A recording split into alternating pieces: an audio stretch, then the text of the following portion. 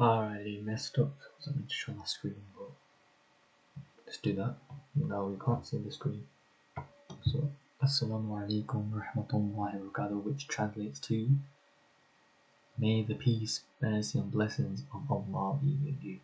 Right? Or peace be upon you and God's mercy and blessings. That's like shorter, kind of slick.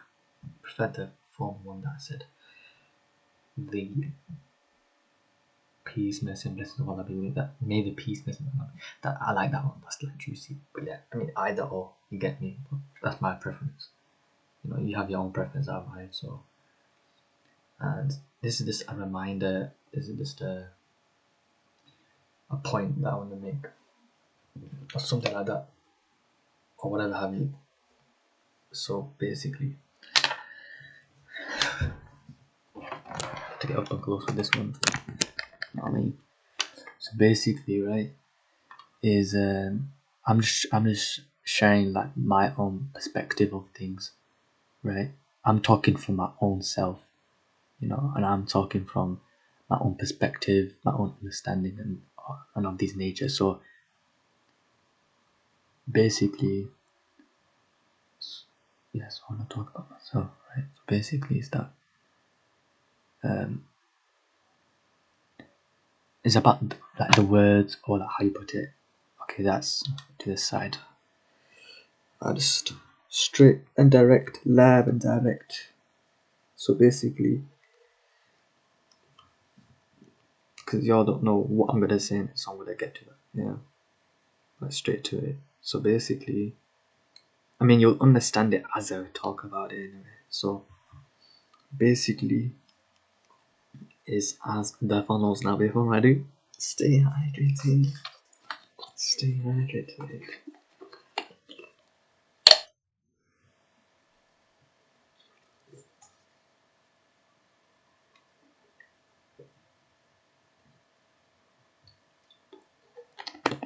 Oh, sugar. No, phone was on, right? Alright, so basically is because it's about how you go about things, you know. That's why one has to be very cautious in how they, or the importance of just being wary about these things and how you put words, because you know someone can jump to things like it could mean this, could mean that, or whatever have you. And I can just talk about these things, but I don't want to talk about that. You know, that's just a distraction, you could say, because the reality is that you can't control like you can control, but at the same time, right? What you can't control is other people in terms of how they will react, or you know. But that's like, for example, right? Like you're wearing a costume, right? So then, I'm speaking generally, right? And therefore, someone else will pick up on that and may say something about that. But it's like, so who's that to blame, right? It's basically is it's not a blame factor, but what it is that from you being X, Y, Z, then you're just gonna get that kind of reaction. You know what I mean? For example, if you wear a suit and tie, then you're gonna get reaction that's of that or of a similar nature. See what I mean? So by the end of the day, you know, regardless, is generally speaking, is that who knows? But essentially, that's not what I'm talking about. Which is the purpose of this recording, is just awareness, right? And it is regarding the Quran, stuff of that nature. So it's a culture kind of, is just a reality and understanding and awareness, right? And quite honestly, I could put this on TikTok. I'm gonna do that, you know, because now alhamdulillah I have a TikTok account. I haven't posted on it yet, but I don't know about it. This account that I have, I don't know about it. And if it's 100%, then I can say. So it's one of those things, like when things ain't 100%, you don't want to mention it, you don't want to bring it up. But when things are 100%, then you can say, oh yeah, I have a TikTok. So regardless, so I can say currently right now I do have a TikTok, but I don't know 100% about it.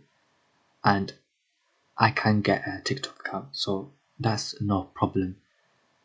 But then then it obviously would be my choice whether or not to reveal that or not. So essentially, so that aside, right? I might plug in my TikTok, my new one, and so that y'all can check that out and give me a follow. Yeah. Obviously, it's your choice, but you know, if you wanna support the one and only Big Facts, then it's probably a good idea, and you should do that. But it's up to you, though, innit? But it's now on you now. I've given you the invitation. SubhanAllah. It's up to you to accept it. So it's on the table, it's there for you, but it's up to you if you want to take on a tad beat. So what I want to talk about, is regarding music and Quran. But it's not about music, but more so about Quran, right? And it's about beautification of the voice, right? And it's about intention as well. Yeah. So these are the subjects that I want to talk about. This is what I want to talk about. This is the person recording. By the me saying person recording, why are you saying that for? It's just for myself. Yeah. To remind myself that, and it's kind of like talking out loud, and it's like kind of like, why do I need to hear that? But it's just one of those things, isn't it? It's like, for example, when people say ums and ers when I'm trying to I'm trying to hear your ums and ers. When I'm installing that in my akal, yeah. When I'm hearing ums and ers, like it do be like that sometimes. It's like it's one of those things that annoys me as an individual personally. It differs per person. That's why this is my kind of ick, if that's the word. I don't know if ick is a good or bad thing. The nature of the word ick. Like, I don't know the implication of me saying ick a good or bad thing. When I say ick, I think, okay, so I don't know if it is, but I think it means something bad, something negative, something that you don't like ew, like ick. But I don't know if ick also means a good thing. I don't know if you could take it over there. So basically, it's regarding like I said, the beauty, and I might repeat things, and that's also for myself as well. So that may be annoying, but it's just for my consciousness, not the one there. So basically, regarding consciousness, and that's why I have too much of cheese. I should say it. So you say Coca-Cola, man, but it's not Coca-Cola, man. Come on, man, boycott that, man. We're not on that, man. But I can't really say shit though. So, but yeah, excuse my custom. It's meant to be a kosher video. My apologies. Though, like, no, the content is kosher, it's halal. Yeah. So basically, my apologies. Yeah. So So basically, and it goes now. It's on you now. It's like, is this something that you can't control? Is it? So I'm kind of putting that on myself now. You know, but we all have the ability to control our tongues at the end of the day, and there's a hadith on that as well. But I can't even be 100% when it comes to these things, because if anyone lies upon Rasulullah or something, they can take their seat in hellfire. So it's a big thing, yeah. So that's why you shouldn't you can't be confident when it. I mean, not confident, but like you can't be like if it's not 100%, if it's like 99.9%, don't even bother. Basically, like man, you don't want to risk. Nobody wants to go hellfire in it, yeah. So, but then control and order. That's why religion is this, that. But they don't know that it's divine. They don't know that it's from Allah Azza wa Jal. Yeah, Jalla Jalaluhu, the Most High, the Almighty. Yeah, they don't know that. They think it's just something to control the people, the masses. I see where they're coming from. They're incorrect. So these people can reconsider and go within, and they can find out that Islam. Of course, I'm a Muslim. The way, the truth, the life. Come on, G. Yeah. Because Isa alayhi salam, what did he say? Jesus alayhi salam, what was he on about? I know we just talk about whatever, so you just talk about it. Yeah, this is what you get. This is what you get when you listen to him. Yeah. Isa alayhi salam was just a medium, yeah? So that you can get to the God, yeah? That you can get to Almighty. He's just someone to remind you that he's a messenger, yeah? Say, look, don't be doing that shirky idol worship, yeah? SubhanAllah, he affirmed, apparently he's a Jew, yeah? And basically, about history. I'm not a history person, but I like I said to some guy, right, is basically, and I said it to him, it was like a DM, but basically it's like, so with me, right, is that with me, right, with Islam, and It's like, I'm not a history person, but because of the love of the deen, then you're gonna start looking at history, because Islam is it's not in our lifetime, isn't it? It's from the previous lifetime. No, previous generation, not lifetime. I'm talking about on some reincarnation thing. But yeah, no. So yeah. So Isa alayhi salam, yeah, he's a Jew. I did not know that. Yeah, so that's a fact. Yeah, and but yeah, I don't delve into. I don't do history. So someone who does history or someone who knows the facts can tell me. So basically, yeah, subhanallah. Yeah, so basically he was mm,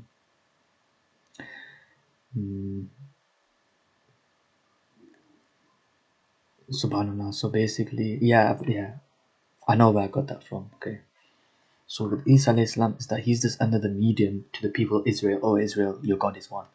Yeah, maybe I lost myself in what I'm talking about, but yeah, he came to affirm the what Musa alayhi salam, Moses, Prophet Moses, yeah, alayhi salam, peace be upon him, right? Yapped about, basically about, I don't know the words or to be specific, but like, yeah, the Ten Commandments, but wasn't it not like tablet, something to do with that? Obviously, you got Emerald Tablet, that's something separate, that's like spiritual, that's a different religion, I think, Emerald Tablets. But basically, so Moses came um, with the Thamud, isn't it? Talmud. The Talmud. So, you know how Isa alayhi salam, subhanAllah, oh my day, it would be so beautiful, man. Yeah, that we get the book of Jesus, but we don't get that. That's why you get instead the disciples. Instead, Alhamdulillah, with Islam, right? You got the book of Allah, yeah. That Muhammad sallallahu alaihi wasallam, you know, say that obviously from Jibreel alayhi salam, from Gabriel, right?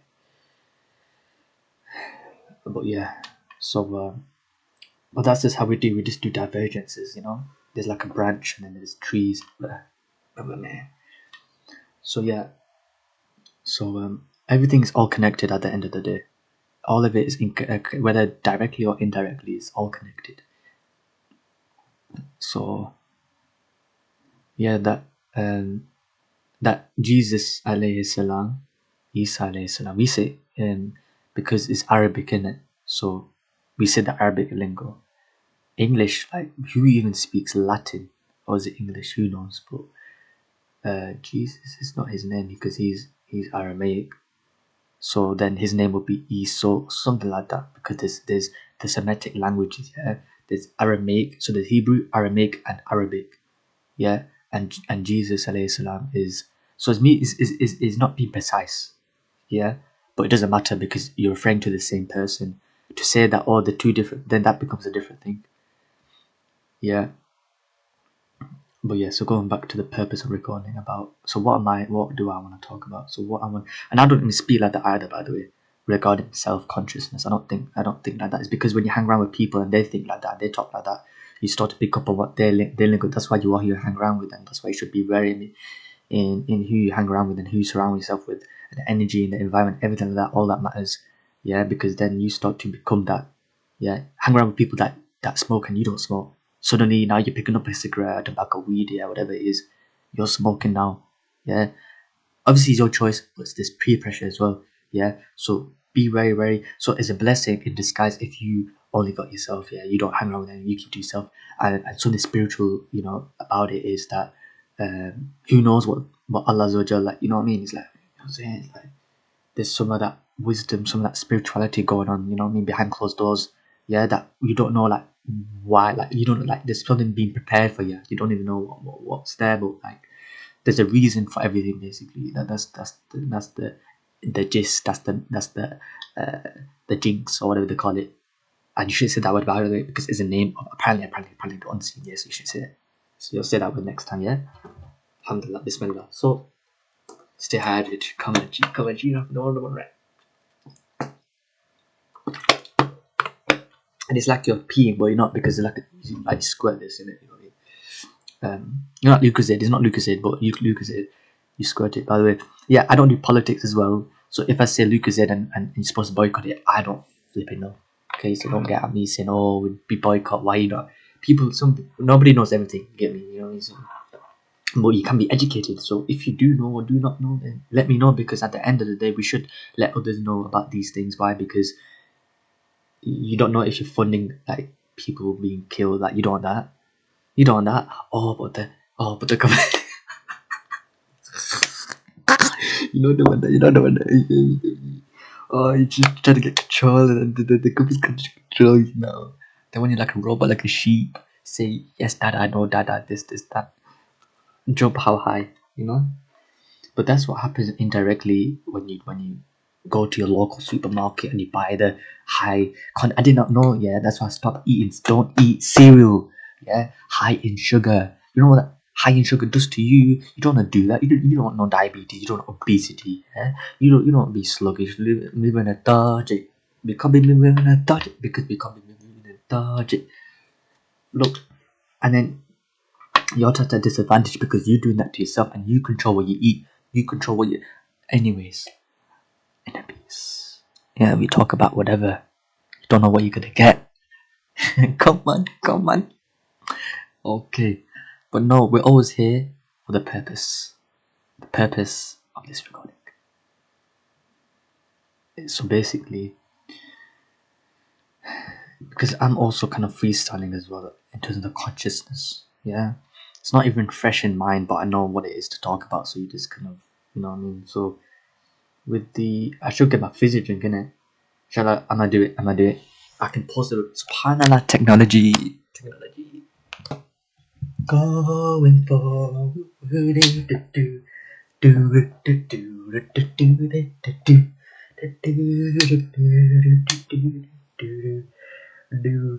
I can also show my camera as well, you know, but this is that ASMR kind of thing, so that's why we're not. Size for this one.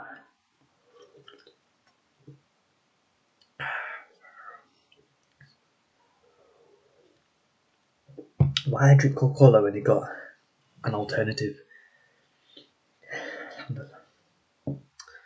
But what if them do an alternative? What if that is also your boycott? Maybe this is another alternative. But then you don't know. That's the thing with politics, bro. Like, there's a lot of good things going about. There's so much going on, man. But that's like a religion, and you just so much, man. It's too much, isn't it, man? But I know I'm talking about drinks, right? And there's a company, and you don't know if that company is just another low in rank, but like in popularity, right? But it may also have links. How do we know this drink it doesn't have links to? That's the thing with politics, and there's so much going about, man. I don't do politics. That's not what it's just one of those things. Oh, but Islam is politics. This. I don't flip it. And but then like, who knows, bro? Who knows at the end of the day, man?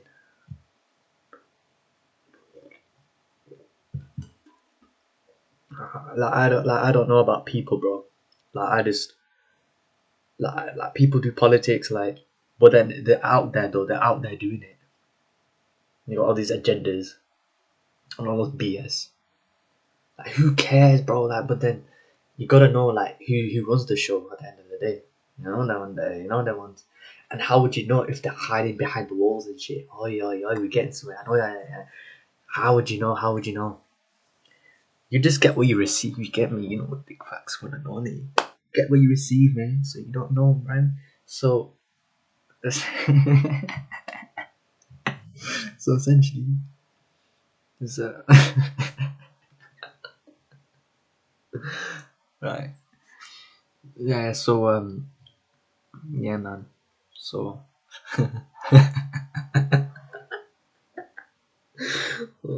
I'm wilding, bro. I ain't gonna say. Right. I'm yet to upload a video.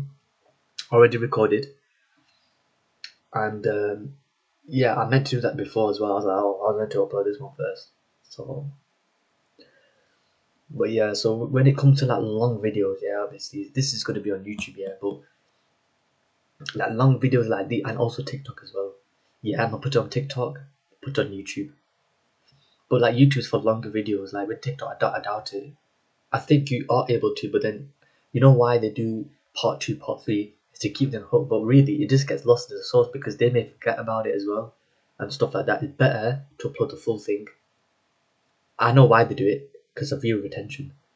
They keep you engaged, so they benefit monetarily, but then because they're doing it for the money, they'll upload some other video that is irrelevant, and they may never upload the video that they do, but usually they do, but maybe they don't, and that's why it's better as an individual. Yeah, as myself, I hate, and this is what I see online, so of course I'm going to do the opposite. If I see BS happening, I'm going to say, look, we don't, because how we do around here, by the way, is we don't do BS. So that's just how we do things around here. So if we see, we're just aware of it, and we say, okay, this is BS, okay, we can do something else.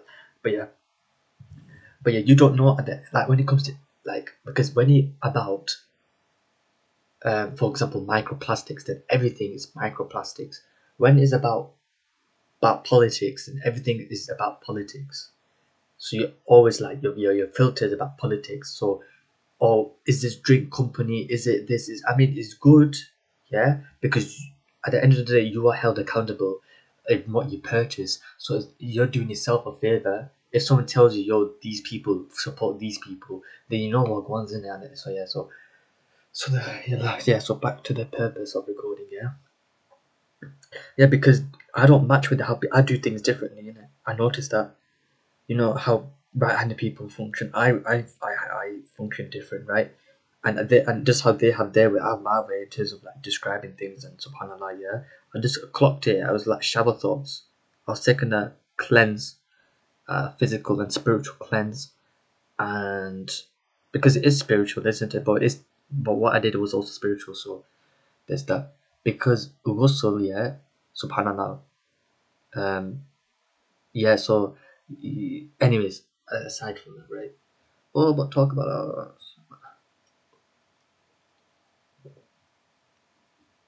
like essentially, like, if you just feel a bit sticky, like your armpits and stuff like that, then you just you do a spiritual, like, it's better to do it spiritually. You get me? So you just do a ghusl instead.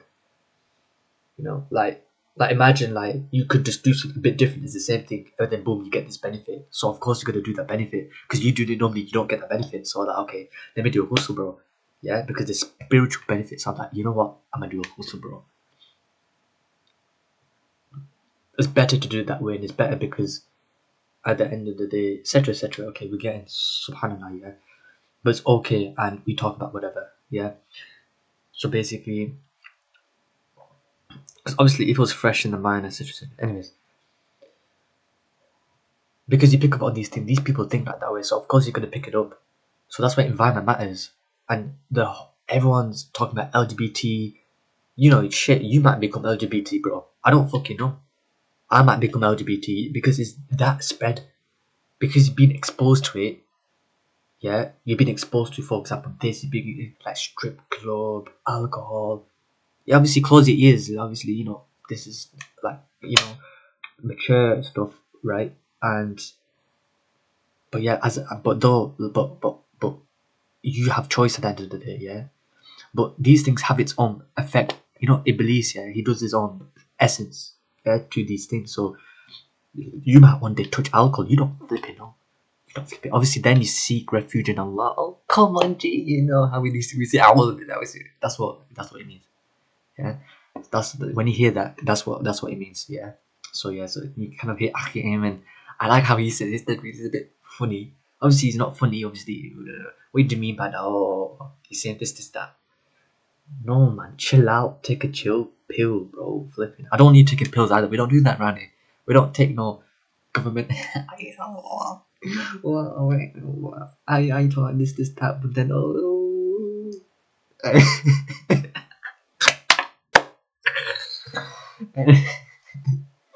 oh, but how you talk about government when you live within the government?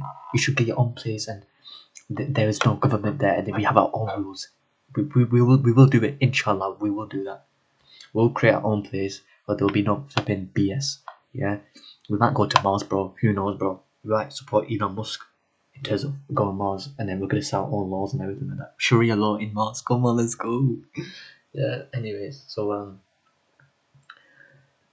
yeah, just general things, right? It's like, I don't know how people do things, bro. When people don't talk about it, it's like, how do you do it? It's like, No one teaches you about these things. Maybe it could be common sense. Maybe it's just how these right-handed people think. That's why. But I don't. No one tells me. So then I don't know. And I'm going around in the dunya and I'm doing things that I'm not supposed to really do. But then I know that if I had somebody, then I know that someone can tell me this, that, and the third. You know, you always need someone that does that thing. You know, and I'm sure they're probably right-handed, and then they can tell you the right-handed side of the world, and I can share to them this side of the world that they don't know about. Yeah. Anyways, so basically, um, it kind of does make you feel left out. There's that factor, you know, as well. You know, when majority of people are like this, but then you kind of end up on your ones. It's peak like that, you know. Like that's just cause and effect. That's just what happens, you know.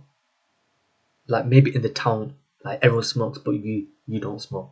So now you're basically isolated, isn't it?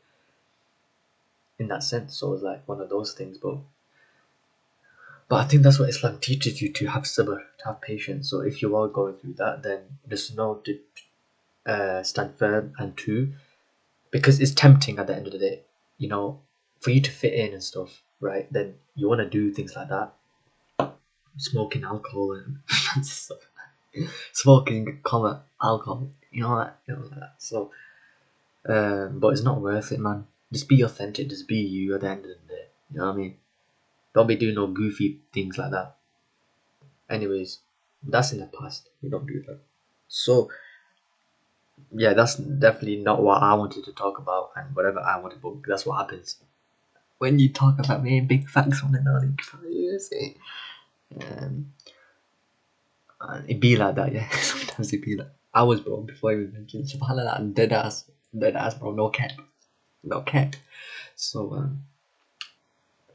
like, look, Subhanallah, time is not real. It's like 20. It's gonna be 27 minutes, bro. Time is not real, bro. Time is not real. Subhanallah. Subhanallah. But currently, time is not real for me. So, time is happening, time is occurring, but it's not real. You know, my perception is gone, bro, out the window.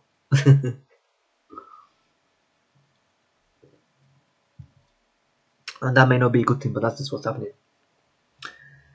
And at the end of the day, bro, like, even if there are alternatives to fizzy drinks are fizzy drinks at the end of the day, they have no benefits. So, like, you're just doing this to yourself. You're kind of offing yourself slowly. Every time you take a sip of that, bro, that's what you're doing. So, at the end of the day, you should stay away from it and not do it. But yeah, so basically, is that's the beauty of Islam, this beauty and everything, man. Like, you know, like, subhanallah, what things that may actually take away out of people that take away themselves out from religion is also the exact same thing that brings people to religion. Subhanallah, Allah works in mysterious ways. Yeah, subhanallah. But it's up to me if I want to. I want to upload this first, and then we'll upload the video. There's a video I've got, like I mentioned. Yeah, so maybe it's just about how you begin it, what words to say, so you kind of stuck. So basically, like, yeah, I don't know how to go about it because it's been a moment. So, so basically, you got these people, right? Like, I don't know how you put it, and that's the thing. I don't want to put it in a different way, which is not the way that I wanted to, but then it brings out different lights. So I don't want to do that either. But I do want to mention, obviously, I want to talk about it, but then, because that's the thing, like, it may come to that point where you don't do it at all, and that's the thing. You know, we can't be doing that either. Like, we need to do it, but at the same time, it's like, was like one of those things. So I want to talk about the purpose. It's not like you just freestyle, you're just saying, well, I don't even know, bro, when it comes to the introduction. And I'm kind of like freestyling, because the essence is not there, it's not fresh within my mind, but I know what it is about. So essentially, it's about, yeah, reciting Quran, yeah, and beautifying the voice. So we're taught, yeah, to beautify the voice. Okay, when you recite Quran, you beautify the voice. You are not one of. You're basically not most. Like you will notice that Prophet Muhammad, yeah, will say that he is not one of us if he. Dot dot dot. So let's see. We have to be precise, okay? I can't just say Prophet Muhammad, because then I can take seat in hellfire, yeah, and you don't want to take your seat in hellfire. So, uh,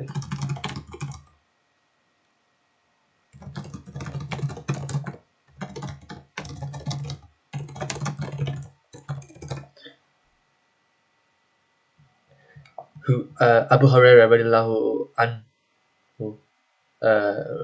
Okay, let's just get the actual. It says Allah's Messenger sallallahu alaihi wasallam said, "Whoever does not recite Quran in a nice voice is not from us." Okay, so there's a necessity, and even Mufti Meg mentioned this as well. Yeah, that you have to. Yeah, even if you have a dead voice. Yeah, it doesn't matter if you can't sing. Yeah, but that's the thing though about the rulings, and that's why we're gonna get specific into this, right? But I have a point to say, or whatever it is, I have something to say, which is awareness for myself and for y'all, inshallah, that you'll take. So, but honestly, timestamps do I don't do timestamps, but people do put timestamps in the video, make it look all organized. That's the thing with right hand people. They need everything organized. This is so cringe. Yeah. This is so cringe. Oh, I need my coffee. That's that's the biggest cringe you could ever utter. I need my coffee. Oh my days. Oh my days. Oh my days, man. Oh my days, bro. I was gonna say send me back, but that's a mad. I can't say that. That's a mad amount. But I'm like, hell no, bro. But yeah, man.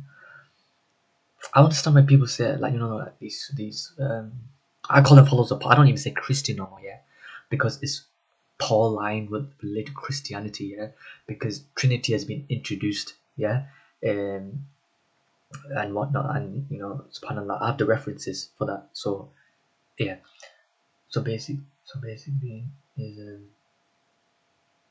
yeah. So I say these followers of Paul, right? They say that don't say God's name in vain, right? But then what about hell?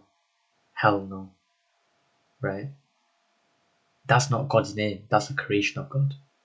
Hell is a creation. So, but then this basically I watched a movie, right, and it's called Ma. Yeah, but like they say that Jesus is Lord. I don't know if that's a good or bad thing to say. I don't know. I think it's the premise of saying Lord was just out of honor, out of respect, because this was, mind you, what they say. Oh, so this was 1,008. We can say 1,800 years. We could say no. Well, Muhammad came 600 years. So then we can say because it's because Islam, Muhammad Sallallahu. No, so then the maths would be 2,000. Oh, subhanallah, 2 millennium. That Isa alayhi salam, subhanallah, that's beautiful. Oh yeah, because the year zero, subhanallah, that Isa alayhi salam was born. How do we know that? Do we know that? It's just like, yeah, that's the thing. Yeah, it's bid'ah.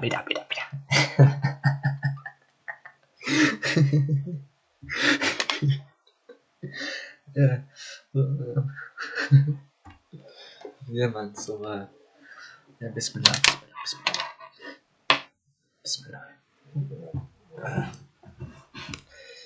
So basically, I can show myself, bro. I look presentable AF, but this is an ASMR video. I don't really show myself, though. But I can show myself. I don't really show. I have no problem with it, but at the same time, it's like one of those, isn't it? I don't really show myself me, so I can show myself. Not everyone is for me. Come on, G. Why do you want to put yourself out there? Subhanallah. Yeah, just like that point that these people. Do you see these people? It's true. You don't see just type of person just anywhere. See what I mean? In other words, you don't be like a type of person is self-explanatory. A type of person will only be in a type of environment. He wouldn't be in the wrong environment. In other words, it's reminding self that you shouldn't go to wrong environments. If you want to be so and so, then you need to be basically in those environments where you can be that someone. Yeah, you surround yourself with those people. If you want to be the best tool in the shed, the sharpest tool in the shed, you need to be with the sharpest tool. The people that have their tools the sharpest, you need to go to them and say, yo, what guns? But you need to put yourself in that position, though. You need to hang around. You need to be where money is. Come on. You know how we do. Man. Bismillah, egg second. Give me a second, bro. Bismillah, I can pause technology. Alhamdulillah, Bismillah. Man's active right now. Come on. Not in the other type of active I'm talking about. But yeah, so Yeah, Bismillah. But yeah, so having mentioned the hadith, let's be specific. Oh, this is different. That's a bit different. So yeah, so this is the one that okay. Let's mention the yeah. And others said extra. That means to recite it out aloud. Yeah. So yeah. So then this is chapter. And whether you keep your talk secret or disclose it, really, He's the all-knower of what is in the breasts of men. So Baba qawlillahi ta'ala وآسروا قولكم أو اجهروا به إنه عليم بذات الصدور ألا يعلم من خلق وهو اللطيف الخبير. حدثنا إسحاق حدثنا أبو عاصم أخبرنا بن جريج أخبرنا بن شهاب عن أبي سلامة عن أبي هريرة قال قال رسول الله صلى الله عليه وسلم ليس منها من لم يتغن بالقرآن وزاد خيره يبهر به. I just said that in Arabic. There we go. I just said the chapter name and the narration in Arabic. And that's Sahih al-Bukhari 7527 in book reference books 97 Hadith 152. Then you have the other one USC MCA Web brackets English close brackets reference volume 9 book 93 Hadith 618. The preparation of the Muslim. So this other one is the same hadith but like different. So Abu Lubaba reported the Messenger of Allah, peace and blessings be upon him, said, "He is not one of us who does not recite the Quran in a pleasant voice." Source Sunan Abu Dawood 1471 grid Jayyid in brackets very good close brackets. I call it to Al-Nawawi. Yeah, so in Arabic an Aba Lababata qala qala Rasulullah sallallahu alayhi wa sallam ليس منها من لم يتغنى بالقرآن. There we go. Come on, G. There's other ones, but without the alif bata. I mean the zubat zeped. So boom. So there we go. Okay. We talked about the. Okay. So basically, my point, right, is about sincerity of intention. Basically, is that this is from self. Yeah, what I'm about to say is from self. Okay. Basically, is that I'm talking about myself. Okay, so I've made that clear, obviously, So basically, is that and we got points, but I have to be on point. Yeah, so that's why I'm getting these references out to emphasize that I'm not talking out my own book. That there's some that references that's from the Quran and the Hadith, and I'm mentioning it. So because sometimes, usually, I don't mention it. Yeah. Or I would say things, but then it will be a Quran verse. Yeah, you just say it like that, and what you said was a Quran verse, but you wouldn't say it that, oh yeah, this is a Quran verse. You wouldn't mention the verse or the chapter. Yeah, the chapter verse. You wouldn't even mention it. You just say it. That's how kind of per se I am. But sometimes I would mention it. Oh yeah, this is from Quran, or this is that. Because you don't wanna take it there. You wanna just whatever, right? So like distraction per se is like like you don't want them to be distracted, you don't want them, etc. So boom. So basically is that they're taught, okay, we need to recite the Quran beautifully. Of course, there's an app called Tartila, something like that. Some brother recommended me. I don't know his name, but he's a brother. He looks like Kesana. There we go. Maybe he's Bengali, I don't know. And he like maybe I don't know. He recommended me this Tartil app, right? So yeah, but I haven't downloaded it. I did, but I don't have the storage for it, so it's one of those. But essentially, is that you recite the Quran. I learned that you're supposed to recite the Quran with tajweed and within its boundaries. Yeah, and basically, it's something about I have to be specific with my wordings, and when it's not fresh with me, that's really bad because then it's not fresh and therefore it's not accurate. And I need to be accurate. I need to be precise. I have to be precise because then you will get something precise out of it. When it's something precise, then you can only get precise outcomes. Yeah, but if it's accurate, then you can only get like if I say let's say I like cake, right? You don't know what cake I'm talking about. You don't know what type. You don't know what flavor. But if I say blue cake, that's being more accurate. And I could be talking about a blue cake all along, but then I just said cake. So you wouldn't know I'm talking about a blue cake. So you think, oh, I'm talking about yellow cake. I'm talking about brown cake, but I'm talking about blue cake. You see what I mean? So that's the importance of being precise. And also, that's the same implication with tajweed. Yeah? The reason why we have tajweed is because so that when you say ha, like qalb, yeah? Kalb and qalb are two different things. Qalb is the heart and kalb is the dog. Okay, so that's why it changed the meaning, and that's why you don't change meanings of Allah Azza wa Jal, because that's a sin.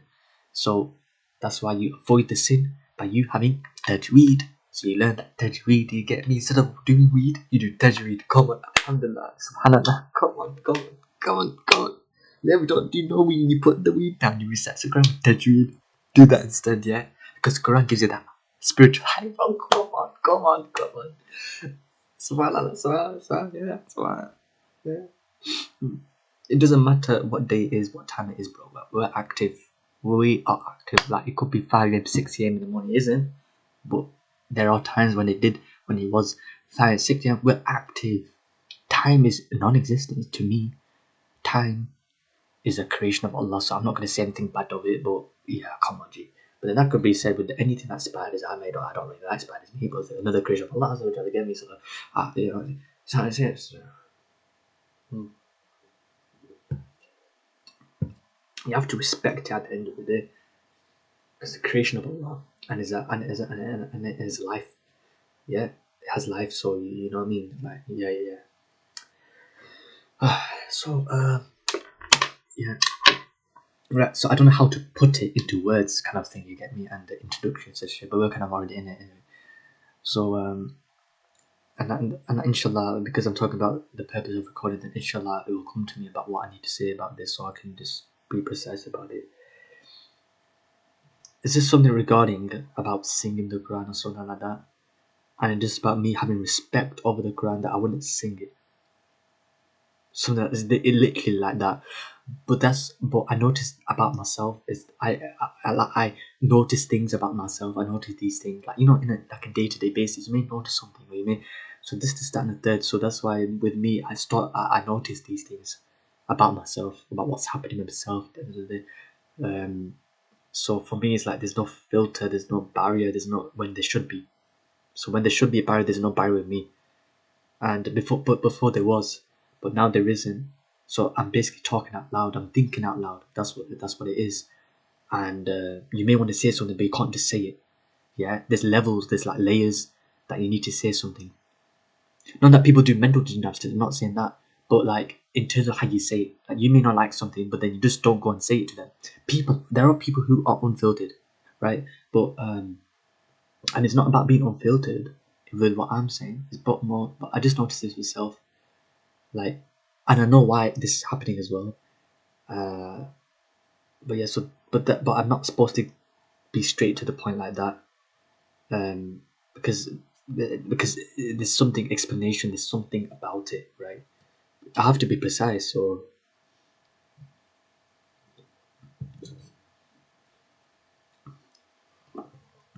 sounds a bit crazy, but the feeling of this.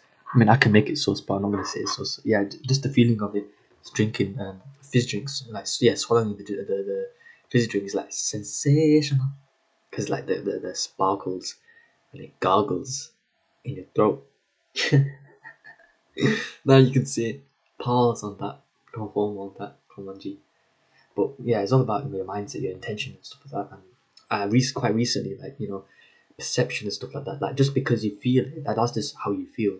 Like I could say nothing to you, dead ass. I was in a live stream, yeah, TikTok live stream, yeah. Somebody said that he doesn't like me. He wanna fight me. Any minute, send me, wanna let me. Yeah.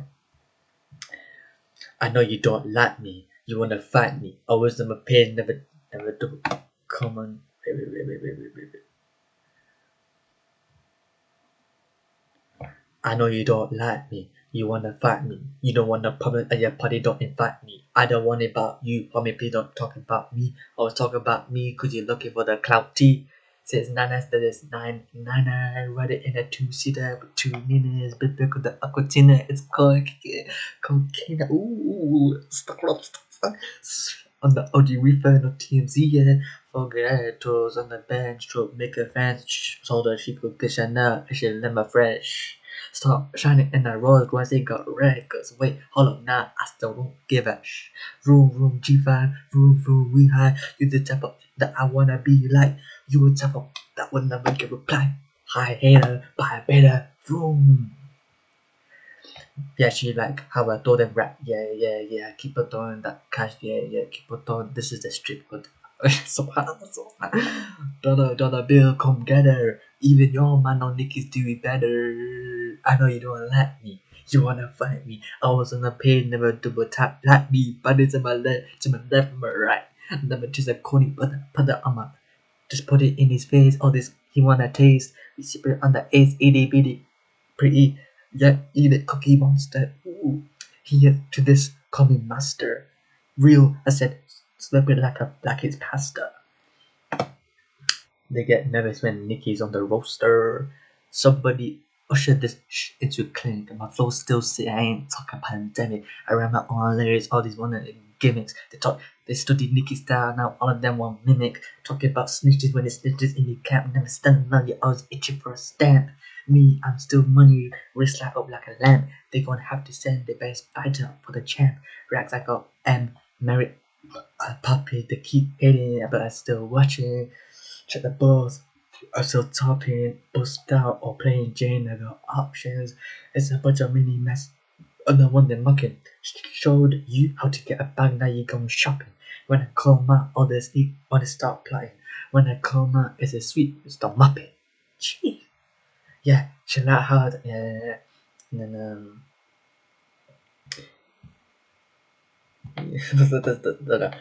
then that real air and keep your on that's Nicki Minaj right now. Anyways. Oh yeah, right. So basically is because ideally I was actually only meant to talk about but because it's not fresh, that's what happens. But like we do, we talk about whatever, and we're just talking about whatever. So basic. That sometimes like the science probably eats you up.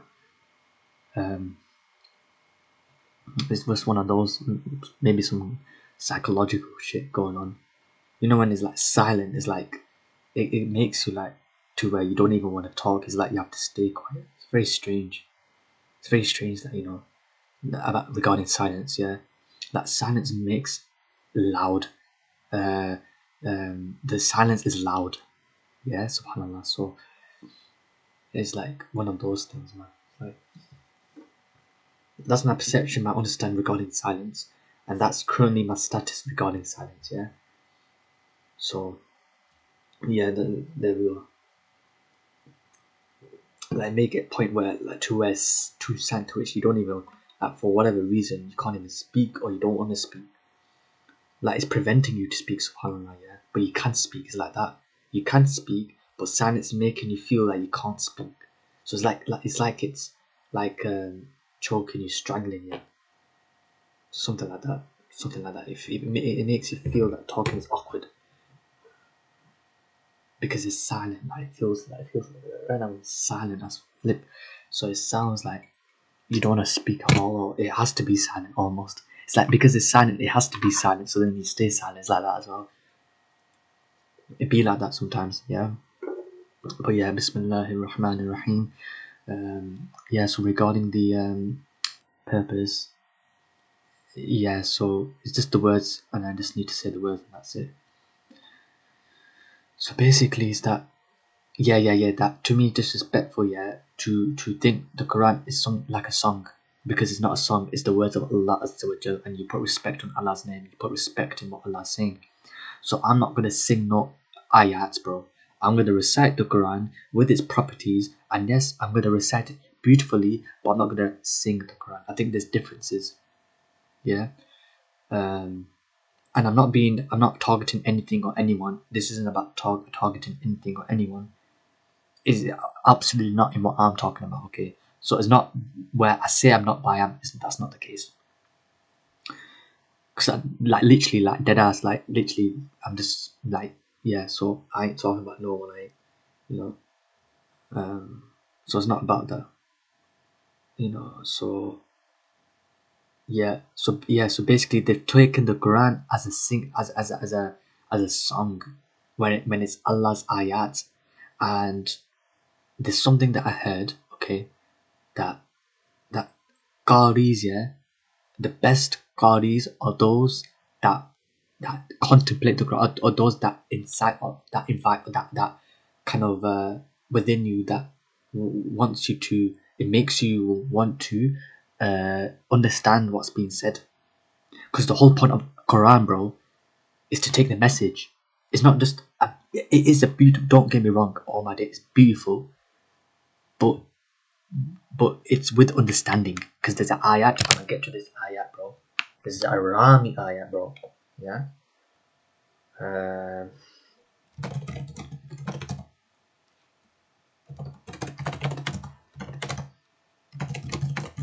Even there's a surah about Muhammad as well, sallallahu alaihi wasallam.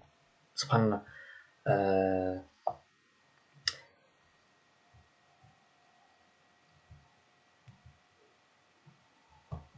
There's a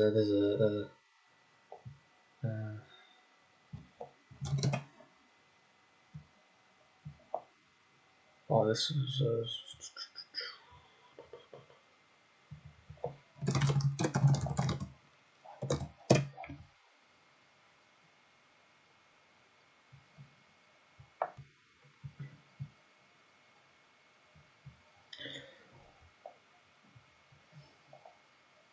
is this one, subhanallah, subhanallah. So this is two verses. We're gonna get to the accurate one, and then the in what I want to say. Is this the first one I'm going to recite is not the one what I'm referring to, but it's similar to it, and then the second one is what I'm referring about. Yeah, but it's the same kind of thing, so similar. أعوذ بالله من الشيطان الرجيم بسم الله الرحمن الرحيم أفلا يتدبرون أفلا يتدبرون القرآن ولو كان من عند غير الله لوجدوا فيه اختلافا كثيرا. Then do they not reflect upon the Quran? If it had been from any other than Allah, they would have found within it much contradiction. So's the Quran, Final Testament, yeah? Verse, chapter 4. So it's Surah 4 An-Nisa, Ayat, verse 82. Then this is the one that I want to get to, yeah? Bismillahirrahmanirrahim. أفلا يتدبرون القرآن أم على قلوب أقفالها. Then do they not reflect upon the Quran, or their locks upon their hearts? Yeah. So Quran 47:24. So that's the exact one. Yeah. So Surah Muhammad, yeah, Sallallahu Alaihi Wasallam, yeah, ayat number 24. Subhanallah. I was gonna say beautiful verse, but then Subhanallah, all verses are beautiful. Get me? Because they're all words of Allah, and there's something I watched a video regarding that as well. But yeah. So basically, it's that the Quran is you're meant to ponder upon it. You're not meant to just recite it, or it's not just a tune.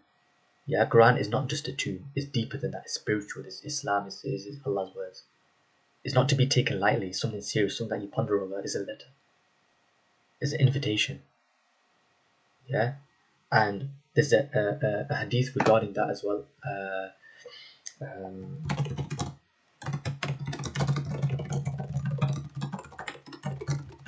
there's a hadith. There's a hadith. I stumbled upon this, recently. Recently, a few days ago, and I'm inshallah mention it. There's a hadith. Something about invitation letter, yeah.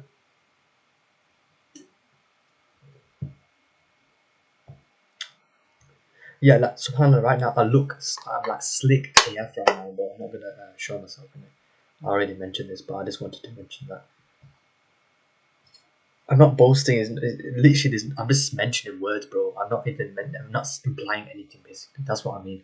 I'm just saying words. Yeah, words have meaning as well. Or this, that. But literally, I'm being dead ass. Like I'm just saying words, bro. Like in other words, like I can show myself right now, but I don't want to show myself. That's what it is. Yeah, Bismillahirrahmanirrahim. أعوذ بالله من الشيطان الرجيم. بسم الله الرحمن الرحيم.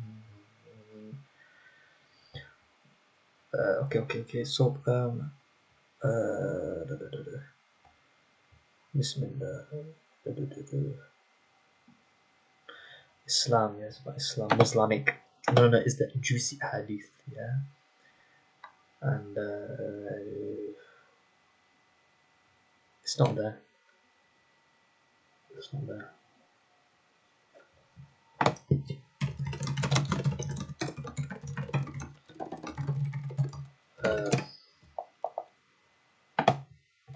Hadith is a hadith, yeah. Oh, oh, it's not that one, man. It's not that. Yeah, it's a hadith of Quran, right?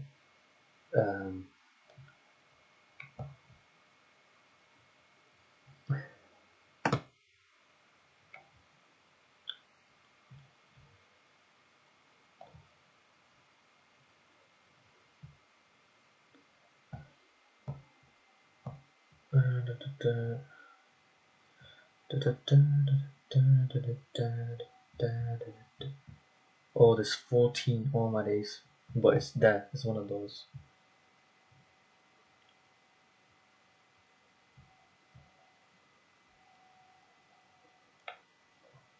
Alhamdulillah, this title.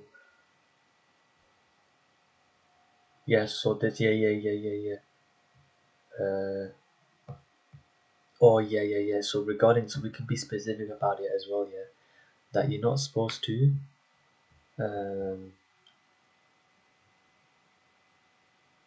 yeah, of course, Allah's words is better than all other speech. The spirituality of the words of Allah, of all words, is the spirituality of Allah of His creation. This is Hasan according to al-Tirmidhi, source Sunan al-Tirmidhi 2926.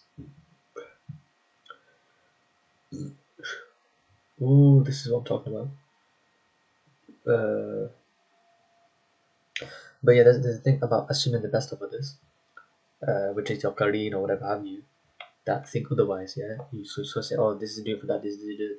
So then that's why you're supposed to think best of others and stuff like that. Because these are just assumptions, right? So this is what I'm getting into, yeah. So hadith on recitation, wanting not to examine the Quran. So because it's a long, bro, I'm not gonna say in Arabic. Mihjan ibn al-Adra reported, I was eager to meet the Prophet, peace and blessing be upon him, one night, and he came out to fulfill one of his needs. The Prophet saw me, took my hand and we set out. We passed by a man who was praying loudly with the Quran. The Prophet said, perhaps he's been ostentatious. See, perhaps, it's not 100%. Perhaps he's been ostentatious. I said, oh, Messenger of Allah, you recite the Quran aloud. The Prophet raised his hands, then he said, verily, you will never achieve this matter by exaggeration. Then he came out another night, and we passed by a man praying with the Quran. I said, perhaps he's been ostentatious. The Prophet said, nay, rather he is penitent. That's penitent, which means feeling or showing sorrow and regret for having done wrong, repentant. Okay. Musnad Ahmad 18971. Grade Hasan, brackets, close brackets, according to al-Albani. By the way, my understanding with hadiths and stuff like that is not there, by the way, so I'm just letting you all know that, by the way. Yeah, and don't recite Quran for wealth, recite out of sincerity. Yeah, recite the Quran and do not exaggerate in it, do not abandon it. Okay, let's get to it. This is ooh. This is us who Hadith of Quran recite Allah's books sincerely, not for our wealth. So your intention matters, bro. Obviously it does, but your intention matters. It's just a reminder what intention matters. Abdul Rahman ibn Shibl reported the message of Allah, peace and blessing be upon him, said, recite the Quran and do not exaggerate in it, do not abandon it, do not earn your livelihood from it, do not accumulate wealth from it. Okay, now that's like a question. Now what about YouTube and you recite Quran in it? I mean, you can't earn money from it. And isn't that not halal income? Because you talk about that place of Allah, but it's all that intention. Oh, you did it for money, you did it for Allah. So, yeah, great Sahih. I said it over and Abd الرحمن بن شبل قال رسول الله صلى الله عليه وسلم أقرأ القرآن ولا تغلوا فيه ولا تجفوا عنه ولا تأكلوا به ولا تستكثروا به. That's the hadith. Recite, reward for listening and reciting. Ooh, subhanallah, subhanallah, subhanallah. Even listening to ayats, bro, you get reward for it. And mercy as well, isn't it? Subhanallah. Subhanallah. Listening and okay. There's levels to this, yeah. Hadith on Quran reward for listening and reciting a verse. Abu Huraira reported the Messenger of Allah, peace and blessing be upon him, said, whoever listens to a verse from the book of Allah Almighty will have a multiplied reward. Whoever recites a verse will have a light on the day of resurrection. Source Musnad Ahmad 8494, grade Hasan, quote in brackets, fair, according to al-Suyuti. Yes, one hadith. Source عن أبي هريرة أن رسول الله صلى الله عليه وسلم قال من استمع إلى آيات من كتاب الله فهو وجنة كتب له حسنة مضاعفة ومن تلها كانت له عن يوم القيامة. Subhanallah, mashallah. Teach rewarded every time a verse recited. Whoever teaches a verse, whoever teaches a verse from the book of whoever teaches a verse from the book of Allah will have this reward as it is recited. Hadith Anas ibn Malik reported the Messenger of Allah. Source Hadith ibn Shahad 150, great Jayyid, Kogos, in brackets, very good, close bracket, according to al-Albani.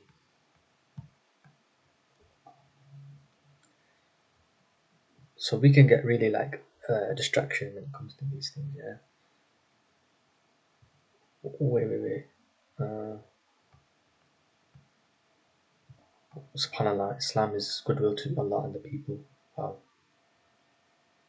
Wow. Ooh, I might have to say this one.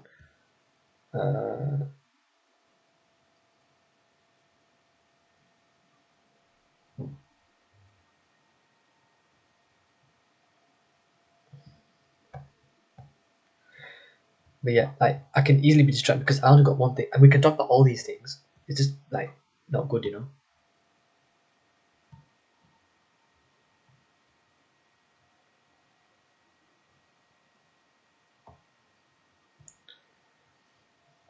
This is a Sahih Hadith on Nasiha. Islam is goodwill to Allah and the people. Abu Huraira reported the Messenger of Allah, peace and blessings be upon him, said 3 times, yeah, The religion is sincere goodwill. The religion is sincere goodwill. The religion is sincere goodwill. They said to whom? The Prophet said to Allah, to his book, to the leaders of the Muslims and their common people. So Sunan al-Tirmidhi 1926, great Sahih al-Tirmidhi. عن أبي هريرة قال قال رسول الله صلى الله عليه وسلم الدين النصيحة فلفال قالوا يا رسول الله لمن قال لله ولكتابه ولأئمة المسلمين وعامتهم. Subhanallah. Yeah, so basically for everyone in it, there's so many hadith, bro, like so many. Yeah, we said we're looking for one. So we're looking for Quran hadith. What we're looking for, man. Subhanallah, that's the thing. Distraction, isn't it? At the end of the day. And obviously, this distraction is a halal distraction, it's good distraction, yeah. But it's in terms of like about what it is that we came here for. Get me like, oh, what am I here to do? Kind of thing. Yeah, there's so much beautiful, but like, okay, but what am I here though? What am I here to do? Subhanallah. Because now I'm distracted by the title, bro.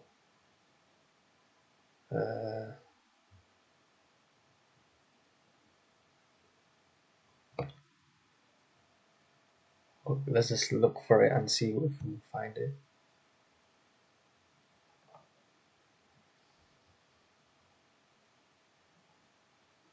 Oh, subhanallah, all my days. This is one of this is important to say. Yeah. Hadith on Quran, balanced recitation between hope and fear. Abu Huraira reported the message of Allah, peace and blessings upon him, said, verily this Quran was revealed in 7 modes, so there's no blame upon whichever you recite. Yet do not end at a mention of mercy without also remembering punishment, nor end at a mention of punishment without also remembering mercy. Source Sunan al-Sagir lil-Bayhaqi 1008. Source Hasan fan about close brackets authority al-Albani. I'll keep saying quote when it's in brackets, open brackets, close brackets.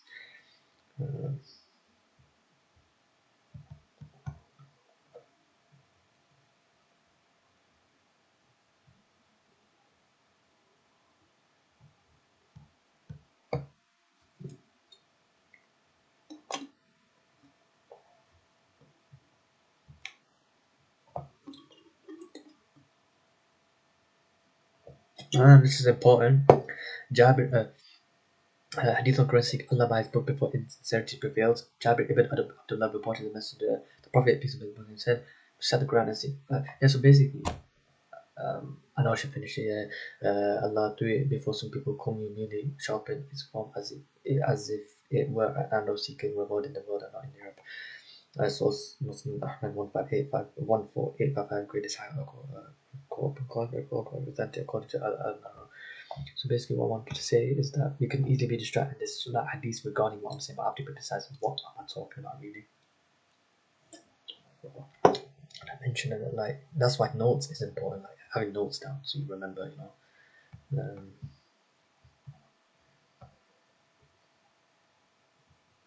because there's so many hadith regarding Quran, right? Because there's 14 pages, bro.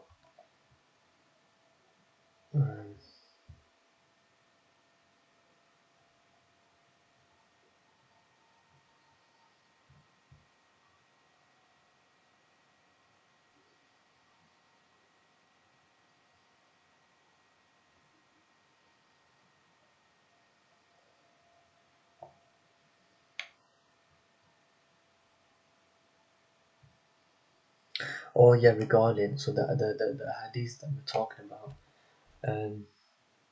it's about reading the book like as invitation. So that's what I want to, and it's not what Prophet Muhammad said, by the way, because these hadith also mention hadith that do not say that the Messenger of Allah said.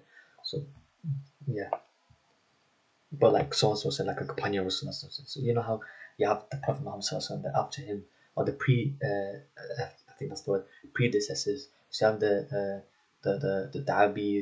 Tabi'in, or they called Tabi'un, I don't know. But essentially, there's 3 generations after Prophet Muhammad. So the first generation is the one that was so you have the companions of Allah Sallallahu and then after them are the people, and then the people that saw the people, and then you have the people that saw the people that saw the people.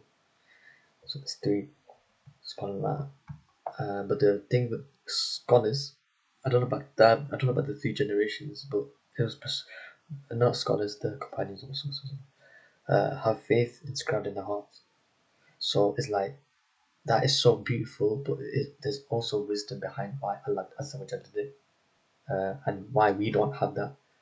What it means is that they will die because they have faith inscribed in their hearts. So our faith, it kind of goes up, it kind of goes down. Same with them, but to them, when they die, they will die with Iman. With us, we don't know. So there's a risk. Allah Azza wa Jalla does everything with a reason. There's a reason why Allah Azza wa Jalla chose to do that with the chose to do that with the companions of Rasul, but did it with us as well. Allah can do what He wills. Maybe He could write it on you. Maybe that. But like, there's a reason why Allah can do it if He willed, but He didn't do it. So there's a reason for it. But Allah can do what He wills. Like He can choose to do it. But like, there's a reason. But Allah can choose not to do it, and I'm saying there's a reason for that because Allah is all wise. So, and that's a name. There's a name of Allah that means all wise. Yeah. So there's a exactly. Yeah. Zayd on Quran recite. This is for those people. Yeah. Watch this. Yeah. Zayd on Quran recitation. Yeah, so you see, this is a hadith that Prophet Muhammad said was a hadith, yeah.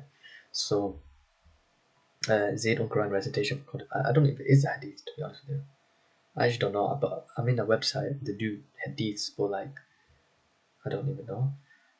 Zayd on Quran recitation for Qadr. What does hadith even mean? Let's Google that. What is hadith? What is hadith? A collection of, okay. Hadith is an Arabic word which literally means statements, talk, story, conversation. Because hadith means like so the sunnah is the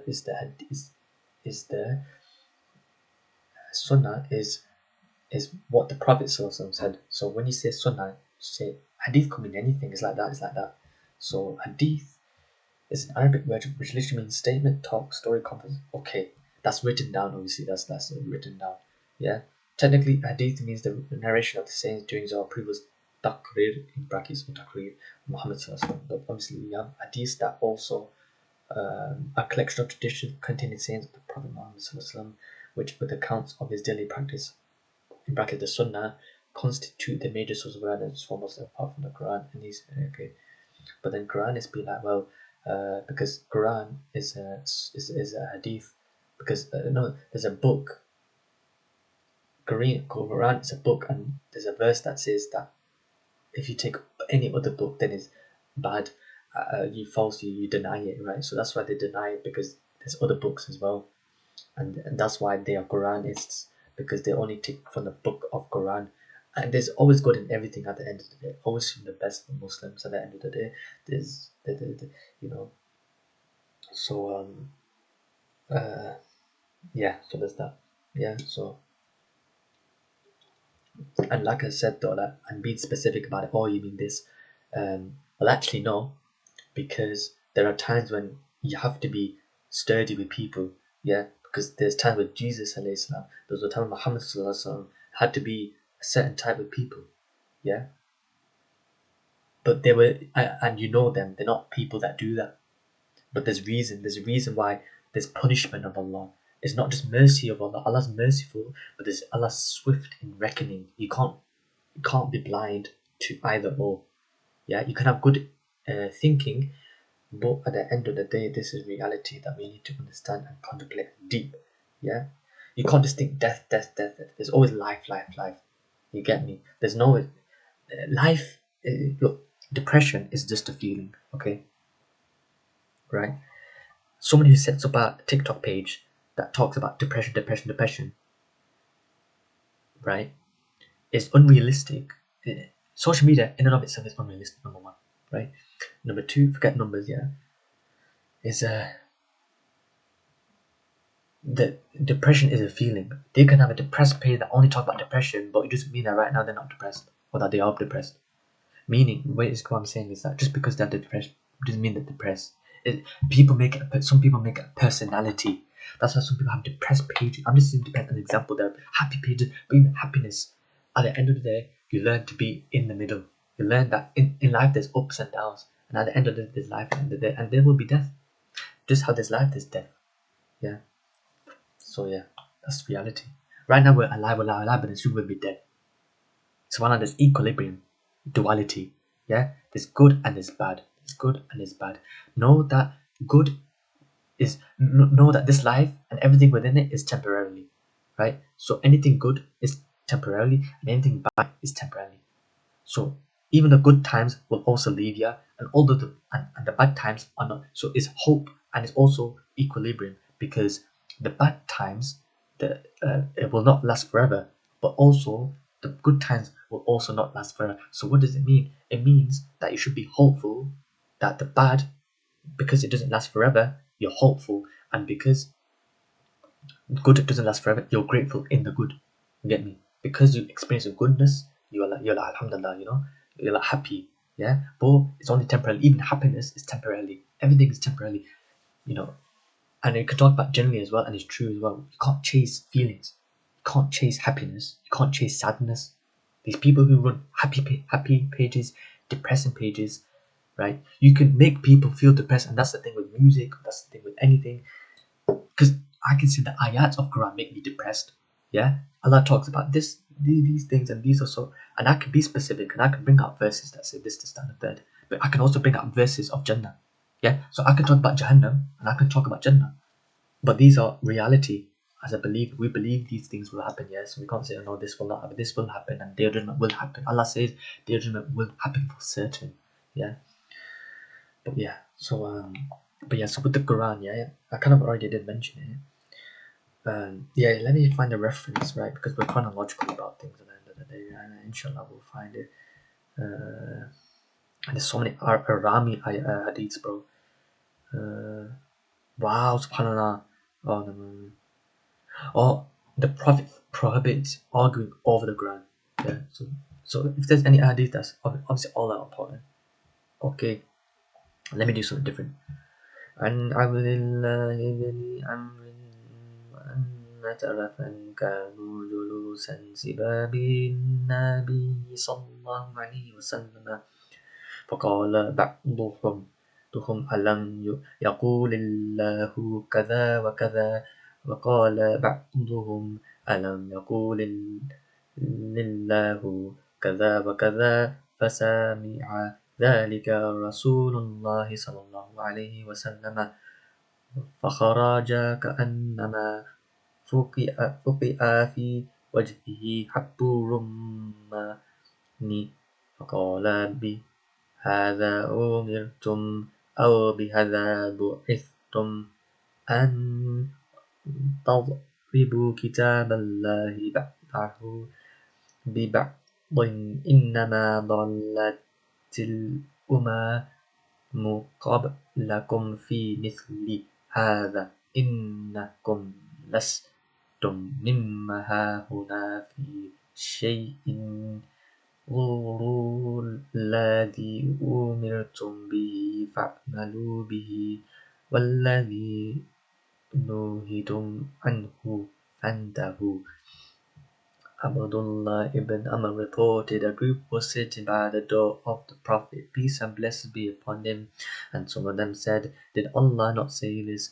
Others said, Did Allah not say this? The Prophet heard that and he came out, his face red with anger like a pomegranate grape seed. The Prophet said, With this I commanded you, or with this I was sent you, for you to dispute parts of the book of Allah by others. Verily the nations before you were led astray by the likes of this. You are doing nothing good here. Look at what I have commanded you and act by it. What you have been prohibited, then do not do it. Source Musnad Ahmad 6845, graded Sahih, authentic according to al-Narut.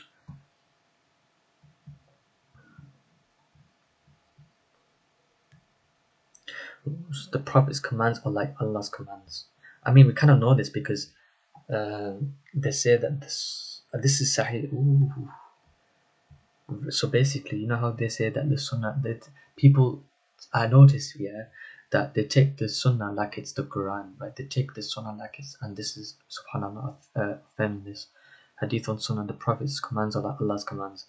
Al-Miqdam ibn Madi Garib reported the message of Allah, peace and blessings be upon him, said, "Rarely what the message of Allah has forbidden is like what Allah has forbidden." So Sunan al-Tirmidhi 264 great is higher than it, according to al-Albani. We can say that around Hadith in Arabic as well. But yeah. Subhanallah, subhanallah. Ibn Sirin on Quran angels. See, look, Allah, Prophet Muhammad did not say this, but guess what? It's Hadith, and Hadiths are what? Narrations, yeah. Abad reported, Ibn said, and you can't read this, subhanallah, yeah. Subhanallah, this is for our benefit that these things are translated, right? What about things that aren't translated that are so like, well, it should be, but what if it ain't? What if there's some golden, like gold, diamond gems, yeah, gems, I mean, gems, yeah, that are just in Arabic? That's kind of the importance about, that's why there's importance in Arabic, because then you get to read these books.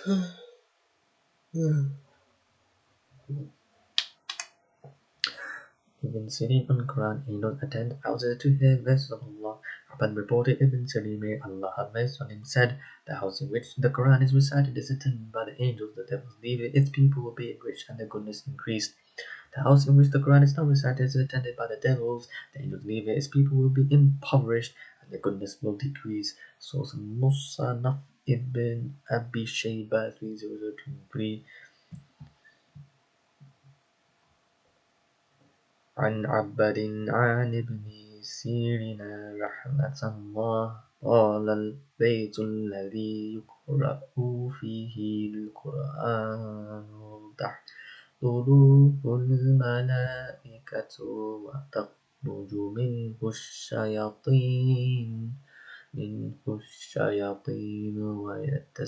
ويتسع بأهله ويكثر خيره والبيت الذي لا يقرأ فيه القرآن تحضره الشياطين الشياطين وتخرج منه الملائكة ويضيق بأهله ويقل خيره. I don't know. Like I said, I don't know. I don't know the permissibility of reciting hadith like it's Quran. I don't know permissibility. Yeah. Abdul bid'ah rejection of apparently good or small innovations.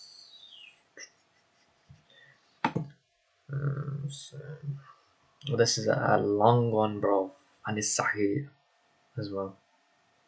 Oh, this is a mad. Salama al-Hamdani reported we used to sit by the door of Abdullah ibn Masud, may Allah be pleased with him, before dawn prayer. When he came out, we would walk with him to the mosque.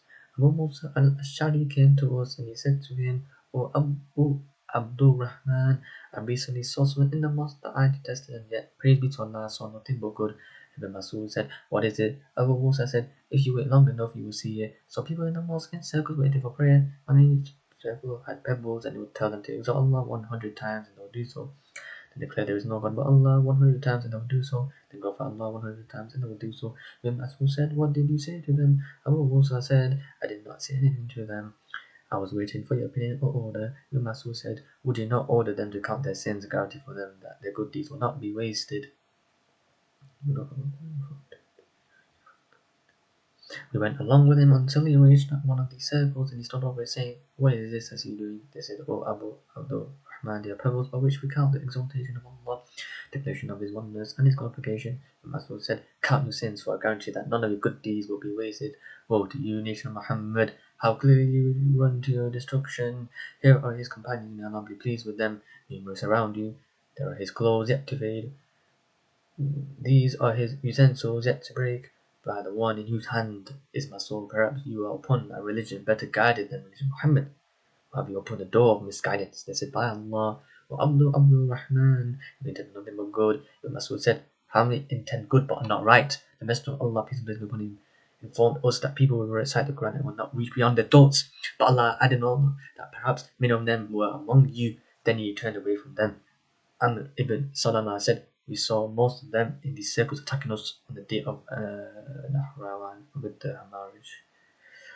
Source Musnad al-Darimi 211, great Sahih authentic according to al-Albani. Oh my days.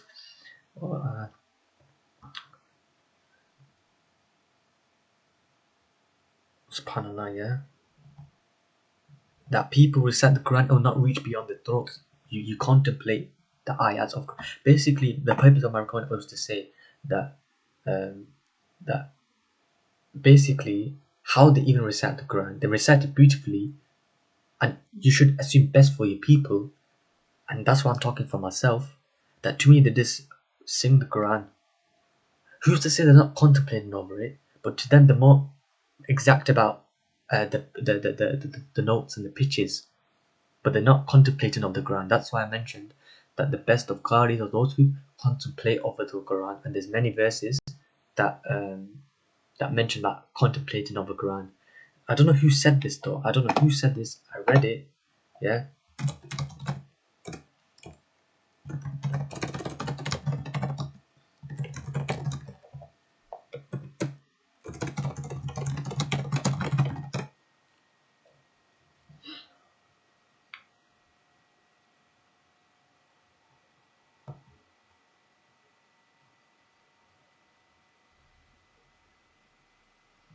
Yeah, you're supposed to ponder. You're supposed to reflect over the Quran.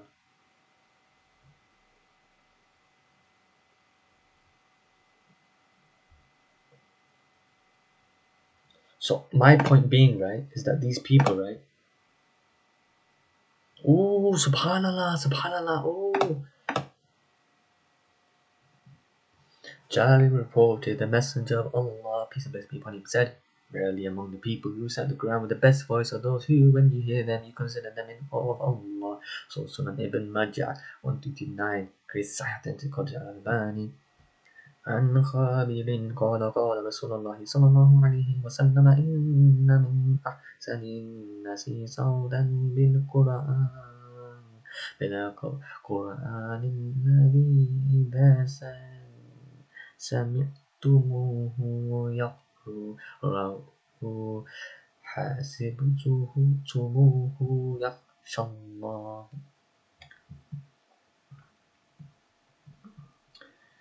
Yeah, that's true that. Yeah, that's the thing. Yeah, it's true that as well. But what I'm saying is they've just taken the Quran like it's that they just like it's all about intention. Okay, that they replace, like, it's good that instead of you singing next man's lyrics, you recite in a beautiful voice the Quran, but singing it becomes a different thing. There are people who just sing the Quran and they go and regarding tajweed, yeah, they don't recite with the Quran with tajweed, right? There's levels to this, yeah, and that's why I can't just pick up the Quran, just start reciting Quran, and because you have to recite it with tajweed, and that's the standard that I have. So that's why I love the Quran and everything like that, and I want to recite the Quran, and it's better to recite Quran than just singing some verses, some words, right, that man has made, and rather than the verses that Allah Azza wa Jalla, this word Allah has Allah's words and the man words, you know what I mean? But like you also need to recite the Quran. That's why I like to recite the Quran with tajweed. That's why we say, alhamdulillah, but you don't say these things. You don't say these things. Say, yeah, I keep that to myself. Something you just keep to yourself. So I'm keeping that to myself. I'm not going to reveal that. But yeah, so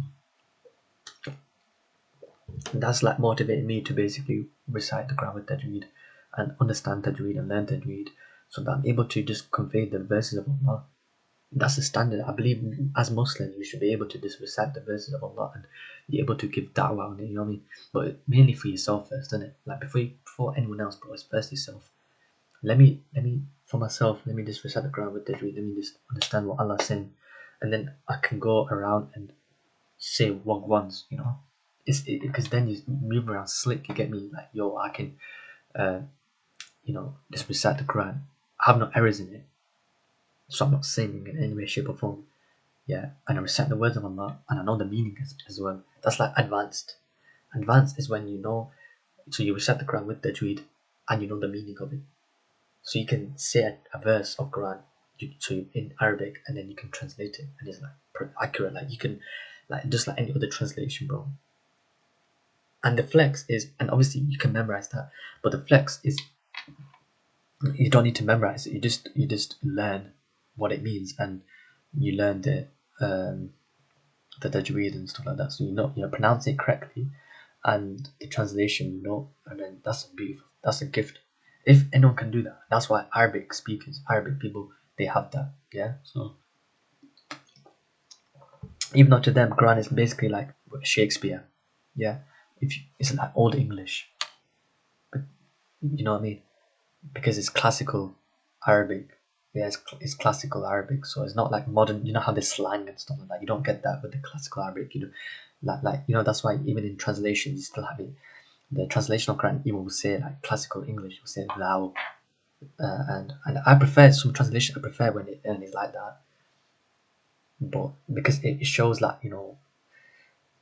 some importance to it. And like imagine if someone was speaking right with English in perfect tajweed.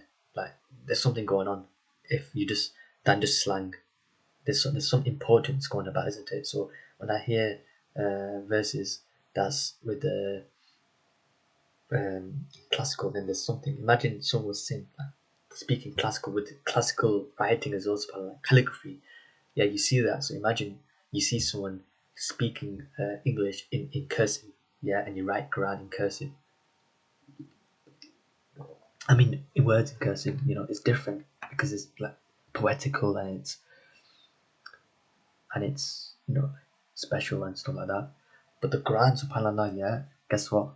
So basically, the Quran was it came upon a time where there were like poets, yeah, the best of poets. So imagine Shakespeare alive, but there's other poets that are better than William Shakespeare, and the Quran saying that we're the best in the world, basically international monoflippers, yeah. So then boom, subhanallah, yeah, the Quran came down, yeah, and these poets were the best boasting. This is real life, yeah. At that time, yeah, the best. They say that because Arabic, yeah, is a rich language. So on top of that, Arabic is like the best, yeah, poetical AF, yeah, and then you got these poets who are the best in the game. So you have the best of languages, and then you have the best of poets and the best of languages, and then they come across the Quran. They say, no, this can't be some next man lyrics, bro. It has to be from Allah, bro.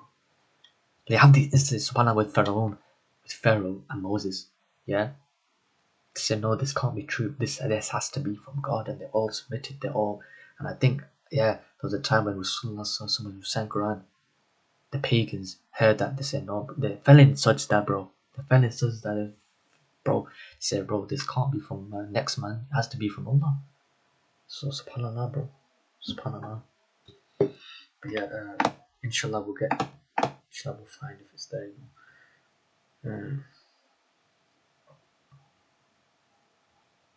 SubhanAllah. This is beautiful. This is actually good for me as well, Watch this here.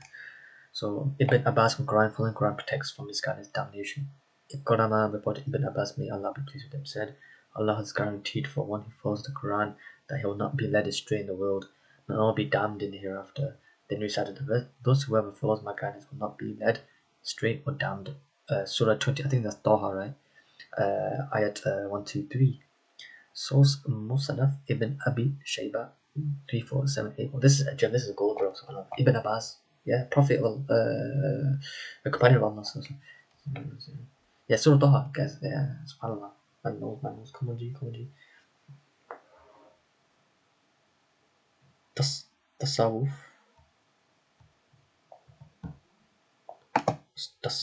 Further that word.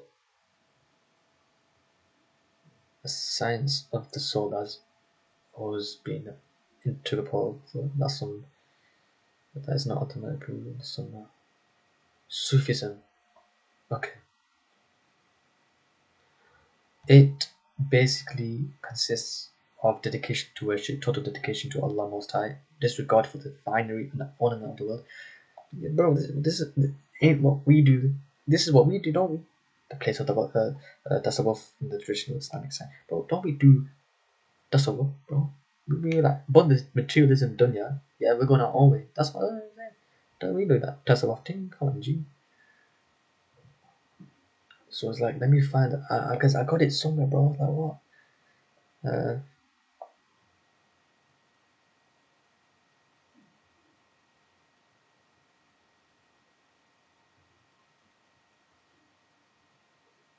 Yeah, I'm gonna find it, inshallah. I know, I will. I know I will. Allahu Akbar.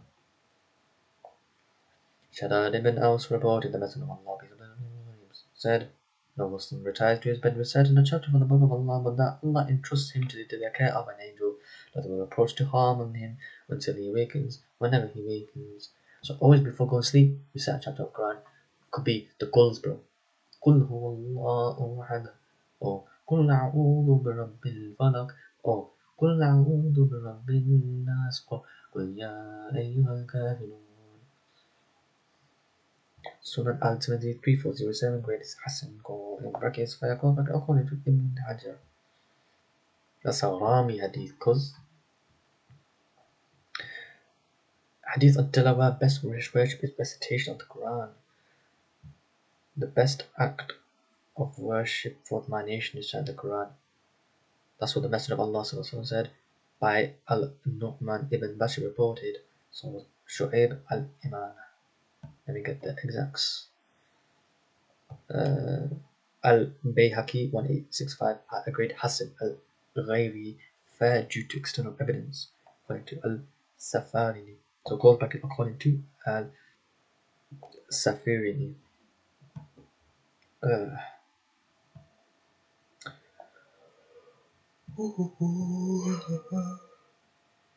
Subhanallah, subhanallah, subhanallah. Dwellers of heaven, read recitation of Quran. Mad. Subhanallah. When the Quran is recited in a house, it appears to the inhabitants of the heavens just as the stars appear to the inhabitants of the earth. Subhanallah, subhanallah. So Aisha reported the Messenger of Allah said that. Source Fada'il al-Quran al-Yabi 35. Great, Jade, very good according to al-Albani. Subhanallah. Subhanallah.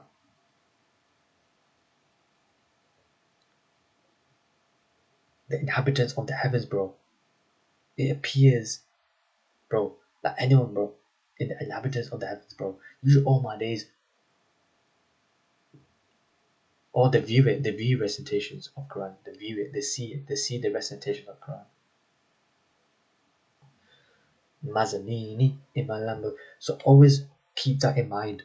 This is what we call pondering, contemplating, yeah? Whenever you recite Quran, bro, the inhabitants of people in paradise, bro, they see you reciting, bro. They view the recitation of Quran, that's Mazanini, because that should maybe motivate you. Obviously, you do recite for Allah, stuff like that, but like that should motivate you to recite the Quran. That these people, obviously, then you're not doing it for people as well, and especially not people that you believe is in the heavens. Obviously, we do it for Allah. Okay, so what I'm basically saying is that just keep that in mind. You recite Quran, bro. These people in heaven gonna, oh man, I'm saying it wrong. That's a wrong intention, bro. I messed up, man. Sorry about that, man. Not meant to say that, man. Because then obviously the flip side, man. My apologies. It was all about intention. My intention was good at the end of the day, but you see how it went up poopy.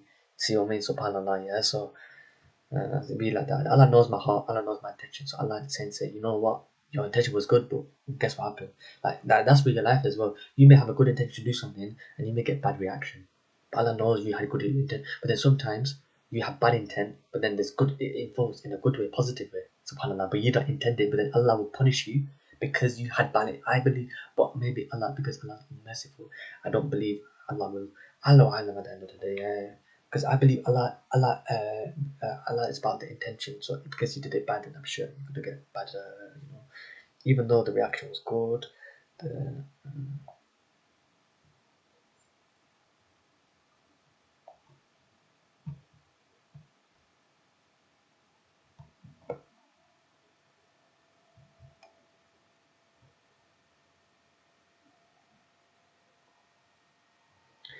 Then there will be successors who recite the Quran, but it does not go beyond their throats. Yeah, so there's many in Hadith and in Quran as well.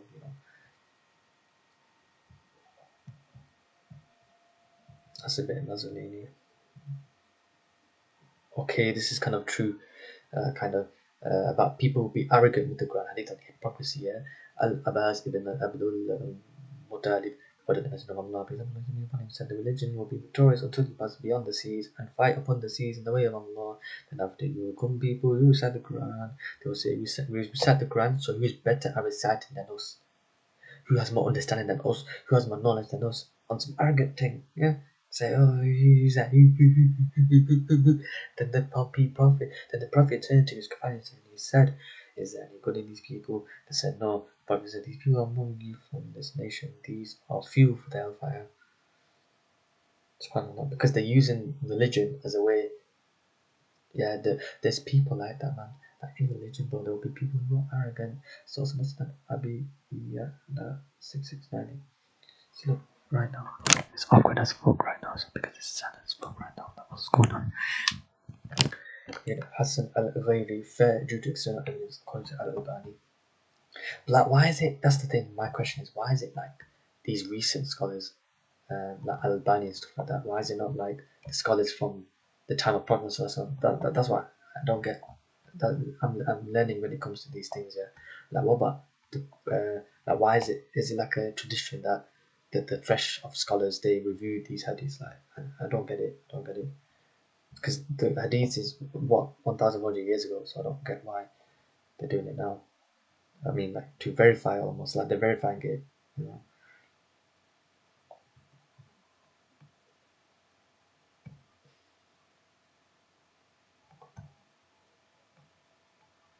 Yeah, recommendation to recite distinctly, not to quickly.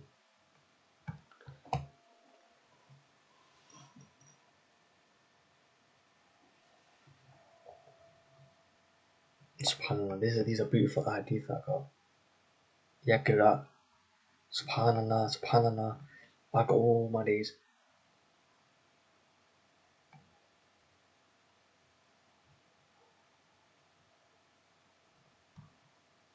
Maybe it's from Ali radiallahu anhu. Maybe it's from Ali radiallahu anhu. Subhanallah. Ibn Masud says something.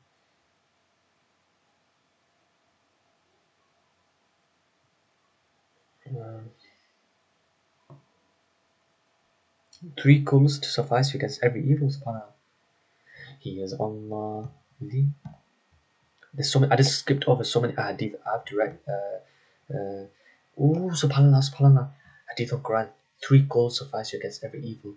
Abdullah ibn Khubayb reported. Man said, well, that's his name. The Messenger of Allah, peace and blessings be upon him, said, speak. I said, what should I say? The Prophet said, say, he is Allah, the One, which is Surah 112, verse 1. And the two chapters of refuge, al-Falaq and al-Nas, every evening and morning 3 times.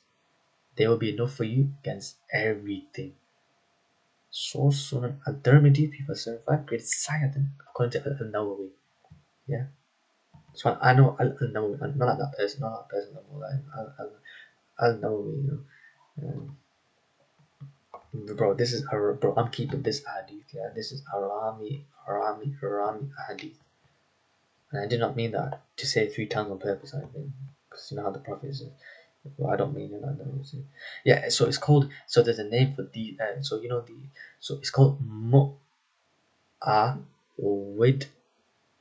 Mu'awid Hatain.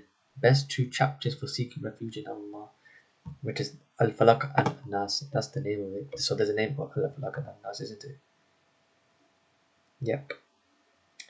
So Ibn Abbas al-Juhani reported the Messenger of Allah, peace and blessing upon him, said to him, O Ibn Abbas, shall I not tell you about the best way to seek refuge for those who seek it? He said, of course, O Messenger of Allah. The Prophet said, these 2 chapters say, I seek refuge in the Lord of the daybreak, which is Surah 113:1, and say, I seek refuge in the Lord of the people, which is Surah 114:1. So you got 1 more 2, 1 more 3, 1 more 4. Source Sunan al-Nasai 5 3 to great site authentic according to al-Albani. Albani. Found it, Hasan on Quran. There we go. Alhamdulillah, alhamdulillah. Found it, bro. On page 4, we can go to all page 14. But this is what I came to. Yeah. Yeah, this is the one. Number one reported Hasan ibn Ali. So, oh my days. Isn't that not like the wait, hold on. Hasan is it ibn Ali, and Ali, oh, is a nephew, is it, of a Sallallahu Alaihi Wasallam. Oh, Abu Talib ibn Hasan and Hussein. Oh, the eldest son of Ali. Mashallah, and Fatima, a grandson of the Islamic prophets. Mashallah.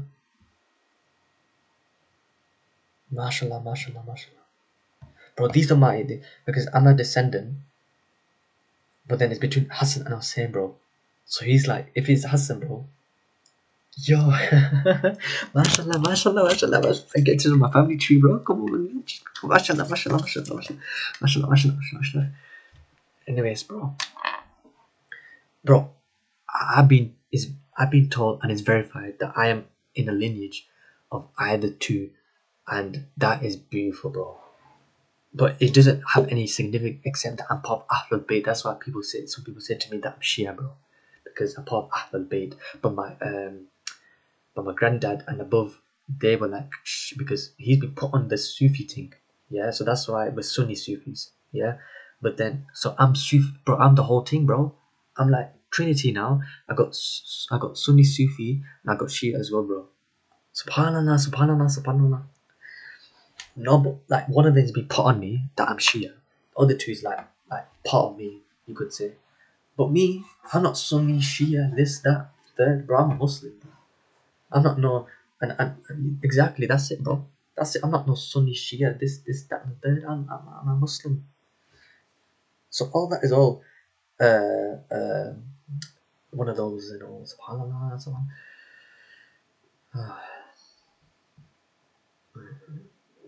And he born and died in Medina. MashaAllah.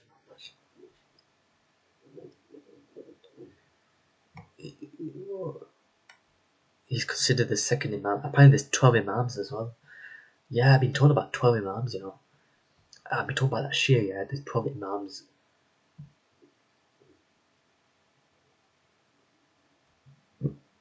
No, that's crazy.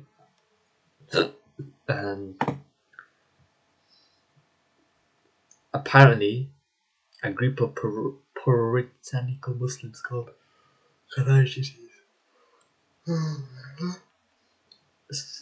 Sekitas now turned against him, and one of them stabbed him with a poisoned sword when he went to pray at the Kufa mosque in 61, and he died 2 to 3 days later. It's poisonous sword, that's a bit crazy. That's like a first secession. People who withdraw from organizations such as religion, political party or federation. Yeah, Khawarijis, yeah, they're like political. That's what I mean. Like, I'm not political. I don't do politics, so I can't be a Khawarij. I can't be this. I can't be that. Like, when you get into politics, bro, then I'm gonna keep my mouth shut, bro. I'm not gonna say anything, bro. But alhamdulillah, that drink, But yeah, alhamdulillah, that's what we came here to do. There's so many hadith we can talk about, bro. We can be like, you know what I mean? So yeah, so that's the hadith, yeah. Okay, so we'll get to the hadiths, yeah. Mashallah, bro. Dwellers of heaven read recitation of Quran, bro. Mashallah, bro. Have I recited the full hadith, right?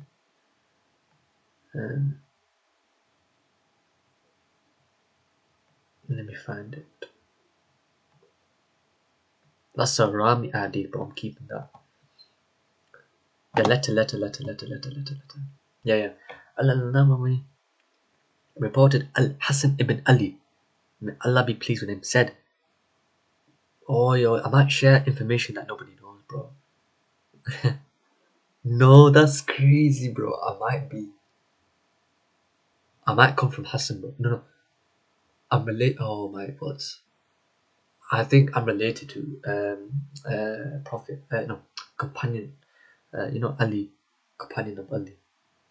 I'm just gonna say that. That's it. I'm not gonna say anything. I might be related to him, obviously by, like, is it decades? Yeah, decades, obviously. Obviously, like not even decades, centuries, bro. I'm not talking about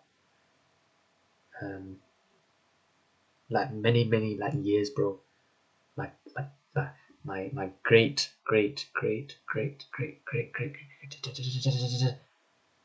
grandfather is, that's, bro. But like it's common now, yeah, that like there's so many people that have the lineage, bro. So that's what I'm talking about. But it's been confirmed with me. I know that I belong to these people because Islam and stuff like that, migrations happened here. That's why I'm completing the route, the circuit by me going to live in Saudi Arabia. So that's what, inshallah, I plan to do. But Allah's the best of planners. I don't know where I'm going to be, bro. Tomorrow I could be 6 foot under. You get me? I'm not saying nothing will happen to me, but I'm just saying I don't know about the world and stuff like that. Anything can happen. So I could be alive today and dead tomorrow. That's reality with everyone. So, which includes me, obviously, and everyone, isn't it? So because of the nature of this world, yeah. So I don't know the future. I don't know what will happen. It can happen. It will happen, but I don't know when it will happen. But from the time being, is yeah, I could, I don't know the future. I don't know. I actually don't know if I will live there, to be honest with you. Like practically speaking as well. But I'm doing the favour for my ancestors, isn't it? Because they were from there, even though they migrated. So I have a bit of history, knowledge about my lineage, and I know, and it confirms that I'm a part of them. So people telling me I did not know this, so you can't say anything negative about me because I haven't been told. I haven't been told. Like, imagine like you were a king, but you weren't told you were a king. Imagine that, bro. No, like you were a prince or something like that, but nobody said you were a prince. So you were living like a normal person, and I'm still a normal person, but I'm a king. But I'm still a normal person. I'm a human. I'm a king, but I'm a human, and I'm normal, and I'm just like anyone else. But I'm a king. It's like that. So I did not know I was a prince. I didn't know I had this lineage. It has been told. So there we go. There we go. This is royal language. This is more rich than next man Prince Charles, bro. Subhanallah, I'm a royal blood. Cause that's something different, bro. That's something different, bro. But it's common as well. Yeah. So I can't think and I can't say this, that, and the third. I mean, these people can't say this, that, and third about me and stuff like that. Yeah. But me as an individual, I don't have that. Some people can get egotistical, but like, well, like be like, regard like, so apart from Shias, bro, is you're Muslim, like it doesn't, like you could be the wife of flipping of a prophet, but it doesn't. It's not a key. Does this mean because I have this connection? Yeah, I'll be known because I'm part of the family of Ahlul Bayt. But does that mean that? Oh, it means that because I'm a part. No, I am held accountable for my action. No, no one died for my sins. Yeah, I'm accountable for what I do. At the end of the day, and that's the beauty of Islam. It's not, oh, because I know so and so. Oh, now I'm in under the protection now. I use Dada's money. I know so and so. They can give me qualifications. I'm an Arabic person now. Now I'm a billionaire. I don't need to worry. I got these qualifications that took many people years, but because I have connection of people, I just got it just like that because I got money. Subhanallah.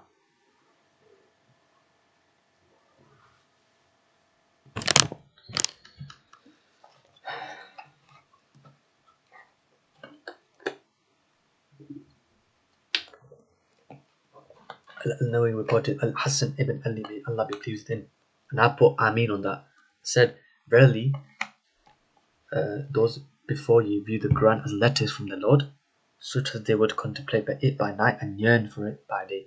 Source Al-Tibyan fi Adab Hamalat Al-Quran 154. There we go. This is what I came here for. But now I know. And he is, yeah, so basically my lineage, right? Yeah, so actually I don't know, because it was, because my name, right, is I didn't know this as well, that my name has a name, and it means, so I can't say, I don't want to reveal things either, innit? So I can't really say certain things, but it's relevant. But it's just like, you know, like how it is, like, you know, for like you'll take the name of your, like you know, like surnames. It's like that, but it's not a surname, but something like that. And yeah, that's all I can say. I can't say anything more. So I don't. But then it's like in Shiaism is detested, or like debating that only one side of the family is a descendant, and we also know that there's another thing as well. Subhanallah. I know I am not the Mahdi, but the Mahdi is a descendant of the Prophet Muhammad Sallallahu Alaihi Wasallam. But I'm not saying I am the Mahdi, because there are many Sayyids out there, descendants of the Prophet Muhammad Sallallahu Alaihi Wasallam. Let me Google what Sayyid means anyway. It means it's a descendant of Muhammad Sallallahu Alaihi Wasallam. Yeah, it's a title. What? I'm at my days. What the hell is over there? Yeah, that's what I'm talking about. Meaning Lord Master. What the hell? Is a masculine name of Arabic origin that means Lord or Master. Saeed, so the variants of the name. Both are given name and a surname with the variant Saeed, and Saeed. Said is a name said to be a term used for a descent. Wow. So on top of you saying that you are a descendant of Islamic Prophet, you're also being called Lord or Master. Now these are also titles that people still use, but like fancy terms. And also, yeah, and people used to use those words back then as a means to like Lord. Not the Lord, but they will say Lord or Master. Wow, subhanAllah. I'm a master now. Chat. I'm a master. Chat, my Lord. Yo. That's mad. And that's actually so beautiful. It shows respect and honor. That's mad. Yeah, because we're loyal blood. We're loyal blood, bro. Hoi. Mashallah. Because what does it mean, royal blood? Like you're given, you didn't ask for it. You didn't be asked for born to flipping in a flipping king. You didn't ask, but you just part of the family, and you get all this inheritance money. Inheritance, fancy. But then that's the thing. The masculine trait of I earned that money myself. Actually, it wasn't no dada's money. I earned it myself. Because you know, some people they just like to say, oh well, he's just the son of this billionaire. When in actuality, he earned the money himself. They can't say shit. That's what it means. They can't say shit because he earned his money. And there are billionaires that earn the money himself, but they were just lucky in it. That's what, oh, he's a billionaire now. Yeah. I'm sure he's not luck. I'm sure that the business just got really successful and now they're billionaires. Like that's the status, bro. You being called Sayyid, bro, is like being a billionaire because you're a king on earth. But then that's the thing. It could make you turn into Pharaoh, bro. That's the thing. It's not a golden ticket to Jannah, mate. We're all the same, all Muslim. Like you could be called Sayyid, right? But some cleaner, yeah. Because what is faith about? If you know about Islam, then you can be any man, and he's more dear to Allah than someone that's the Sayyid. I know that for a fact, bro. I ain't trying to shit on Sayyids, bro, but that's a fact. Okay, chat.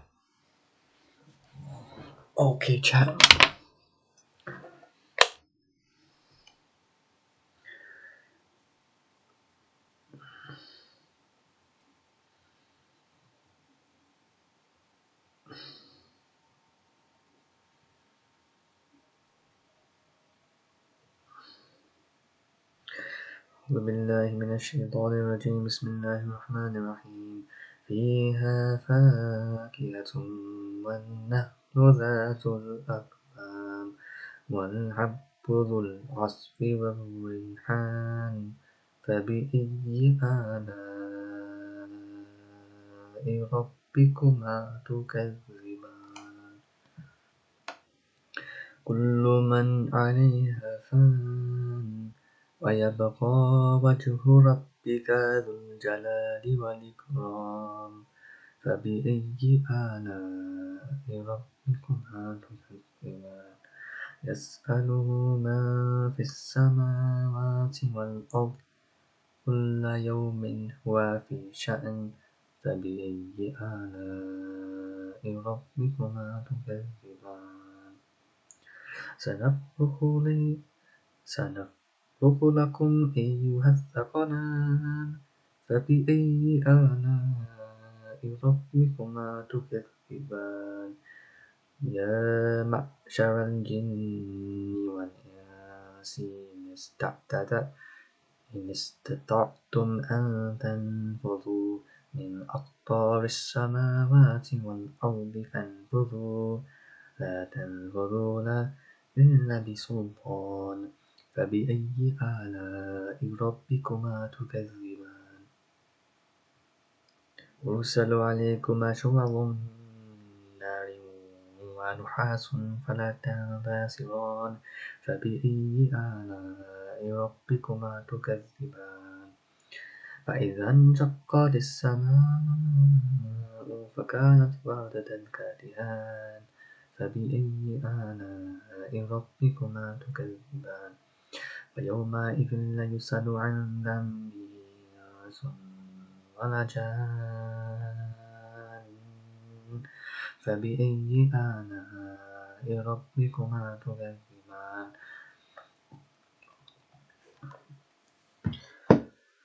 Yeah, so basically is having mentioned that hadith, we can move on, right, because we're chronological about it, right, and that's the thing, we can easily be distracted, we can easily lose focus, right.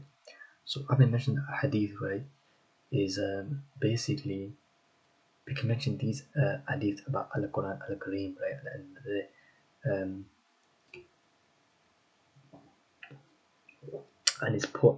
and it is important to note, right.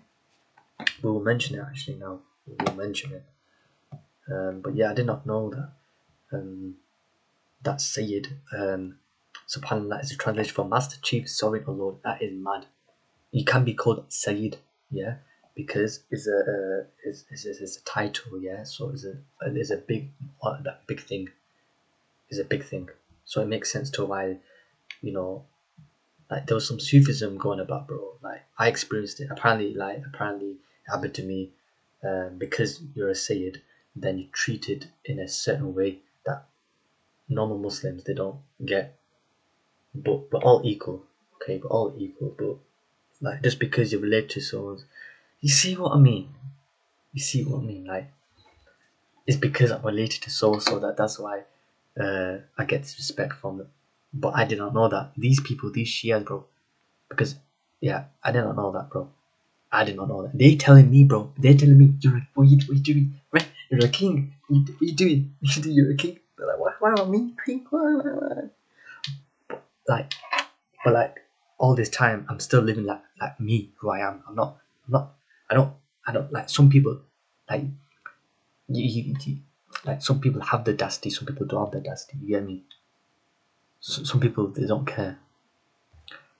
But that's the things about me. I learn about myself and my lineage and family and shit like that. You know, and it makes them act a bit different. Like some people, because they're called Sayyid now, it's like a responsibility, and it means that now I have to be a Sayyid now. Now I have to flip in, you know, X, Y, Z. So, but like you just like to me, just be yourself. Like don't be no next man. And yeah, Sayyid is like you're called a Sayyid, okay. But like to say that, not what implies, and you're trying to live up to that. Hell flipping no, hell no. Just be yourself. Like you can't force it, bro. Just be yourself. And I'm talking about myself, bro. I ain't talking about other people. So yeah, so that's just with me, with big facts one and only. Yeah. So Yeah, man. So, subhanAllah, time is not real. Like I mentioned 1 hour, 30 plus minutes ago. The reason why I feel like it goes silent, there's like sounds happening in the background here. And when those silent, I notice it, and that's why I feel like it gets too silent. All it means is that, yeah. So I ain't tripping, but it's like sometimes I feel like, and I believe that's why, because the brain, like, it filters out sounds, or like, it's subhanAllah, like you don't notice that you're breathing loud and somebody has to tell you, oh, you're breathing loud, and it becomes a muscle in it at the end of the day. But I came here to talk about that. I came here to talk about, yeah, it was just another example I was saying that is, but it's true though, isn't it?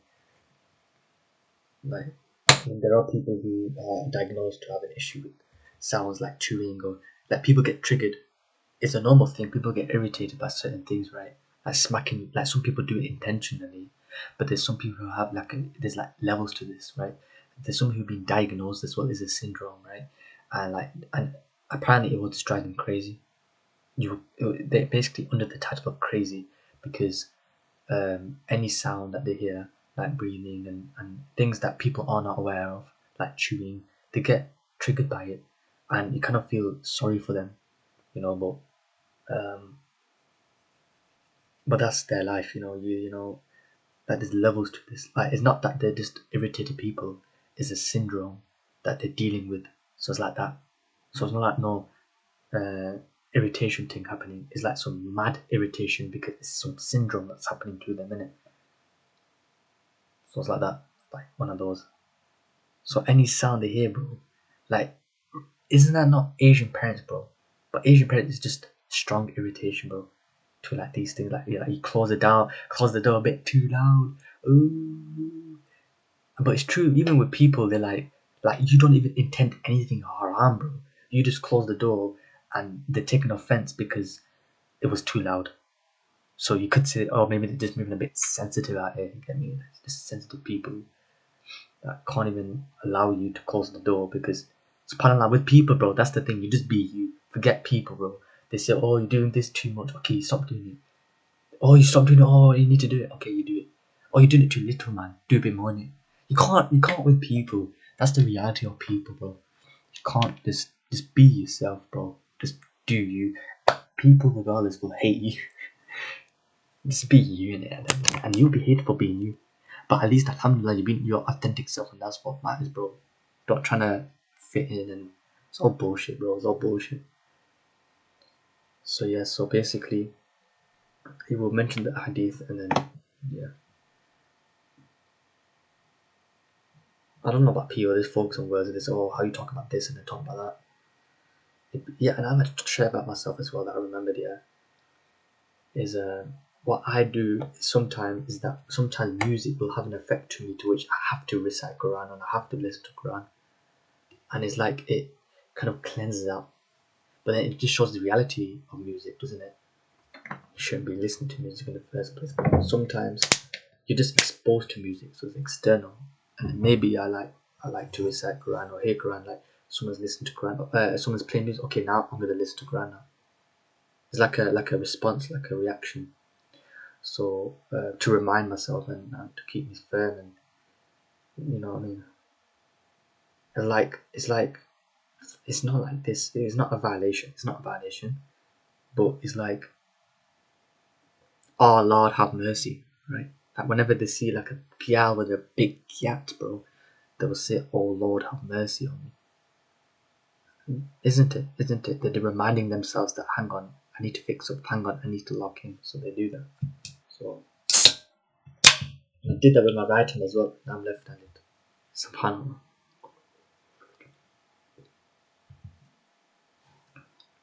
But yeah, in Islam, you're told not to gas yourself. You know? But yeah, man.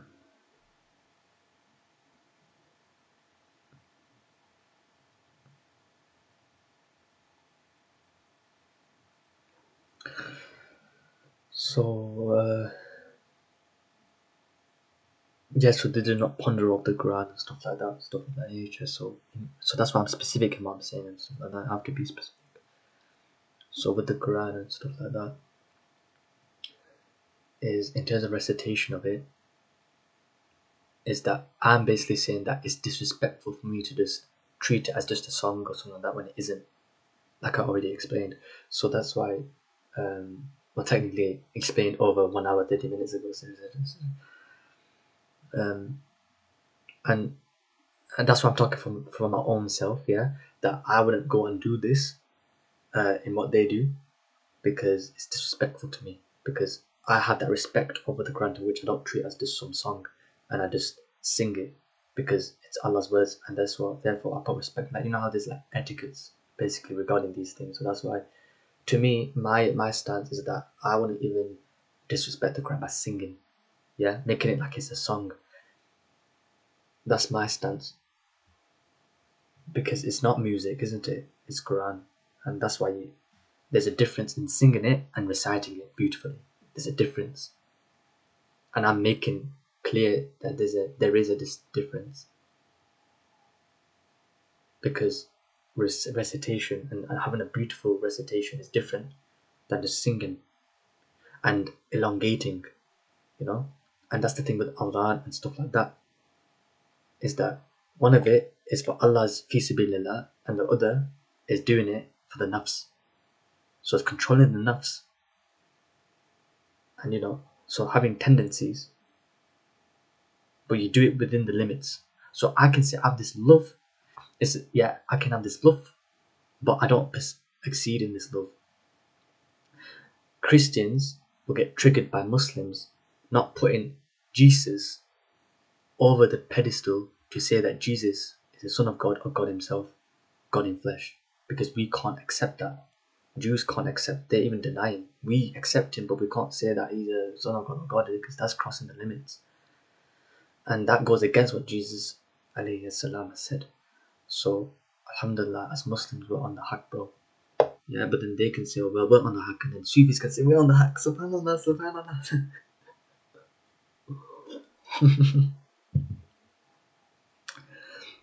And the 70 odd sect, and this sect in Islam say, no, we're on the haq. And then some other, you know what I mean? It's like that, subhanallah, yeah. So we have this love, but we don't overdo this love. We don't now pedestalize to the point where it is disrespecting. References is the first commandment and the second commandment. Well, the first is actually the first commandment, and because apparently Jesus was a Jew, so the first commandment was to, there's many verses that Jesus alayhi salam has said, and those that many will say on that day, Lord, Lord, did we not cast out demons in your name? Jesus will say, depart from me, I never knew you. That's peak for these people, bro. And it's peak for people who worship Iblis as well. Iblis will say to the people, I have nothing to do with you. SubhanAllah. Jesus, Iblis brought these people to Jahannam, right? And then he will say, I don't have nothing to do with it. Even though, yeah, it's true. Oh, you know what I mean? Like, he did not ask you to work, but then he technically did incite you, but you took that invitation, you did it. And this is in Quran, by the way. My reference for this is Quran, and yeah. But I like to be specific as well. So, Iblis, is a khutbah, yeah? Khutbah, Quran.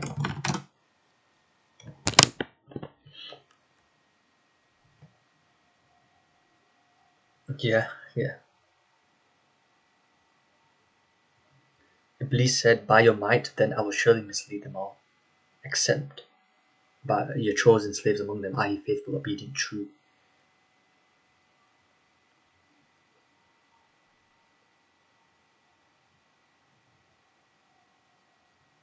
Allah the All-Wise will permit Iblis to give a sermon on Judgment Day. And Satan will say to his followers after the judgment has passed, indeed, Allah has made you a true promise. I too may do a true. I may. Yeah. Bismillah. A'udhu billahi minash shaitanir rajim. بسم الله الرحمن الرحيم وقال الشيطان لما قضي الأمر إن الله وعدكم وعد الحق ووعدتكم فأخلفتكم وما كان لي عليكم من سلطان إلا أن دعوتكم فاستجبتم لي فلا تلوموني ولوموا أنفسكم ما أنا بمصرخكم وما أنتم بمصرخي إني كفرت بما أشركتموني من قبل إن الظالمين لهم عذاب أليم. And also, by the way, before I get to the translation of this ayat, is that people, like me and you, we recite the Quran, fi sabilillah, we recite Quran briefly, fi sabilillah, so I ain't talking about those people. That's why I mentioned about intention, stuff like that, it's all about intention, right? I ain't talking about that. I talk about my stance that, like I mentioned earlier, that I know I'm repeating myself, but that with that people take Quran as a music and then just sing it, right? So I know I'm being accurate, not precise, but my stance is that Quran is not music, it's the words of Allah. Have respect on it, and basically don't sing it. Just recite the Quran how it should be recited. No, what I'm saying is that I have respect. So I'm talking about myself. That I have respect of the Quran. That I'm not gonna just sing the Quran like la la la, because it's Allah's words. I put respect on Allah's name and Allah's verses. So, and it's Allah's words. So that's why I can't just sing no Quran, and what I mean. So that's why, yes. So that's my stance. My stance is that I'm gonna treat the Quran with respect, and by you just like focusing on the melody and stuff like that. It's different if you focus on making sure that the tajweed is on point. That's a different thing. I'm talking about people who just sing it, and I have an issue with that as a person who has that passion for the audio thing. I'm saying as a person who has passion for these things, that I have respect of the Quran, and I can't just. My hand is on my chest, bro. By the way, like subhanallah, bro. I say that just to be descriptive of what's happening, because I'm recording the video, and that's why sometimes I'm like that,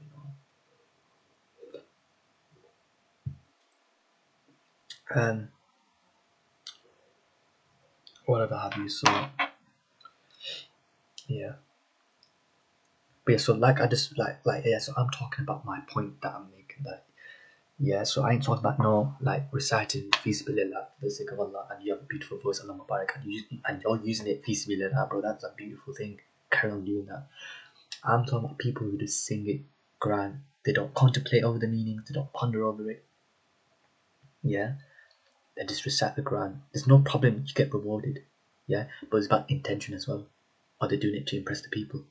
I'm talking about myself, and I'm talking about how that I have respect of the Quran. This is the point. That's why it's a few words, subhanAllah. It's a few words. Ironically, it's been more than 2 hours, but that's just the point that I'm making. That literally, the point being is that I have respect. That I won't sing no Quran. No, it's not even about that. Is this that that I have respect of the Quran, and I'm not going to disrespect it by singing it. But I know I'm not even trying to say that. It's something regarding this, because I'm being accurate. All this what I'm saying is accurate and precise, because it's not fresh out the mind. So that's why I'm not really precise about it. But that's what I can say. I know intention and stuff like that. But I'm not talking about that. I'm talking about people that because they don't understand the Quran. It's understandable actually. When you don't understand the Quran, of course you're going to take it as some something that you can, that I was going to say practice the singing, but like it's the words of Allah at the end of the day, and I'm not going to just sing it, you know what I mean? I'm talking about myself, okay? I'm not talking to anything or anyone. I'm trying to target what I'm trying to say, subhanAllah, yeah?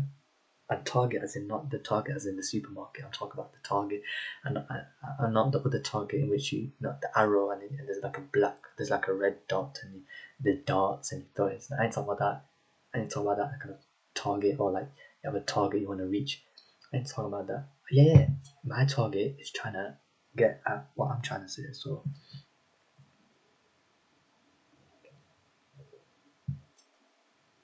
is this something regarding this? I'm trying to attack it, bro. As you can tell, I'm trying to get to talk about, mention about. I have, alhamdulillah, but it's accurate. It's meant to be precise, though. Basically, this is something regarding, like, I see people singing the Quran as disrespect, yeah, and that I respect the Quran to not do that, and that's basically it. So as I mentioned, it's a few words. That's all I wanted to mention, which is the purpose of this recording. But yeah, it'd be like that. You know, sometimes you have to give yourself time, even if it's like 2 hours, bro. 2 hours, 21 minutes in the Quran. It's alhamdulillah. But yeah, it's like, yeah. So by me to sing in the Quran, it's not a song. It's the words of Allah. I already mentioned this.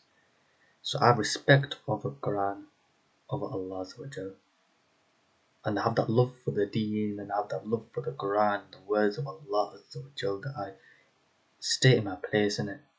You know, in other words, I don't over exceed. I don't just like get too gassed. Yeah, we're taught this. We don't get too gassed. Yeah, don't get too comfortable. Don't get too this, because then things start bad happening.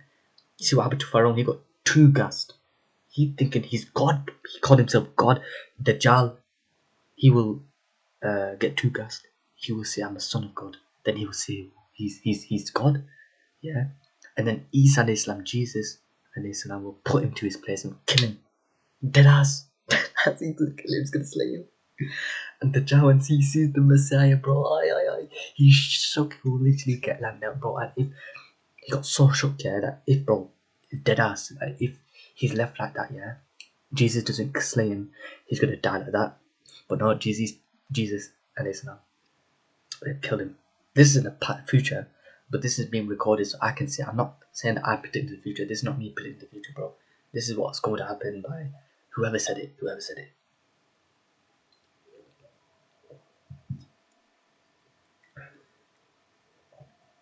And this is going to happen, though. But I don't know who said it, actually. I don't know who said it. But it's been prophesied, isn't it? So, Prophet Muhammad. But then I can't say that his name in it, because then you could take your seat in hellfire. So I can't even say Prophet, because I don't know 100%. So I ain't going to be 100%. So I'm going to. I don't want to take my seat in hellfire. I mean, thank you very much. So I can't even say Prophet.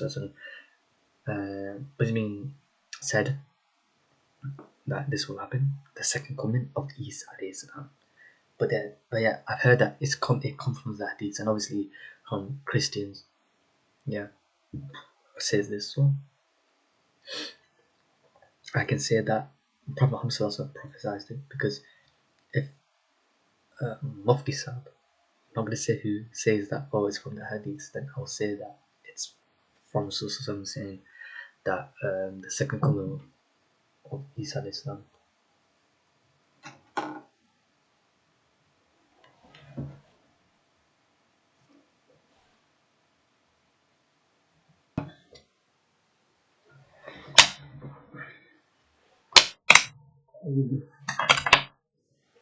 Alright, so boom, yeah, is I have nothing else to say other than that fact of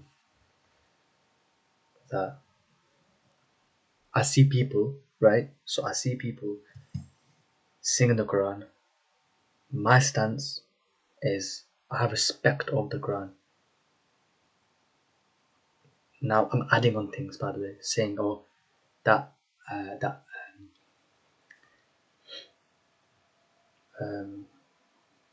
that I am not going to do that or something like that. I just wanted to say that I see this happening. My stance is I don't do that. Yeah, that's the added part. What I wanted to say was that I just find it disrespectful, that's all.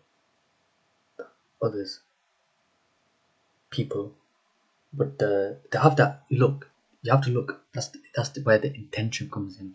That's when you have to assume best for your brothers in Islam. They're probably doing it out of love for the Allah, but they're exceeding the boundaries. They're not reciting the Quran with tajweed. They're ignorant, and sometimes the feelings, yeah, to which makes you feel to do these things, and I can vouch for that as well. You want to emphasize, and you want to do this, and you want to do that, but that's the nafs. It's controlling the nafs so that you can please Allah at the end of the day. You want to please Allah because this may be displeasing to Allah, yeah? So, and this is talking about tajweed, bro. There are things that people do that exceed the limits of Allah, and it's displeasing to Allah by saying that God is three and saying that Jesus is Son of God. God, by the way, Son of God actually doesn't mean Son of God literally. It is metaphorical, because many was, or you can be, anyone is son of God. So that's not like a bit. It's not like a blasphemy. But saying that Jesus is God, then that is blasphemy. Yeah.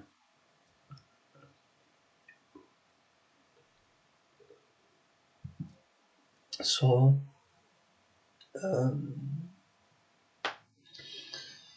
yeah. So some people, yeah.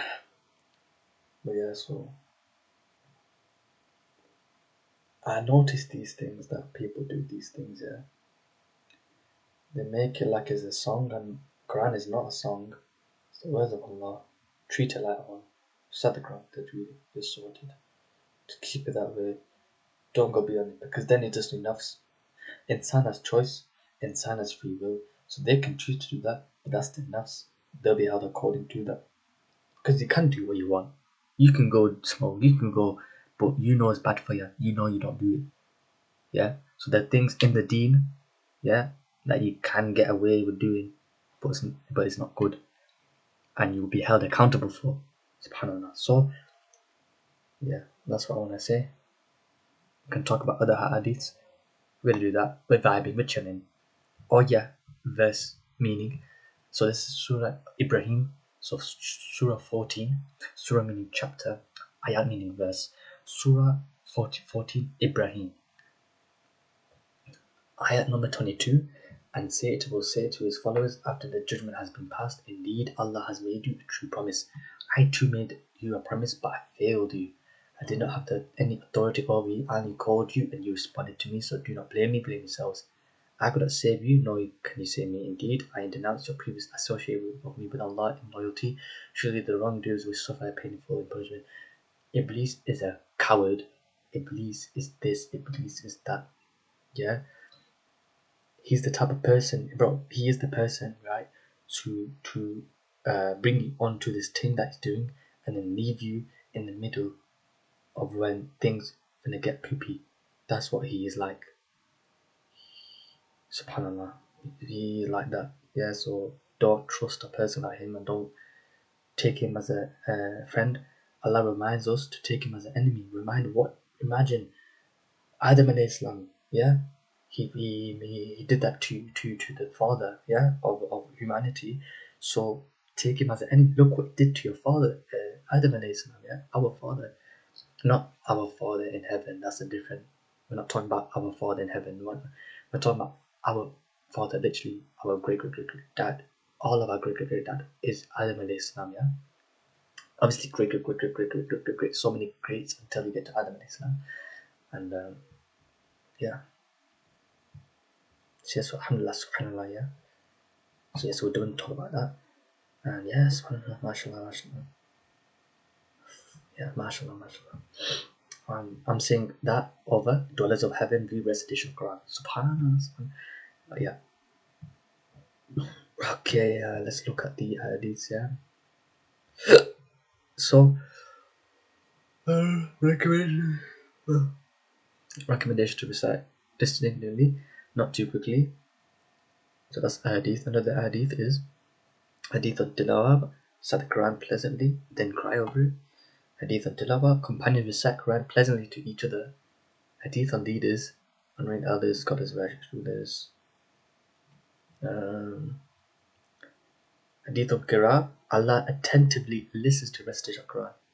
Subhanallah, Allah listens more intently to a man recite the Quran aloud in a beautiful voice. Allahumma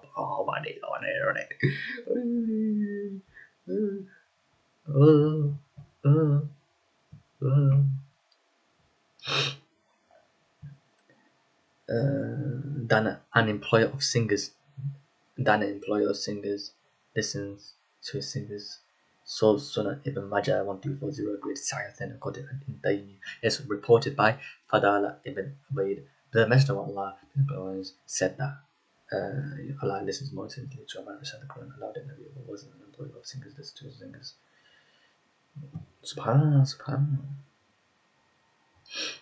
And this is another hadith. Hadith on Qira'ah. So this is a Sahih hadith. According to al-Bukhari, description of the Prophet's recitation of Quran. Abdullah ibn al-Khubayb reported, I saw the Prophet, peace and blessed be upon him, reciting upon his camel while he was traveling with it. He was reciting Surah al-Falaq or a part of it in a soft tone while his voice was quivering.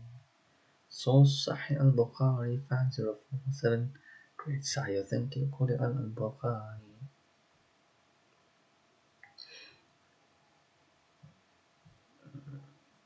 By the way, when a dog or a donkey brays, when a dog barks or a donkey brays, see refuge in the mouth, they have soul, what they have, what you have soul. By the way, this is from the akal, bro, from the mind.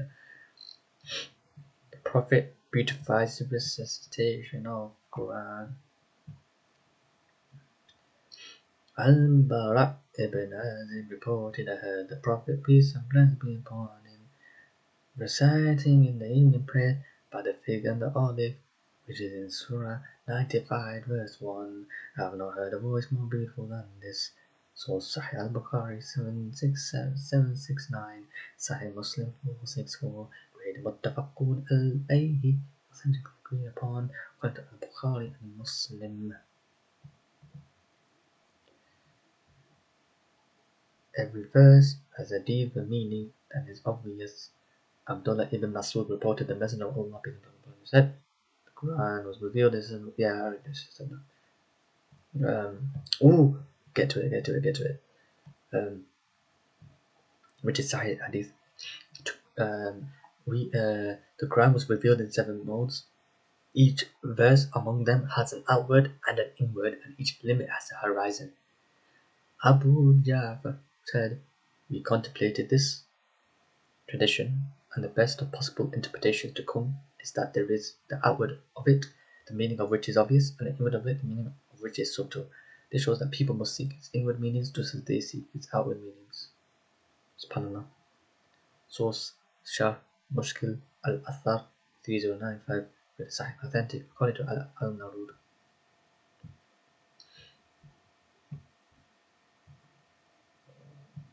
SubhanAllah.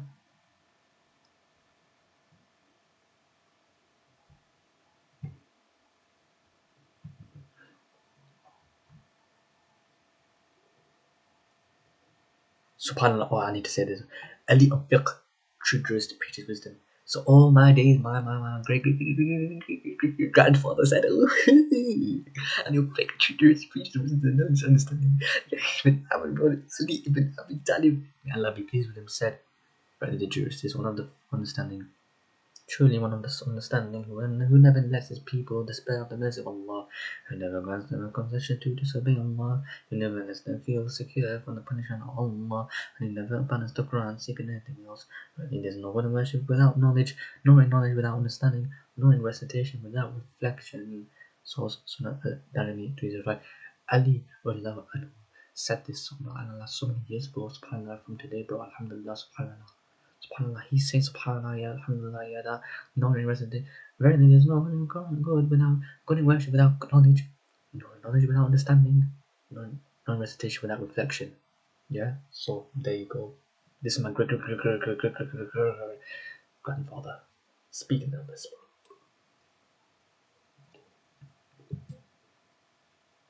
Yeah, because one of the two, if it's Hasan or Hussein, right?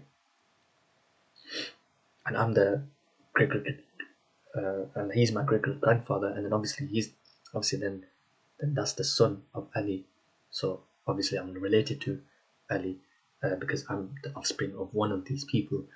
That's why it's a 50-50 if I do actually hold, but because of my lineage, per se, about what happened and stuff like that, and I'm from these people, that's why um, is a high chance, and that I am actually. That's why I have that confidence to say that, But I don't say. That's the thing. I've been living my life not knowing that I have blood, royal blood. I did not know this. I did not know that. This royal blood, bro. No one can tell me otherwise. Yeah, I've been told that I have this royal blood, so you can't tell me that I'm not a Sayyid because I am a Sayyid and I have proof for it. Someone got, bro. Someone there was this the same Shia, yeah. He was saying that, and he's making a point. I wouldn't have mentioned it if I wasn't a flipping Sayyid in it. So because I was a Sayyid, I've been told. I don't know how it came to it, but yeah, because my name is Shah, yeah, and I go by Shah Sabah, so he took offense by it. Oh, this, that, and the third. Because I know people who's called Shah, but they're not Sayyids. I'm a Shah that I'm a shade Sayyid, so he kind of took offense by that. But you could just exist. People, they don't like you, yeah, for whatever reason. These are petty reasons, bro. And he's a Shia, bro. And because I have this status, yeah, this lineage, he's pissed at me. Subhanallah, there are people that are like that, bro. You could be a rich motherfucker. People hate you for you're rich. Yeah. And if you're poor, people hate you for being poor, obviously. You get hated on for being poor. Or why you're poor for. Why you're rich for. People are being people, bro. You can't, bro. SubhanAllah, bro.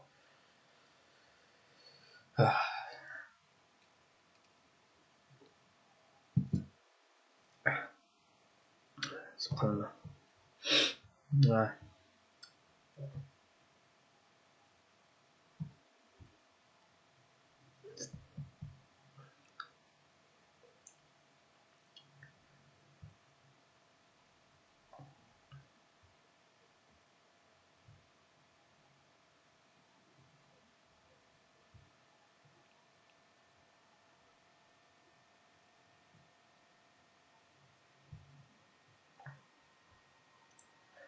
Oh, speak of the devil.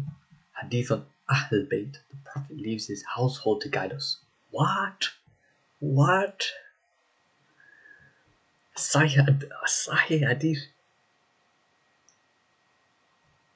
Oh my, whoa. SubhanAllah. क्या बात है. Zayd ibn Arqam reported the message of Allah, peace be upon him. Sahih Hadith said, "Verily, I've left behind will never lead you astray if you hold fast to them. One of them is greater than the other. The book of Allah is a rope extended to the heavens, to the earth, and my family, the people of my household, they will not descend until they return to me at the fountain. So look at how you treat them after me." So Sunan al-Tirmidhi 378, greatest Sahih, according to al-Albani. Ibn Hajar al-Haytami said, "It is encouragement to adhere to the book, the Sunnah, and the scholars of them both among al-Bayt." Source al-Sawa'iq al-Maharika 249. For those who are seekers of the, what they call them, people of knowledge or whatever they're called, right? Bro, you have to have that love for Ahlul Bayt, bro. People who seek knowledge and stuff like that, and calls themselves student of knowledge, have to be Ahlul Bayt, bro. Because this is subhanallah. So yeah,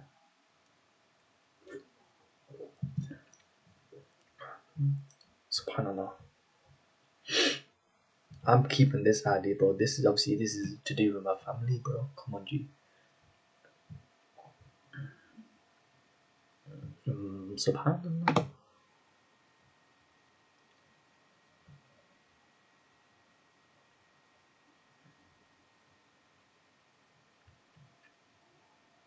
Yeah. Look. Ibn Masud and amulets. This is plural of Quranic talismans, necklaces. Yeah. This is Ibrahim al-Nakhai reported Abdullah ibn Masud, may Allah be pleased with him, disapproved of hanging anything from the Quran around the neck. Ibrahim said they disapproved of all types of amulets, whether it contained the Quran or not. Ibrahim said. Source Musannaf ibn Abi Shayba 23464. There you go. So these are hadiths that did not said the Messenger of Allah. See what I mean? These are the hadiths that do contain. Ooh. Yeah. Wow. Subhanallah. This is about miswak, bro. We'll get to it. But Arta on revenge. Believers do not take revenge for their egos. Yeah. Al-Khanan reported Arta ibn al-Munhir, may Allah have mercy on him, said, the believer does not seek vengeance for the sake of himself. The Prophet and Sunnah have prevented him from that. He has been restrained. Source Al-Amr bil Ma'ruf lil Khalal 1291 /.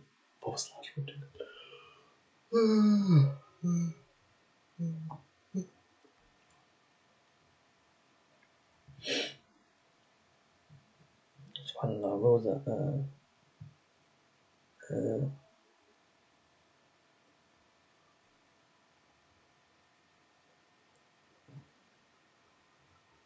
Yeah, Abu Bakr is the one who compiled the Quran. So Ali on Quran, Abu Bakr first to compile Quran into one book, then the other one is Hadith or Mushaf. Umar convinced Abu Bakr to complete the Quran. So Abu Bakr and Ali, may Allah be pleased with them both, says to compile the Quran into one book to collect the Quran. So the Hadith of Mushaf one is by Sayyid ibn Thabit. The Ali on Quran is Abdul Khair reported. Ali ibn Abi Talib, may Allah be pleased with him, said, may Allah have mercy on Abu Bakr, he was the first to compile the book between them.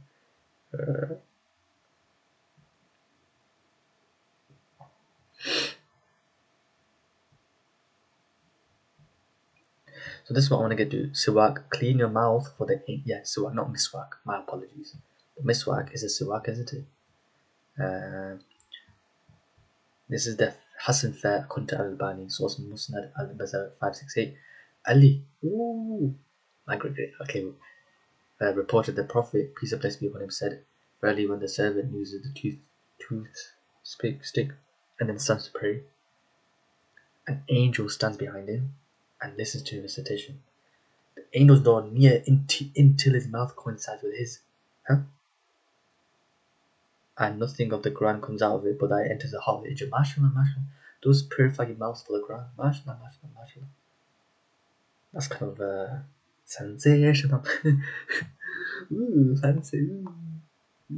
I wonder what this angel looks like, G. What's this angel to kind of come at me at my mouth, bro?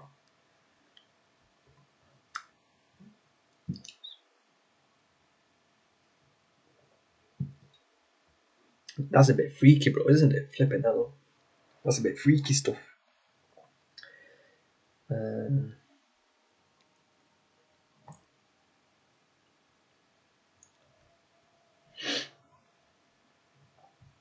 Islam will be taken apart. Hadith on Islam, disappearance of religious knowledge at end of time. Huraira ibn Yaman reported, the Messenger of Allah, peace be upon him, said, Islam will be taken apart just as a garment is taken apart. Fasting is no prayer, no rise, no charity. The book of Allah Almighty will vanish in a single night, so that no rest of it is left on earth.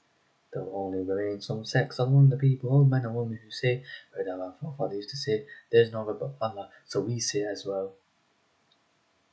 Sorcerer Ibn Majah, 409, great recite in the Quran al-Albani. That's sad, bro. Yeah? So we say as well. They say, oh, there is no God but Allah, so we say as well. Because now they're just like, oh, our forefathers, but they're on the hack, though. They're on the hack. But that's sad, though. Because now it's become a thing, now tradition, now our forefathers. You know, our great dad, he was a Muslim, so now we're Muslim now, we're just following his footsteps because he believed in Allah, so we believe in Allah. That's a bit sad, Obviously they're on the hack, but that's actually sad.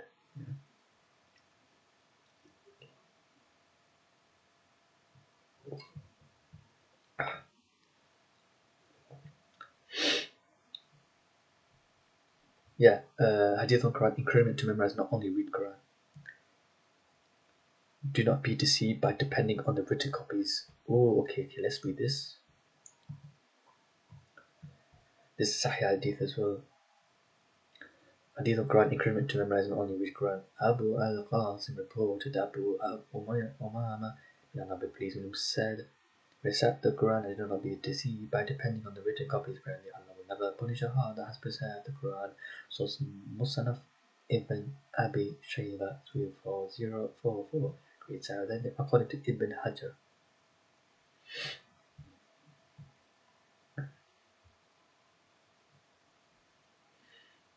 Ali Ali Ali Ali Ali Ali on Quran. Recite the last two verses of Al-Baqarah before bed. Abu Ishaq reported Ali said, I have not seen anyone of intelligence go to sleep until he had recited these three verses at the end of Surah Al-Baqarah. So Sunan al-Darimi 3289 grade sign authentic according to Al-Nawawi. So we do these things, but we should also contemplate on the Quran. That's the whole point. Main thing is contemplating over Quran. The Quran is a message, yeah, for Allah, from Allah, for the people, right? As a warning, yeah. So you should know what Allah is saying, the contents of it. Not, oh yeah, it just sounds beautiful. That's just a part of it. That's amazing. That's great. Yes, there's reward of reciting the Quran, but you need to know what it's saying, and that is actually the main thing. I believe that beautification of the voice and everything like that comes secondary. The first thing is understanding what Allah is saying, and then it's of course is beautified, stuff like that. But it's understanding what Allah is saying. So I mean, yeah, exactly. It's Allah's words, so you need to know what Allah is saying. Can't just recite and not know what Allah is saying. That's why I put the meaning first before the beautification. And if I'm reciting, of course, I'm going to recite it beautifully. You know what I mean? And with the content, within its qualities, so with tajweed and whatnot. That's 100% G.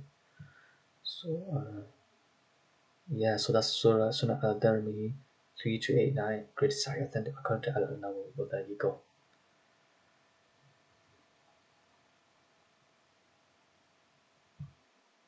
Wow, whoa. Let's read this Mazamini. MashaAllah. And arguing over the Quran is unbelief.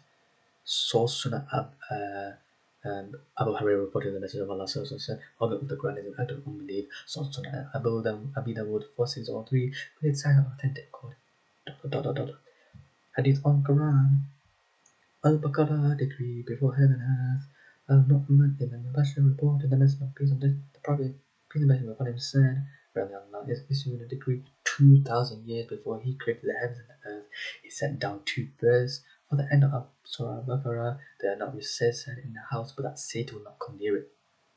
So Surah Al-Tirmidhi 282, great Sahih, because you have that faith, nothing can like you should have that belief that look, if I did this, alas, you have to believe with certainty. There's a word for this, with the yaqeen, yeah.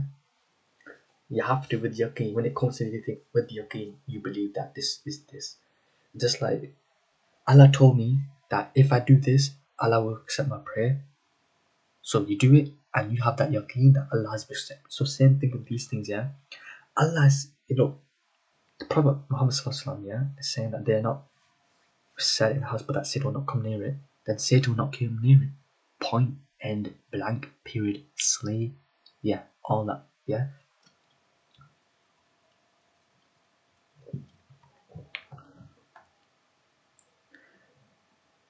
It's just paranoia. It's just the nafs, bro, that makes you think otherwise. Because then it becomes a mental issue, isn't it? If you do these things and yet you still feel shook, like, then that's a masala at the end of the day. May Allah forgive us and for our shortcomings. I mean, I need to find that Quran, that Hadith. Yeah, I know. Obviously, we look not the Ahl Bayt one, the book one.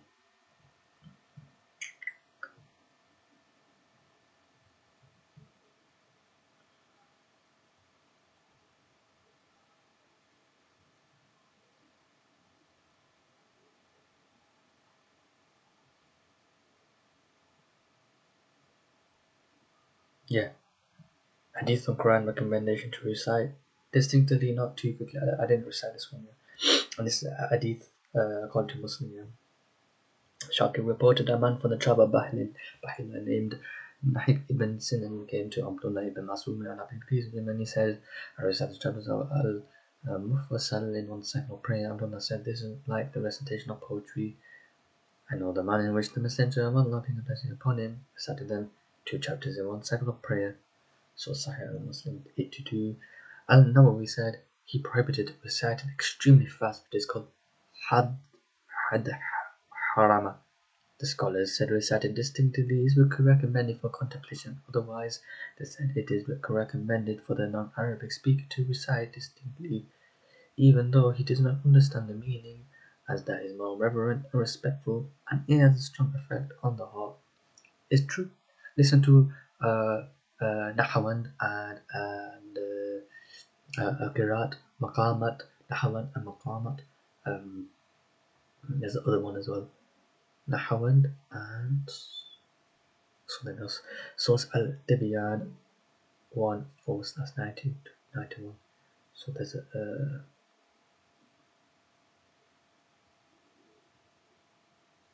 I had let me Google it. I brought like literally Maqamat. There's a Nahawan.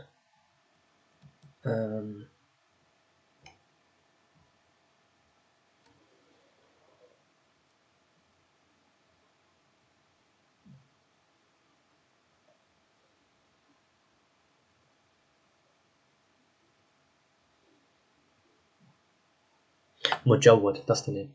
Mujawwad. So Mujawwad is that very slow recitation, bro. All my days.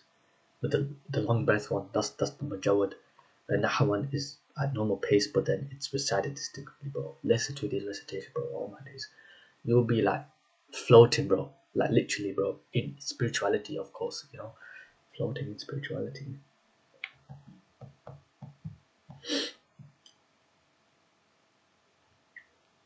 Yeah, dialects. Hadith al-Ahruf. Quran has been revealed in 7 dialects. Yeah, that's what they mean by modes. Let me find it.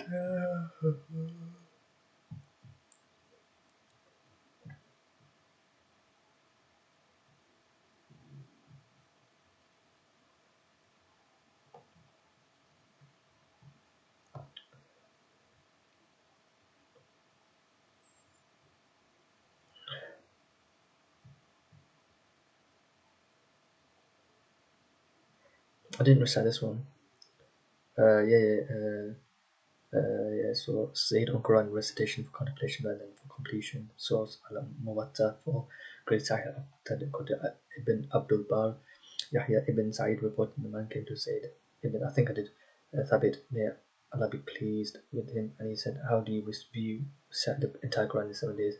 So he said, that is good, but to recite it in half a month or 10 days is more beloved to me. Ask me why that is. The man said, indeed, I ask you. Zayd said, that I reflect upon it and pause over it. SubhanAllah. So, as you can tell, this is not this Zayd on Quran said. Zayd ibn Thabit, not radiallahu anhu, not Prophet Muhammad. See what I mean? So, okay, why I mention this is because not all hadiths are the Prophet.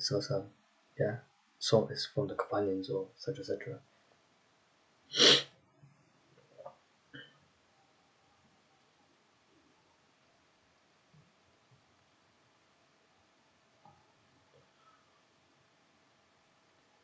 Okay, let me find the hadith. I'm looking for a hadith, bro.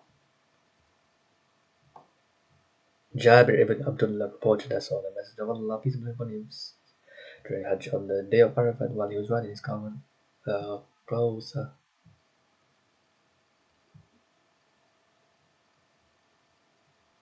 I heard the Prophet address them, all people, verily I have left you with what will never lead you astray as long as you hold on to them, the book of Allah, my family, and the people of my household.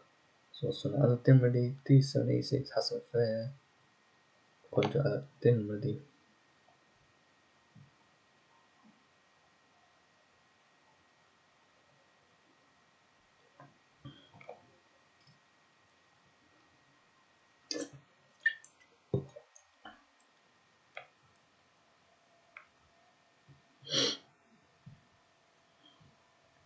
Oh yeah, I've heard of this one. This is a video as well. Yeah. Hadith of Zikr, best remembrance of Allah by day and night. Abu Umama reported the Messenger of Allah bin Muhammad once passed by him while he was moving in the floor. He said, "Oh, Umama, what are you saying?" Abu Umama said, "I am remembering my Lord." The Prophet said, "Shall I not tell you what is the greatest and best of your remembrance by night and day? And by day and night is that you say, Glory be to Allah by the number of what He has created. Glory be to Allah the fill of what He has created. Glory be to Allah by the number of heaven and on the earth and in the heavens. Glory be to Allah by the fill of the earth and the heavens. Glory be to Allah by the number He counted in His book. Glory be to Allah by the number of all things. Glory be to Allah by the fill of all things. And that you say, all praise be to Allah likewise." So Sahih ibn Hibban, 830, agreed. It's Hasan according to al-Albani. Now I got this reference from Sheikh Abu Bakr Loud, that Australian, Canadian Sheikh, and he's mentioned this was a YouTube video, and I wrote it down. I wrote it down on my notes. So yeah, there we go. This is a time ago. Yeah, that's the hadith.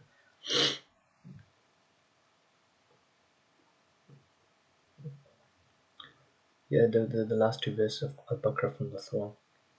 Huraira reported, the Prophet, peace and blessing be upon him, said, "I've been given these two last verses of Surah Al-Baqarah from the treasures beneath the throne. No Prophet has been given the likes of them before me." Source Musnad Ahmad 2325, Great Sahih Center, Quran Al-Road.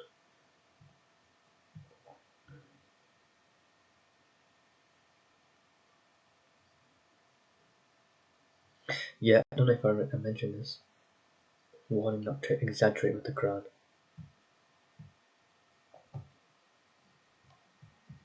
Oh yeah, I did that.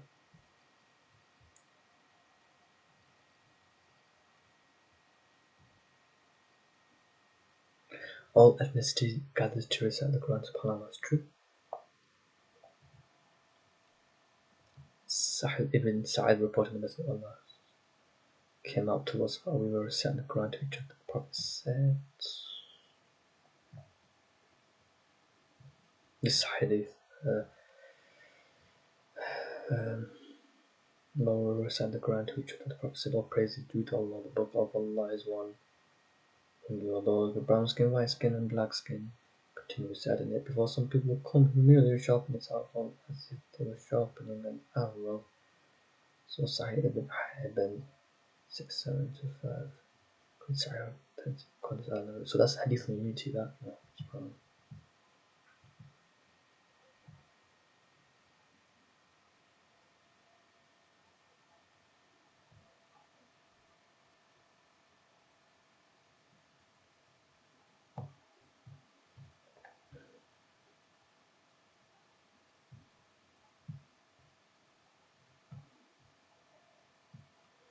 this is a Sahih hadith.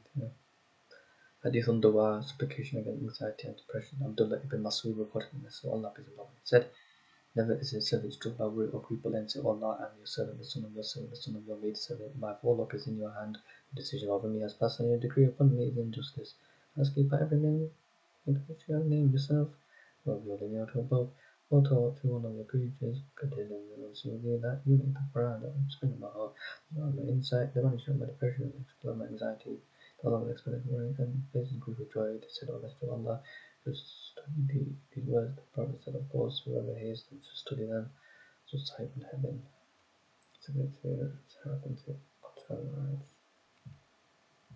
Let me search this video.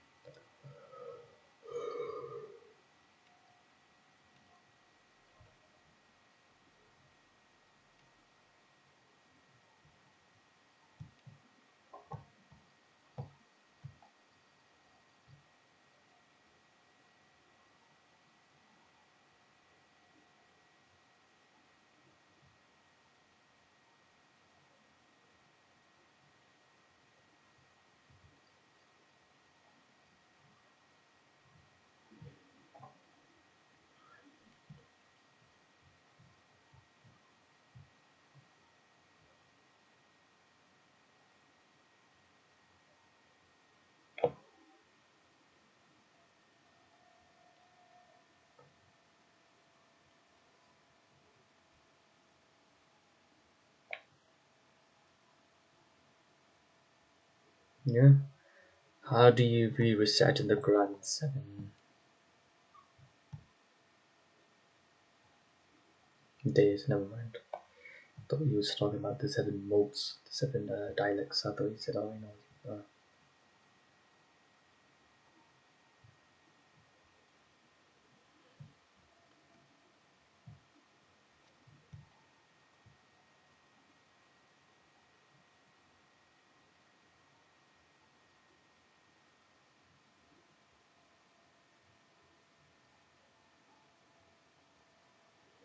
'Puff to your left 3 times. Puff, puff, puff. Sahih Muslim 2202, great Sahih then according to Muslim. SubhanAllah.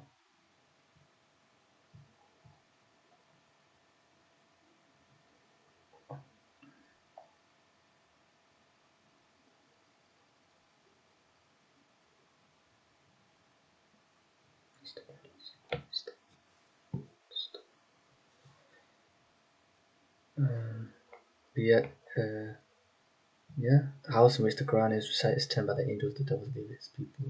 Don't.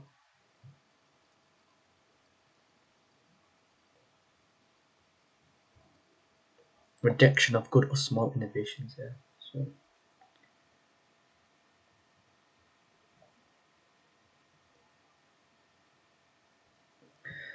Satan does not enter with Surah Al-Baqarah recited. Surah Al-Baqarah keeps Satan out of Rarely, everything has a sunnah and so on. The Quran is Surah Al-Baqarah. Surah Al-Baqarah Satan does not enter a house in which Surah Al-Baqarah is recited, isn't it? Yep, that's true. Al-Iman. So Abdullah ibn Khubayb reported that. So Surah Al-Iman 2162 great Sahih then called al-Albani.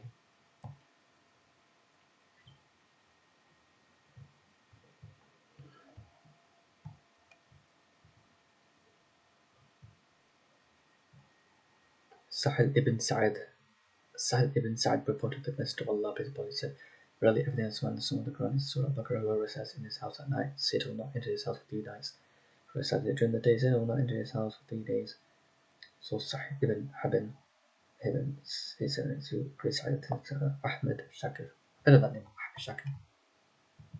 Heard of that name, Ahmed Shakir. Let me Google that name. Wow, Ahmed Muhammad Shakir, born in Cairo. See, look, this is recent, people. Why is it 29 January 1892, 14 June 1958? Bro, why is it recent, people, bro? And I say recent because it's been like 100 plus years, bro. Like, he died like recently, though, in 1958, but still, like, why is it like that?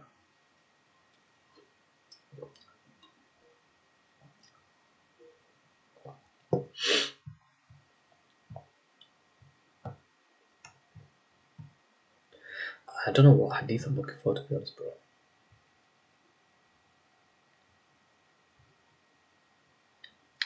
Al-Fatiha and Al-Baqarah descend from heaven. Wow, all my days need to recite that. Ibn Abbas. This Sahih Muslim 806. Ibn Abbas reported while the angel Gabriel sitting with the Prophet, peace be upon him, he heard a creaking noise above him. Gabriel raised his head and he said, "There's a door of heaven that has been opened today, and it has never been opened before today." Then an angel descended from it, and Gabriel said, "This angel descended to the earth today, and he was never descended until today." The angel greeted him with peace, and he said, "Rejoice in 2 lights you have been given, but not given to any prophet before you.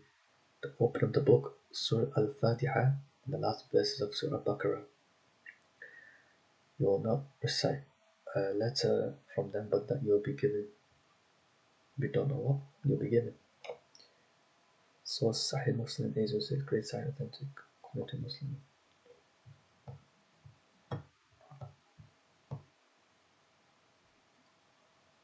Wow, the greatest chapter. Wow.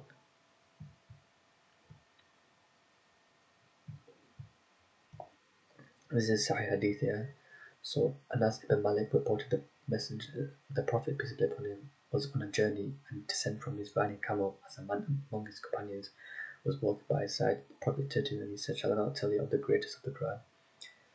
The Prophet recited to him, "All praise is due to Allah, the Lord of the worlds. one meaning. Surah Al-Fatiha. Source Sahih ibn 774 graded Sahih al-Albani.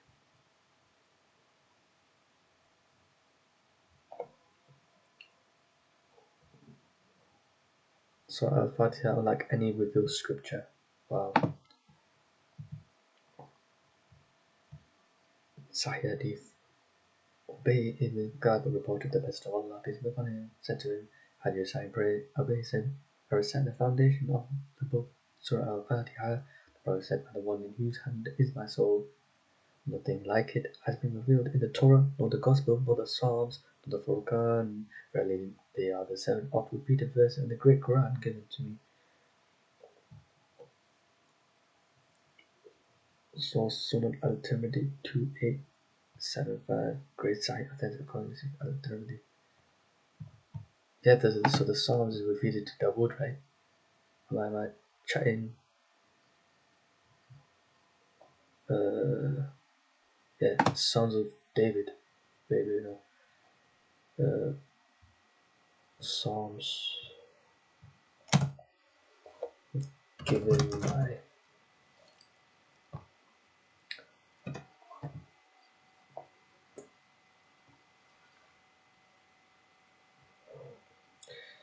yeah, that's what I said. Wow, the book of Psalms was written by many authors over a period of centuries, including King Dawood, King David, Moses, Solomon, and others. So it tells you. I don't know if I mentioned this properly, but like the Gospel of Jesus.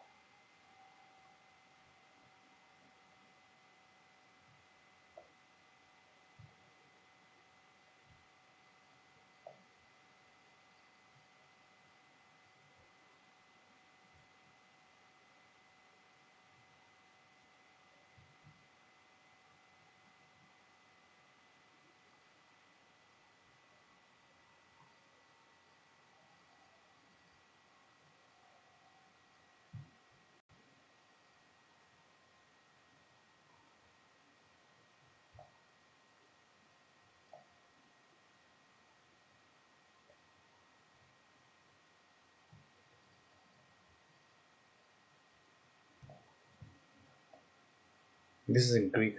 I don't read Greek, but yeah, the Gospel. It tells me. 14th century Armenian illuminated manuscript painting by Saugus Pitts at the first page of the Gospel of Mark.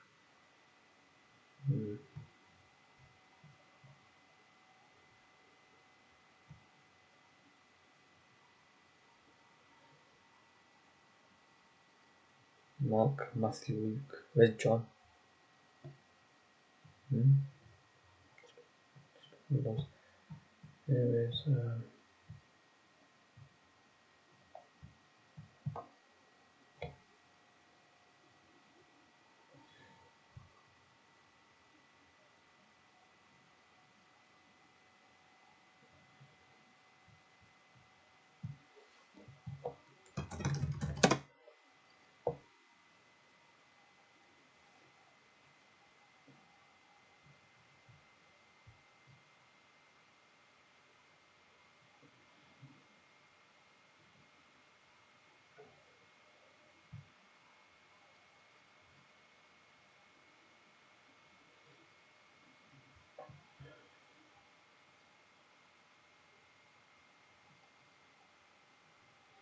Think of the like like the book of this, the book of that as like hadith. So imagine like there's 4 hadiths, or not hadiths, but like hadith is it's like 4 different. It's like that.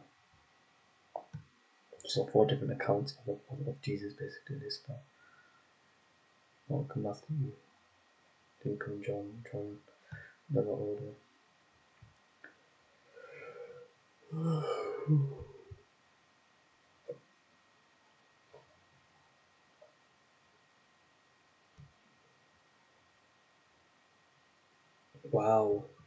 Let me listen to this. It's Sahih Hadith, yeah. Usaid ibn Hudayy, what he said, while I was reciting Surah Al-Baqarah in the night, I heard a loud voice behind me, and I thought my horse had escaped. The messenger of Allah, peace and blessings be upon him, said, recite, O Abu Atik. Then I turned to behold the likeness of a lamp hanging between the heavens and the earth. As the Prophet was saying, recite, O Abu Atik. Said, O Messenger of Allah, how can I keep going? The Prophet said, these ain't descended for your recitation. Surah, if you had continued, you would have seen wonders. Wow, subhanAllah. Source Sahih Ibn 779, created Saturday according to al-Albani.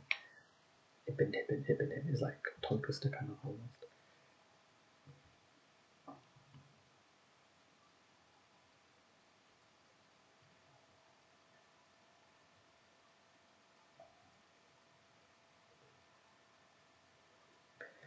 If our hearts were pure, we will never be tired of the speech of Allah. Subhanallah. Uthman, the Quran. Source Hilyat al-Awliya 272. I don't know what hadith I'm looking for, but I'm looking for some hadith.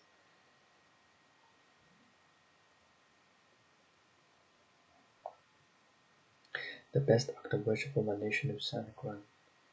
Numan ibn Bashir reported the Messenger of Allah said that the source Surah al-Iman. Oh my days. Hadith of ostentation, yeah. It's Hasan fair. Special place in hell for reciters showing off. Abu Huraira reported the Messenger of Allah, peace and blessings upon him, said, seek refuge in Allah from the pure sorrow. They said, O Messenger of Allah, what is the pure sorrow? The Prophet said, there is a valley in hell from which hell itself seeks refuge 100 times a day. The second Messenger of Allah who will enter, the Prophet said, the reciters will only acted to be seen. Astaghfirullah. Source. That's crazy. Imagine hell itself. There is a valley in hell from which hell itself seeks refuge 100 times a day. Subhanallah. Wow. That's mad. That hell itself is saying, oh Allah, or something I don't know. Saying refuge 100 times a day.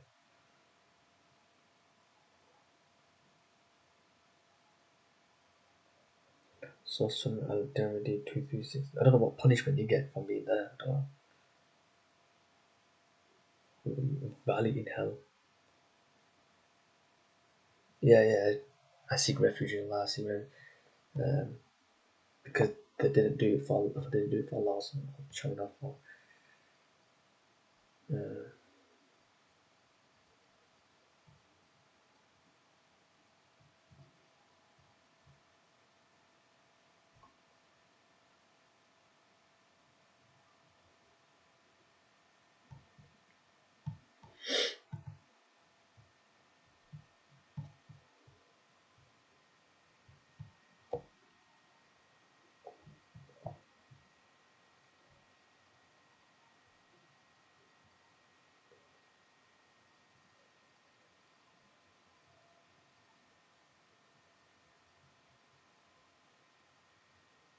Maybe every verse has a deeper meaning than everyone. I don't know what.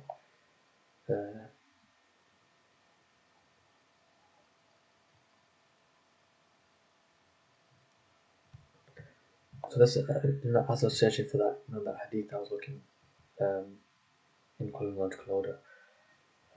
I saw this one, so I'm gonna read it. The last one on Quran, the Book of Allah is His feast, so take it. Abu al-Ahwas reported, Abdullah ibn Mas'ud, may Allah be pleased with him, said, "Verily this Quran is the banquet of Allah, so take as much of it as you can, for I did not know of anything more bereft of good." Not bereft. I never say that in my life. Deprived of lacking something of good than a house in which there is nothing from the Book of Allah. Rarely the heart which does not contain anything from the Book of Allah is ruined, like a dilapidated house in which no one lives. Dilapidated means a building or object in still despair or ruin as a result of age or neglect. So Sunan al-Darimi 3350.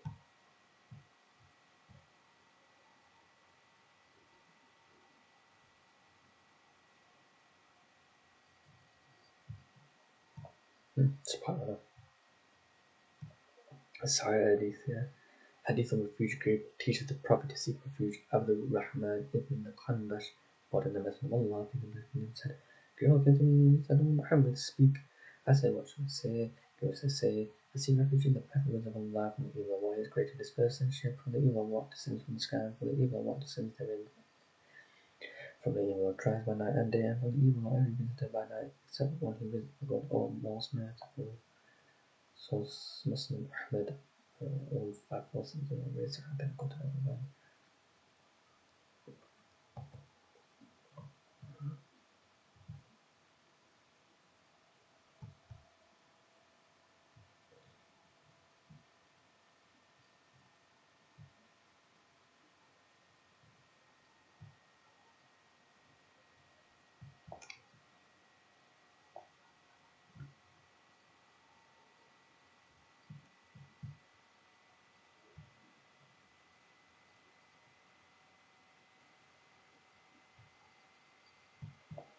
أعوذ بكلمات الله التامة من شر ما خلق. I seek refuge with the complete words of Allah from evil what is created. Ameen.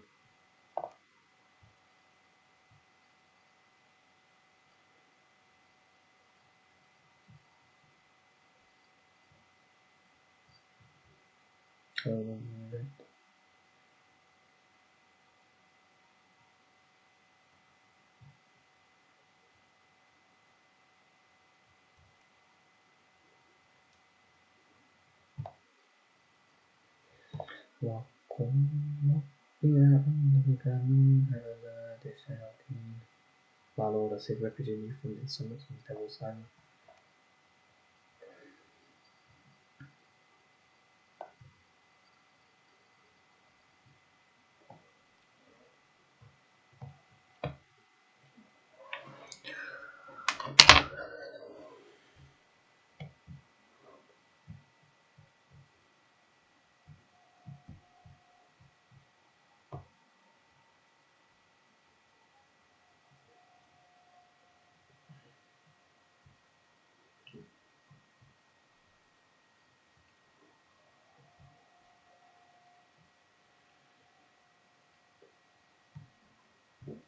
There you go, Hasan al-Quran.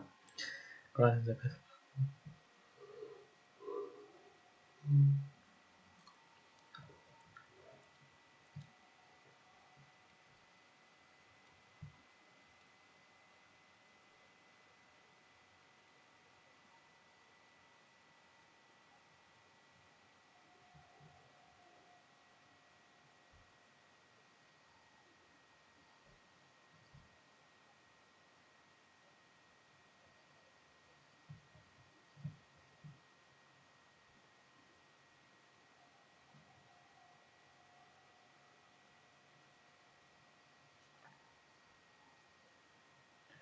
Encouragement to memorize not only read Quran. I don't know, like,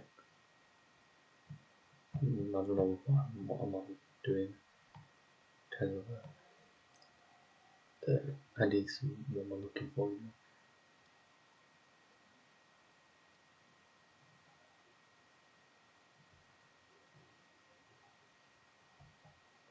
Maybe al-Bakr decree before heaven and earth.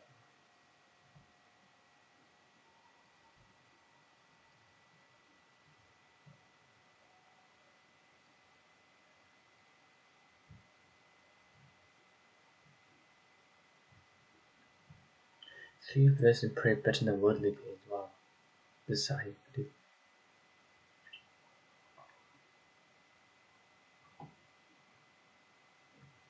3 verses recited in one of your prayers is better than 3 fat and pregnant she-camels. So Abu Huraira reported this and I said, would one of you like to find 3 fat and pregnant she-camels when he returns to his family?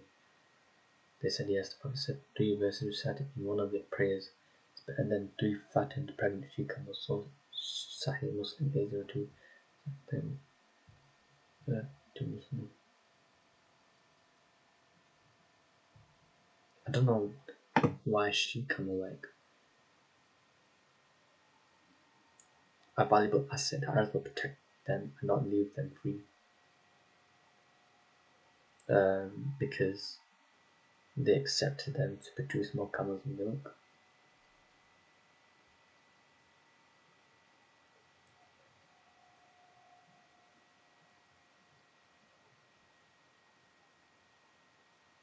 The Quran mentions she comes in Surah At-Takwir, where it mentions, where it describes the abandonment of even the most invaluable possession during doomsday. SubhanAllah.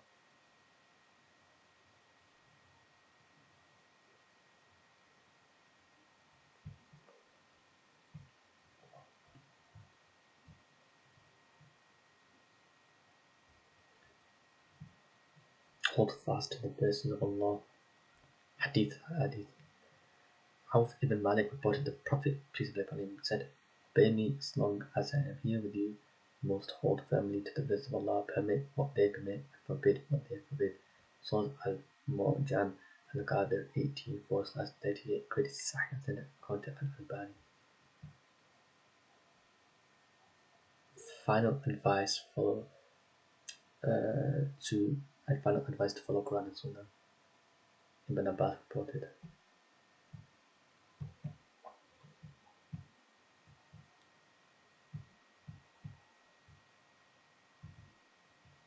Hadith, a Sahih Hadith.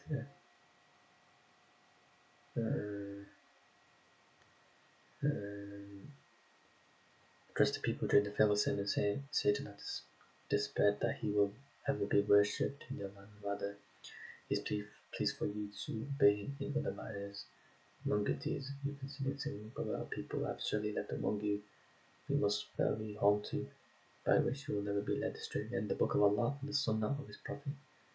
Verily, the Muslim is our brother, and when the Muslim's brethren, it is not lawful for a man to take his brother's wealth unless he gives it freely and willingly. Do not wrong each other.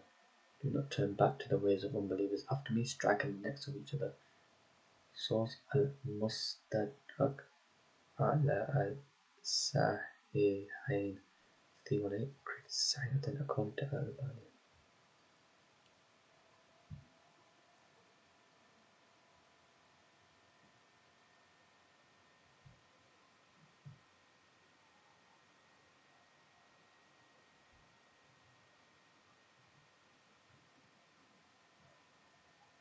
Canonical readings.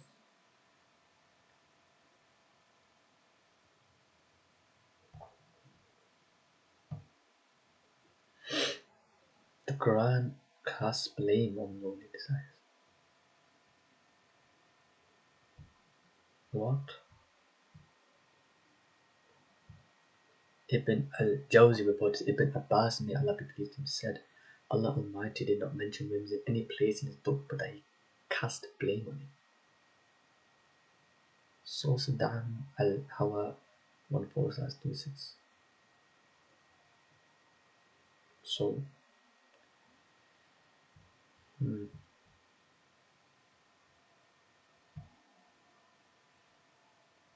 Hadith al-Ahruf. Hold on, let me get there. I saw the one before it. Hadith al-Ahruf. 7 readers of Quran to ease teacher learning. Then we'll read the other one. This is Sahih Hadith. Yeah. So Ubay ibn Ka'b reported the Messenger of Allah. So I'm going to recite this and then say the next one. The Messenger of Allah was met by Gabriel, and he said, "O Gabriel, I have been sent to an unknown nation, among them all the disabled, elderly, young boys and girls and men who have never read a book." Gabriel said, "O Muhammad, the Quran has been revealed in 7 meanings." So Sunan al-Tirmidhi 2944 quid silent and according to al-Tirmidhi. And then we'll get to the other one about the 7 modes of reading.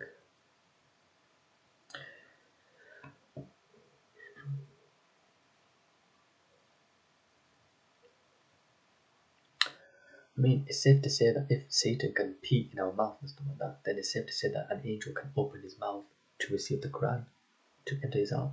That's valid, bro. But yeah, Hadith al-Ahbuf, Quran revealed in 7 canonical readings. Canonical, this word is canonical. Software, what is the word?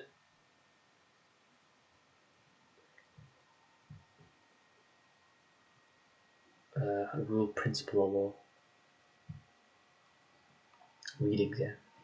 Abdullah ibn Abbas reported the Messenger of Allah, peace be upon him, said, "May Allah upon him the peace, taught me to recite the Quran in one reading, and I requested another. Continued to ask for more until he stopped at 7 readings. Then Shibab said, It reached me that these 7 readings are united in the matter. There is no difference in what they allow and forbid." So Sahih al-Bukhari 4705, Sahih Muslim 819, Muttafaqun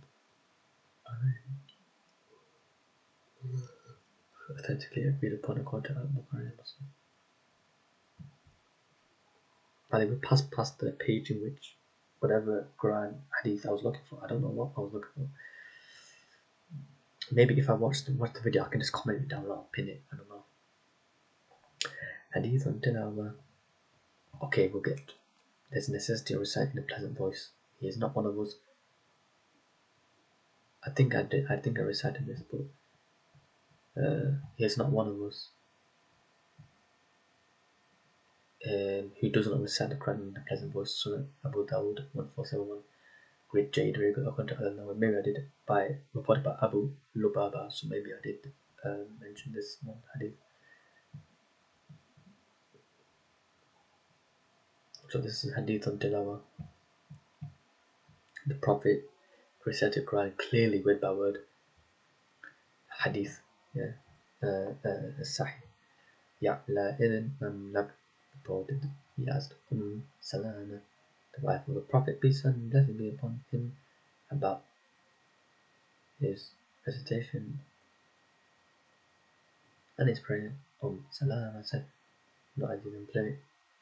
The Prophet would pray and then sleep for the amount he prayed.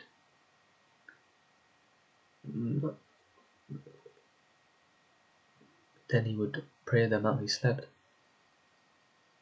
Then he would sleep the amount he prayed until morning. She further described his recitation. It was a distinct recitation, word for word. Subhanallah. Source Sunan al-Tirmidhi 2923, created Sahih authentic according to al-Tirmidhi. Word for word. What does that mean? Word for word.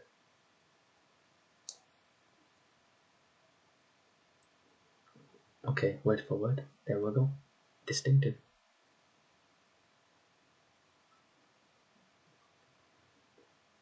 Ness. Okay, we already recited that with the necessity of it. Oh, Allah does not listen. Okay, we'll get to this one. Abu Huraira reported.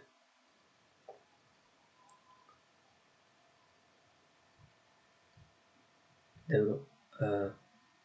Abu Huraira reported the Messenger of Allah said, Allah does not listen to anything as he does to the beautiful voice of a prophet reciting the Quran aloud pleasantly. So we're taught to, yeah? It's about intention. Because look, those people cast in the valley of hell that seek refuge in hell, seek refuge in Allah 100 times a day.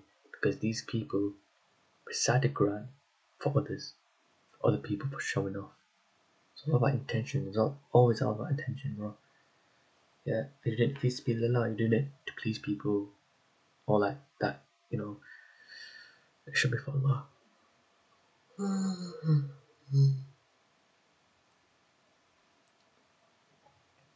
Sahih Bukhari 744, Sahih Muslim 792, Green Muttafaqun alayhi, authentically agreed upon Bukhari and Muslim.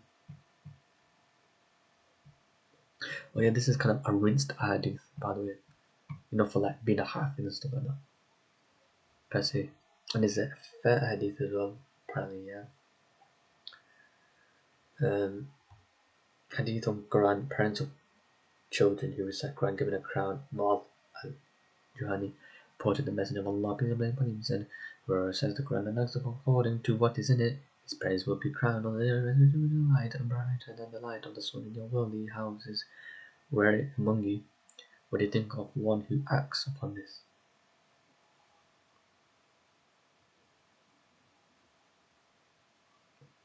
SubhanAllah, so this is the reward for someone who receives.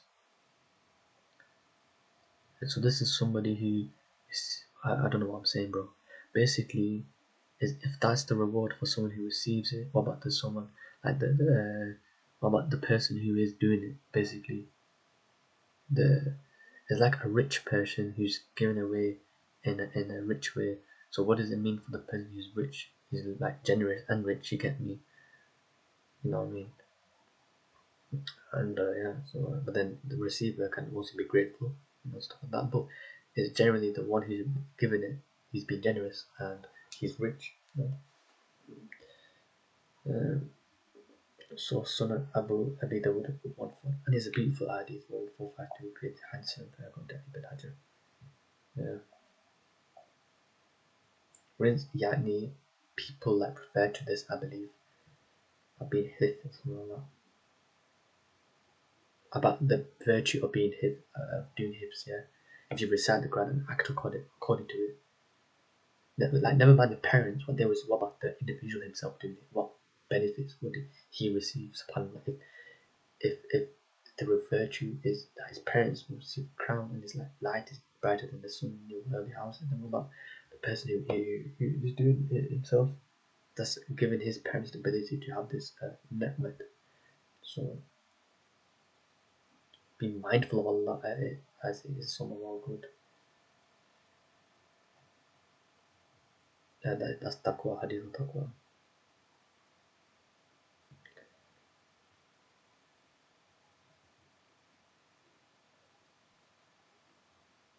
Quran shows us spiritual diseases and their curses. Okay, let's qadada al-istighfar. So this is not the Prophet saying it. This is okay. So As-Salam ibn Miskin, Prophet of qadada, may Allah have him said, "Verily this Quran tells you about your diseases and your cures. As for your diseases, they are your sins. As for your cures, it is the evil review their claims among Allah." So Shu'aib, 6 4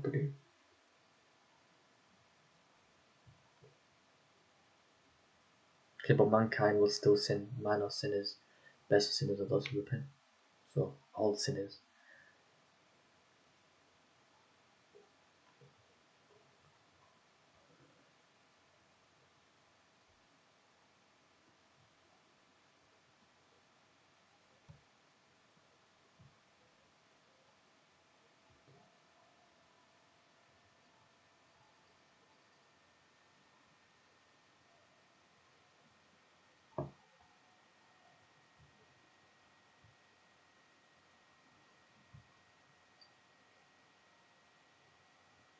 Whoever worshipped properly, he has died. Ibn Abu Bakr Muhammad bin Abbas reported Abu Bakr the person went to a dome mosque. He heard the news of the passing of the Prophet. Sahih. Abu Bakr said to proceed, "Whoever among you worship Muhammad, peace be upon him, Muhammad has died. Whoever worship Allah, Allah is alive and cannot die." Al-Albani said, "Muhammad is not but a messenger. Messengers have passed before him. If he dies or is killed, will he turn back on his heels?" Surah 3, Ayat 144. Ibn Abbas said, "But Allah, it was as if the people had not known that Allah revealed this verse until Abu Bakr recited it." So Sahih al-Bukhari, that's peak, Sahih al-Bukhari 1241, greatest Sahih that quoted al-Bukhari.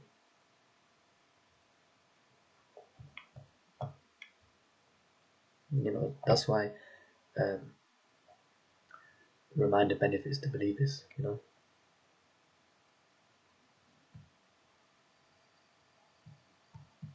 Keep busy, Ibn Mas'ud on Quran, keep busy filling your hearts with the Quran. Ibn al-Aswad reported Ibn Mas'ud, may Allah be pleased with him, said, "Verily these hearts are vessels, so occupy them with the Quran, do not let them be occupied with anything else." So Jami Bayan al-Ilm wa Adali 263.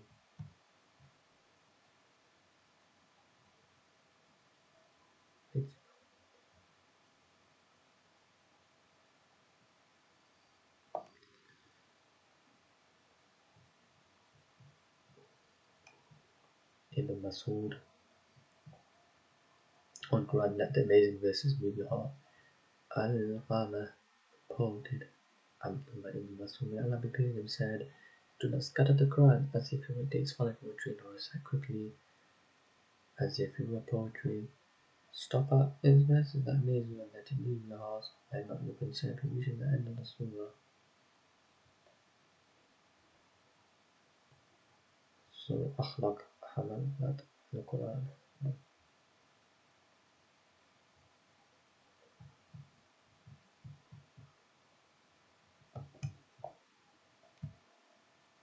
Faith is given to a Muslim before Quran. Companions learn faith before the Quran. People of Allah's book are His chosen.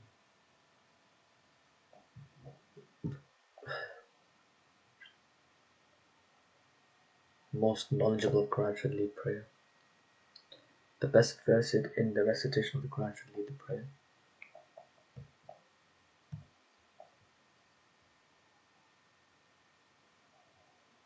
There's a dua, hadith on sleep as well.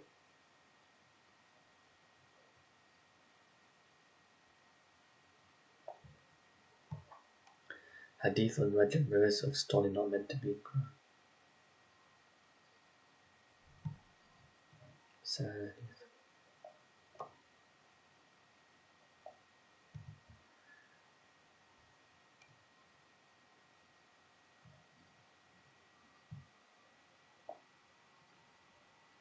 Qazi ibn Sa'd reported Amr ibn al-As and Zayd ibn Thabit read out the Quran, passed over this verse, and Zayd said, I heard the Messenger of Allah say, the married old man and old woman, they commit adultery and stone them irrevocably.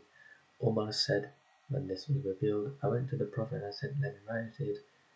Shu'bah said, it was as if the Prophet disliked that. Umar said, no doubt, see that if an old man is unmarried, he is merely flogged, while if a youth commits adultery while married, he is stoned.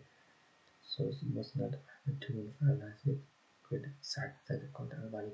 Abu Muhammad said, the verse of Torah revealed, it was memorized, acknowledged, and it was after the form by the Messenger of Allah, peace and blessing upon him, except that he did not have it written in the copies of the Quran, nor did he affirm its wording in the Quran.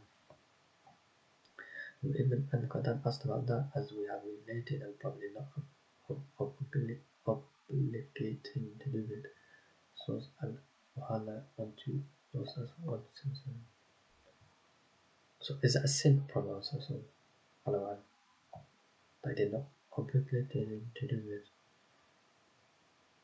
Quite touch the Quran.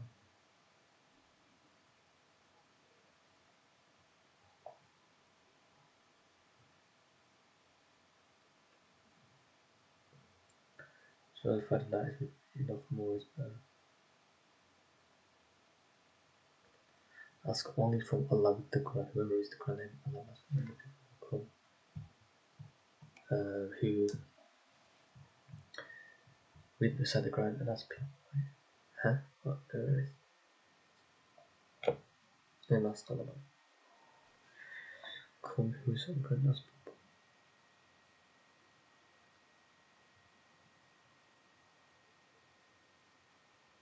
Let him ask Allah by it. Not by it mean. By Quran. Whoever reads the Quran, let him ask Allah by Quran. People come who recite the Quran and ask people by Quran. Don't know. It is my interpretation. I don't know what that means. Understanding, last time I don't know that means. So al-Tirmidhi 2917 is Sahih li ghayri tajid when it's considered al-Albani. I bet it has open, bro. More than like 50 probably.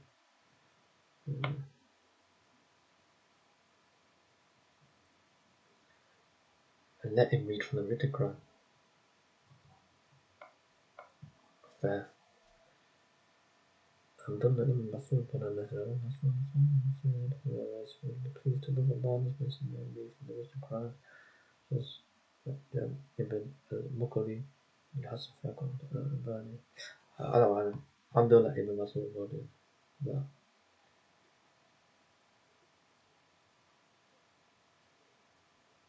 Hadith on hygiene, okay?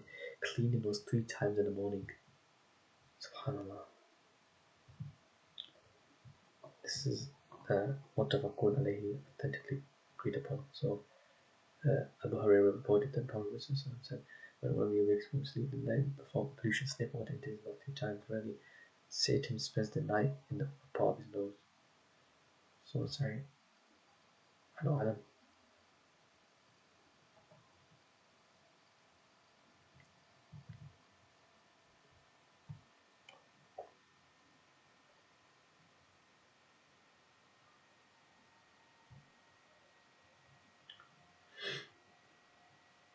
So Sahih al-Bukhari 3121, Sahih Muslim 228, bin Muttafaqun alayhi, authentically agreed upon.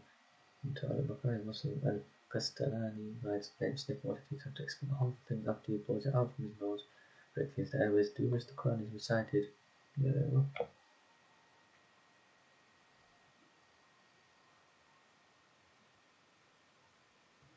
Source Irshad al-Sani 547.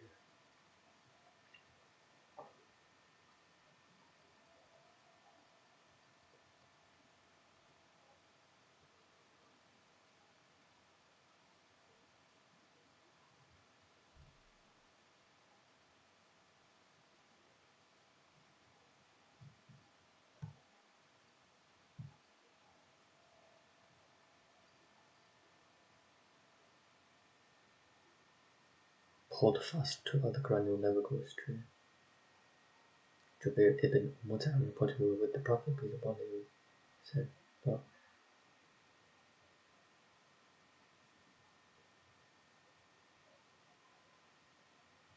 subhanallah, Hadith on Dridman, Hasan al-Mudhiri.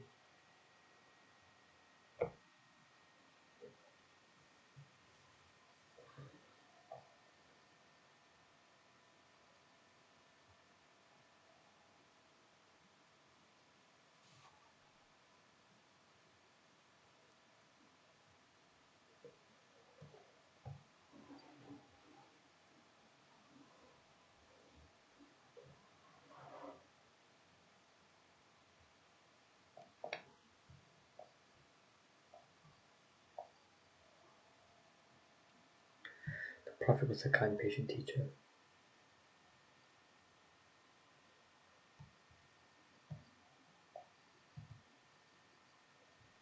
Sahih.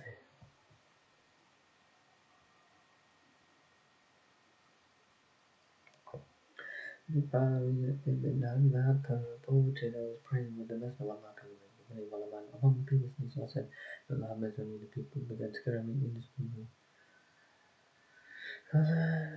When the Prophet finished the prayer, Allah, father and mother have not seen a good teacher before or after him.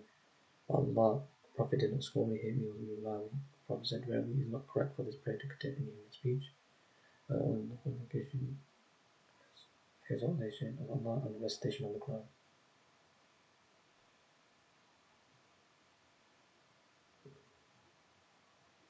Source Sahih Muslim 527, graded Sahih than the content of Muslim.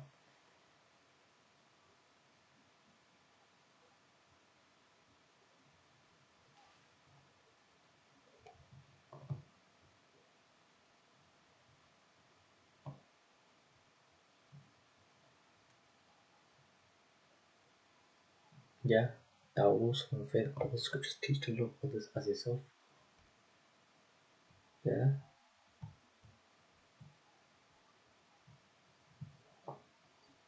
So this is not the words of Muhammad Sallallahu.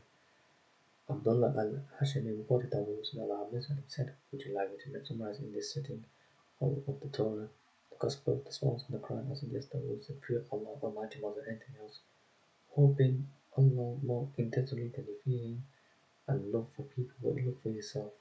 Source Eliot al-Awliya 4693.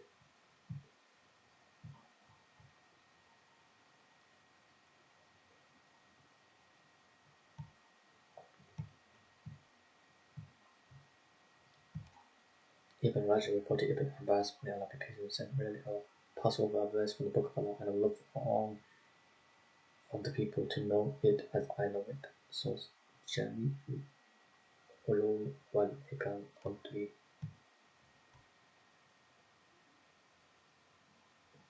SubhanAllah, this is Rami. I know about this one. This Sahih as well. Yeah.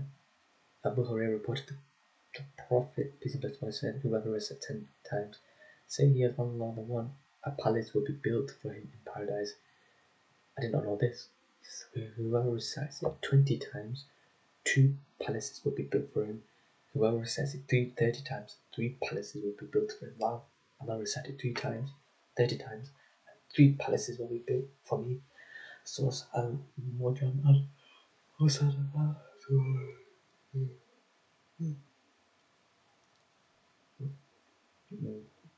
with Sahih and al-Albani. So that's passive income. I mean, what passive, but like you do something, you get reward. So like you input and you get output. So if you input every single day Surah al-Ikhlas, Qul huwallahu ahad, Allahu samad, lam yalid wa lam yulad wa lam yakul lahu kufuwan ahad. Just say 10 times every day, bro. Bro, you get 1 palace, bro. Get a palace. That's bro, a palace.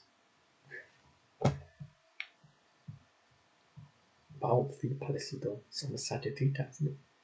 Say it with me. With Tajweed. We're gonna do it now, yeah? We're gonna say, I already decided one, yeah? So recite it as I,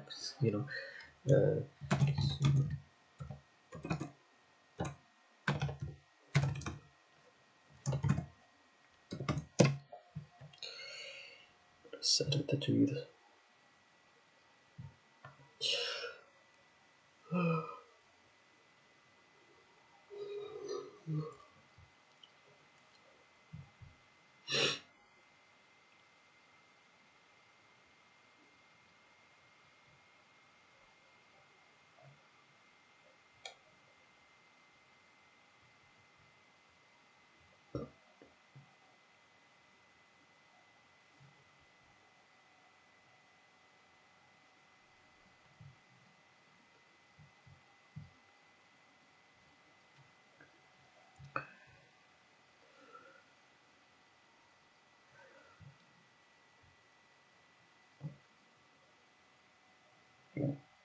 Just spam that 30 times every day and you get 3 palaces in Jannah, bro.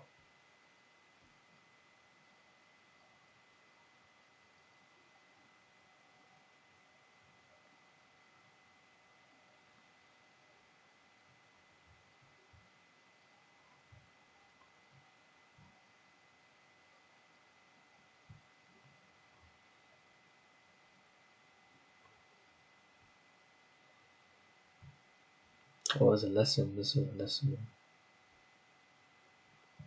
It's kind of like technical though. The Tajweed is technical. But Surah Ikhlas.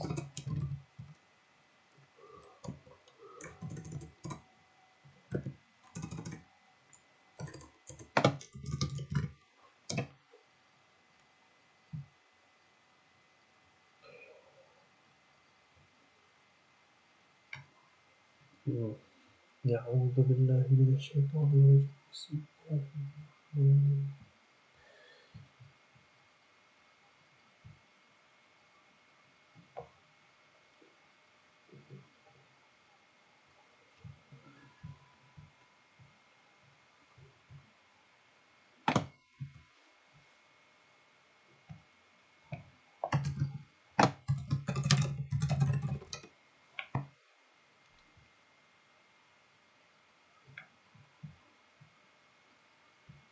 قل هو الله أحد الله الصمد لم يلد ولم يولد ولم يكن له كفوا أحد.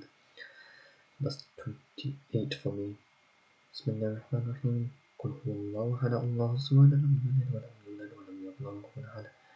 بسم الله الرحمن الرحيم. قل هو الله أحد الله الصمد لم يلد ولم يولد ولم يكن له كفوا أحد.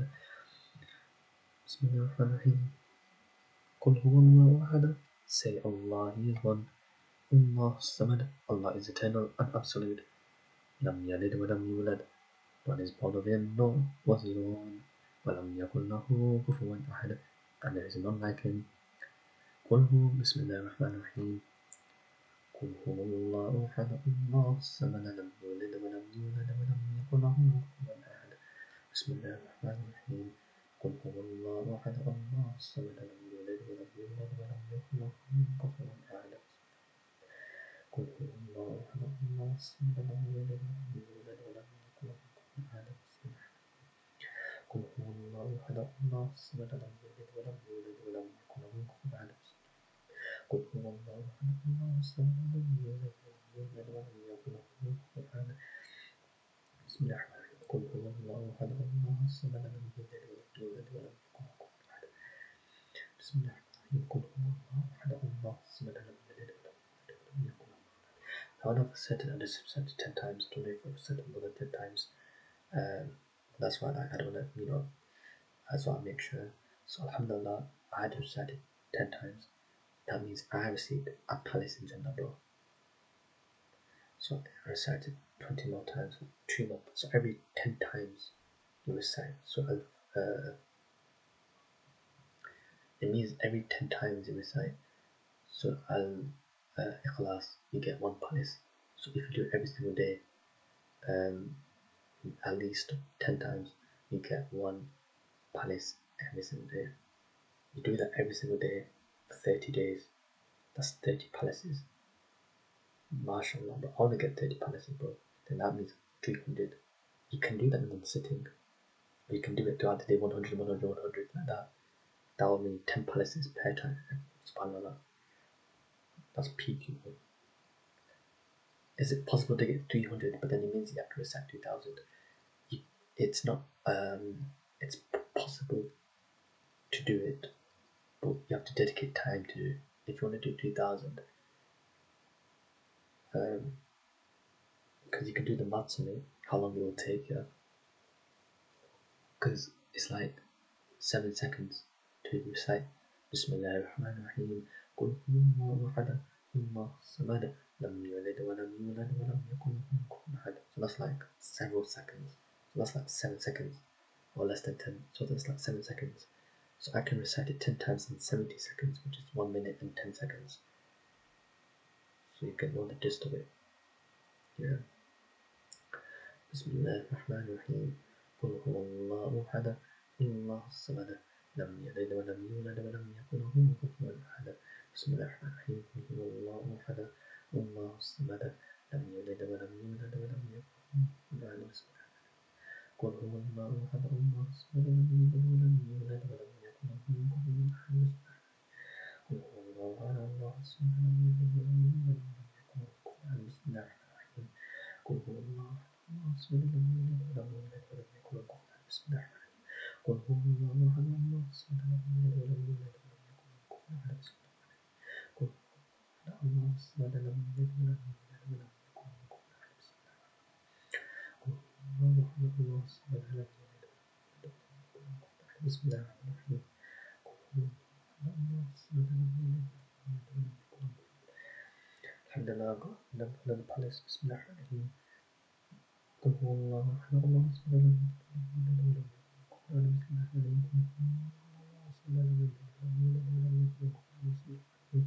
قل هو الله أحد الله الصمد لم يلد ولم يولد ولم يكن له كفوا أحد. قل هو الله أحد الله الصمد لم يلد ولم يولد ولم يكن له كفوا أحد. بسم الله الرحمن الرحيم قل هو الله أحد الله الصمد لم يلد ولم يولد ولم يكن له كفوا أحد. بسم الله الرحمن الرحيم قل هو الله أحد الله الصمد لم يلد ولم يولد ولم يكن له كفوا أحد. Saying Allah the one, Allah is the Prophet Rasul, so nor does he beget, nor was he begotten, and there is none Allah like him.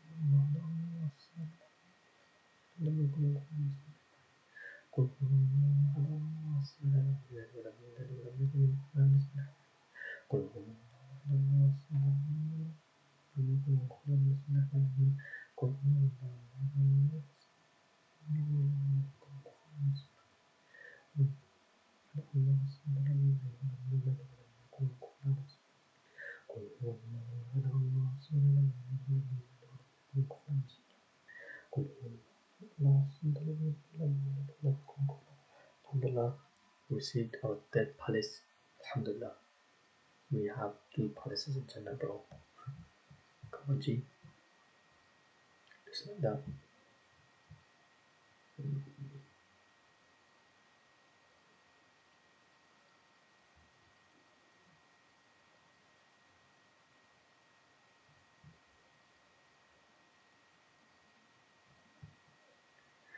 Yeah,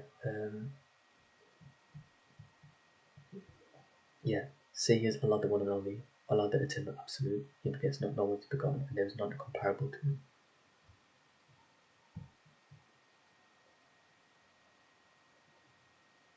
Say he is Allah is one, Allah who is sought by all, he begets not, no one is begotten, and there is none comparable to him. Say he is Allah who is one, Allah the eternal refuge, he neither begets nor is born, nor is there to him any equivalent.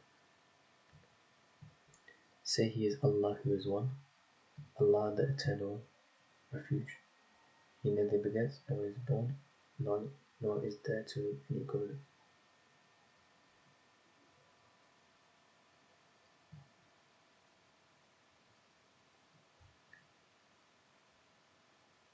Yeah, this is the one that I got.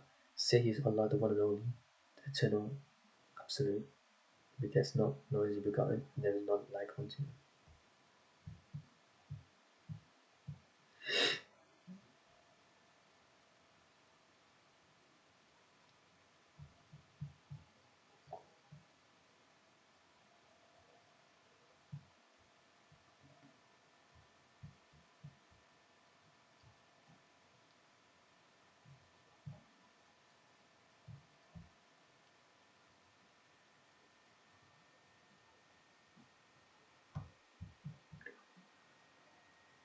And then there are virtues and benefits.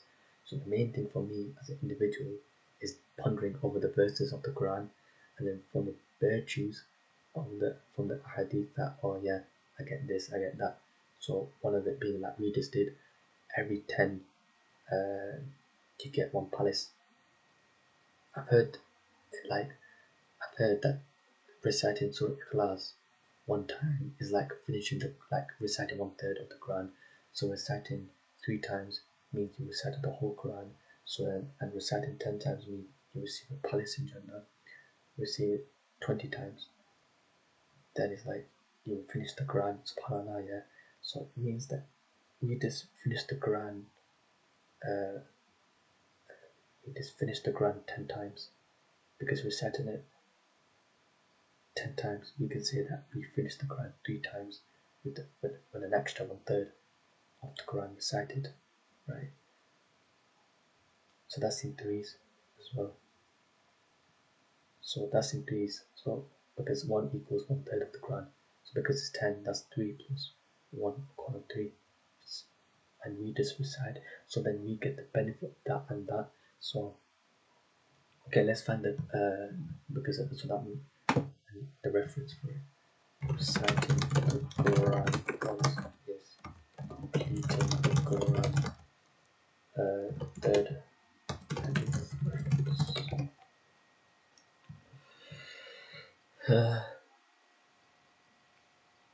Abu Sa'id al-Khudri.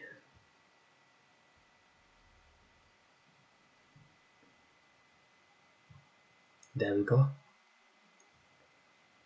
This is Sahih Hadith. Abu Sa'id al-Khudri reported the Prophet, peace and blessing be upon him, said to his companion, "Is it difficult for one of you to recite 1/3 of the Quran in a single night?" That was difficult for them, so they said, "Which one of us can do that, O Messenger of Allah?" The Prophet said, "The chapter, Allah, the one, the refuge." So Surah Al-Nas, first ayat, is worth. So that verse. Whoa. Wait, what? Is worth 1/3 of the Quran. So yeah, he meant that like the surah, right? So source Sahih al-Bukhari 4727, great Sahih authentic al-Bukhari. I know he means by the surah, but who knows, maybe meant by the ayat, bro. He just say the chapter, Allah is one, the refuge. Allah, no. He says the chapter, Allah is the one, the refuge. So if you recite it, just subhanallah, so that's the worth of it. and you get the palace. But then you can also say, because I understood this as well, yeah, it basically said is like, isn't it?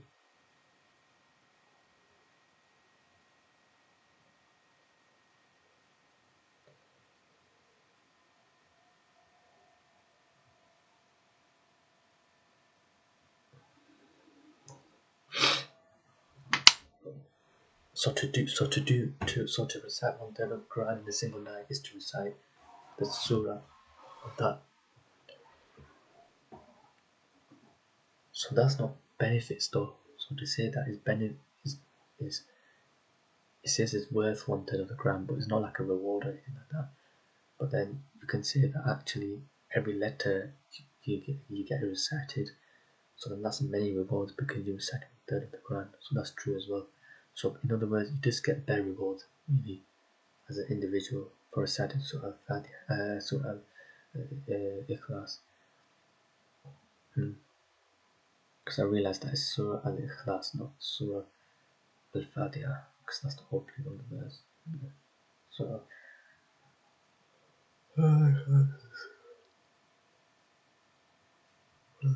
12 chapter. So Al-Fatiha is the first chapter, it's the opening verse, chapter. So,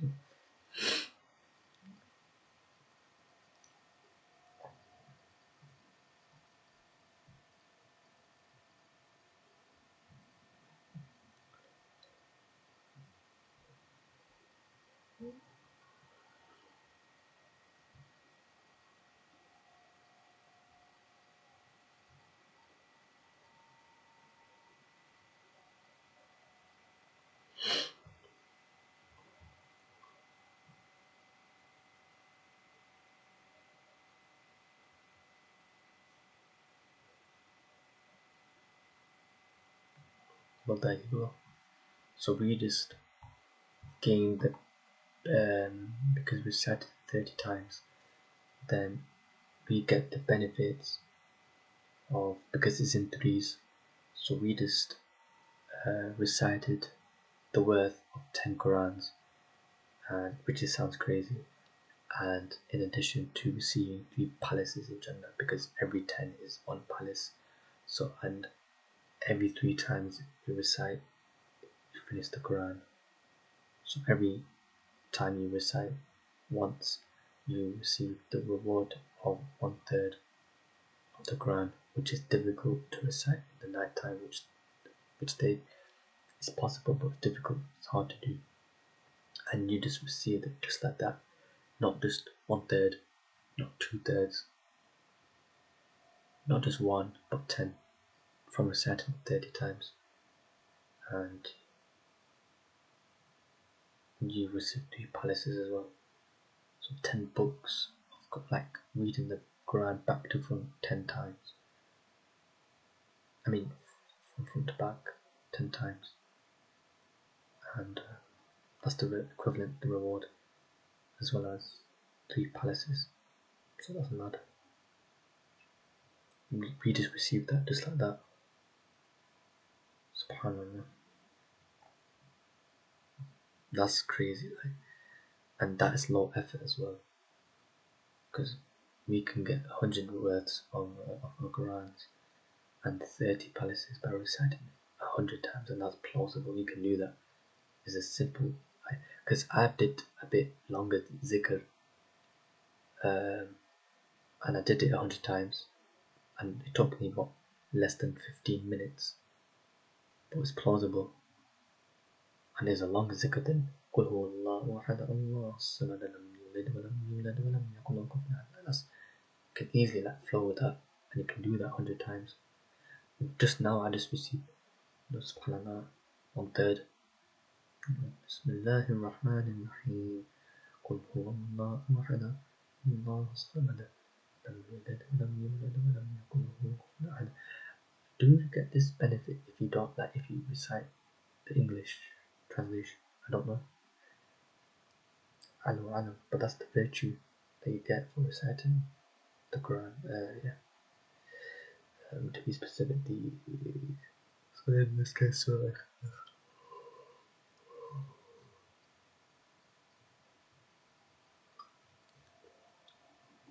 but yeah, no.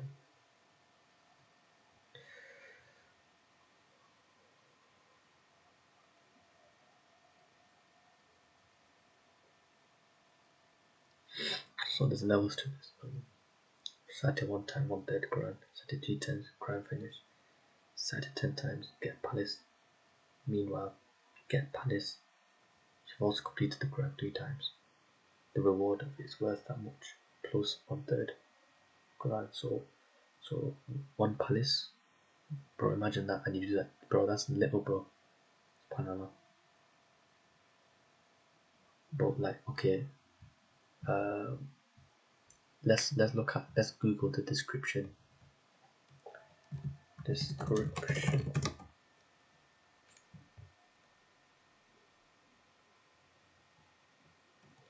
of palace.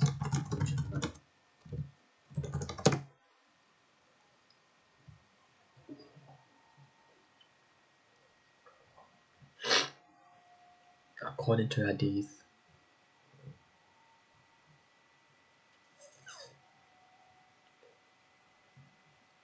okay, the reward of pleasure now varies according to righteousness of the person.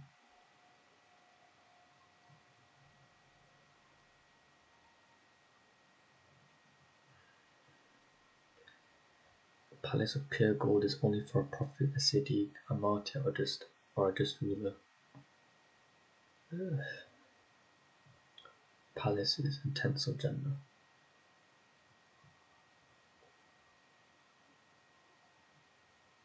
Yeah, so it's a Mazzolini, bro. So materials, the palaces are made of gold and silver bricks with plaster of musk, gravel of pearl, and ruby, and soil saffron. The size, so that's the materials, the size. So according to Hadith, the places in Jannah are made of gold and silver with plaster of musk, gravel of pearl and ruby, and soil of saffron. The palaces are huge with high ceilings and water flowing throughout, also filled with luxury, comfort, and beauty. Materials, so that's the materials, the size. The palaces are huge with high ceilings, the palaces have water flowing throughout. Luxury, the palaces are filled with luxury, including jeweled thrones, plush couches, and emerald cushions. Privacy, the palaces secluded space with soft furnishings and cozy beds. Servants, the palaces have servants who are ready to serve you. SubhanAllah. The weather in Jannah is perfect, neither too hot nor too cold. That's not about servants, but that's the paradise in it. And readers receive 3 palaces in Jannah, bro. 3, just now, 3, and we just finished the Quran. The worth of it, 10 times, 10 Qurans, bro. Addition of 1/3 completion. SubhanAllah. That's like, it's like beyond my brain. But and that's just recited 10 times, recited 100 times. You get the equivalent of reciting 100 Qurans. Wait. No, that's wrong. Sorry. Okay. If you recite the Quran, yeah, so you get like 33 whole Qurans, and you get 10 palaces in Jannah, because if you recite it 100 times, that is.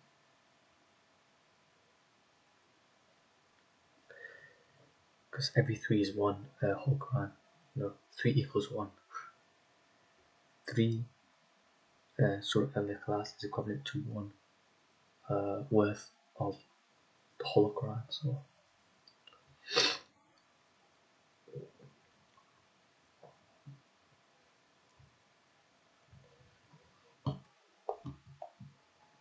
if there's an AI overlay with the thread, there should be an AI description as well.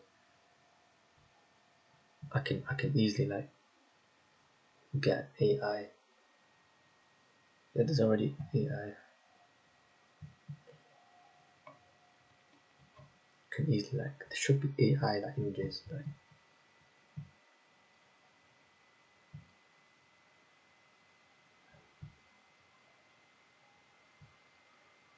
like you don't need like Jannah is beyond our comprehension understanding. So of course we can't fathom it.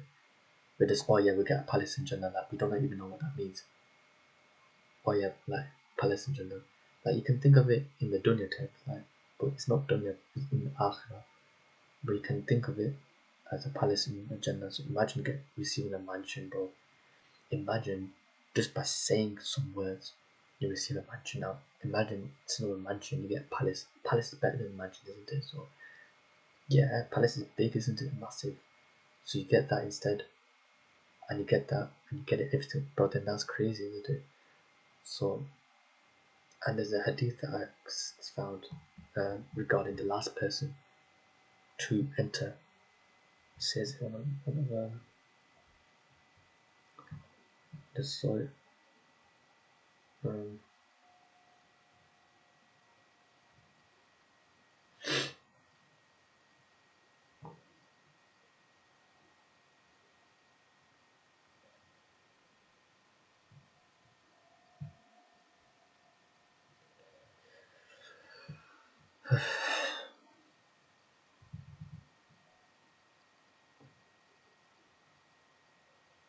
okay, so I'm gonna um,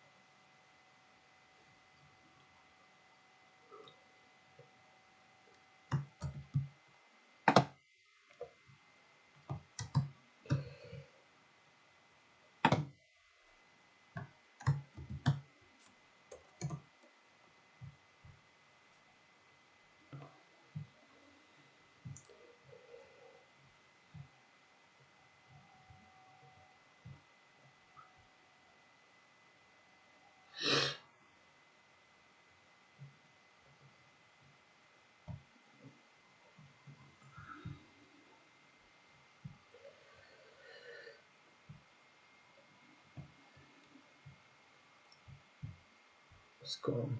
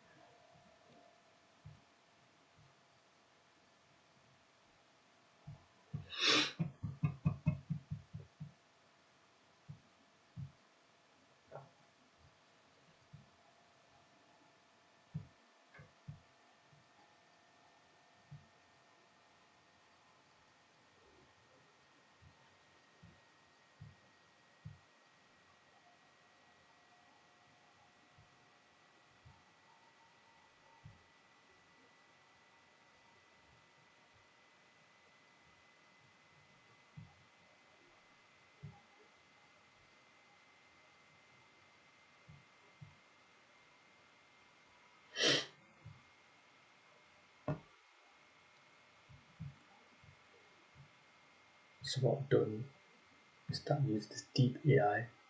I just did the description of it,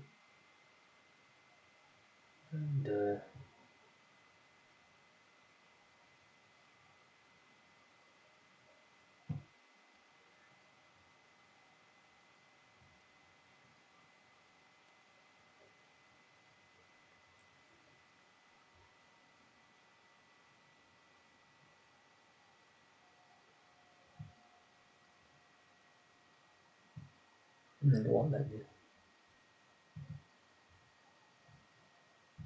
we've got an image now, so we can just open that up.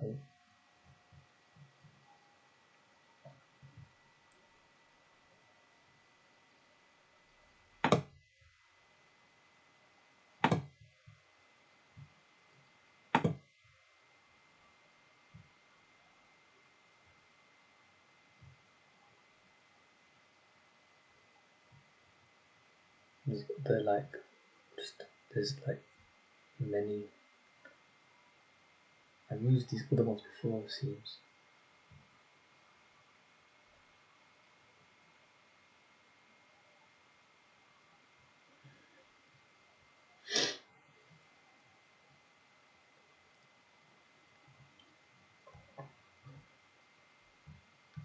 Mine's very descriptive.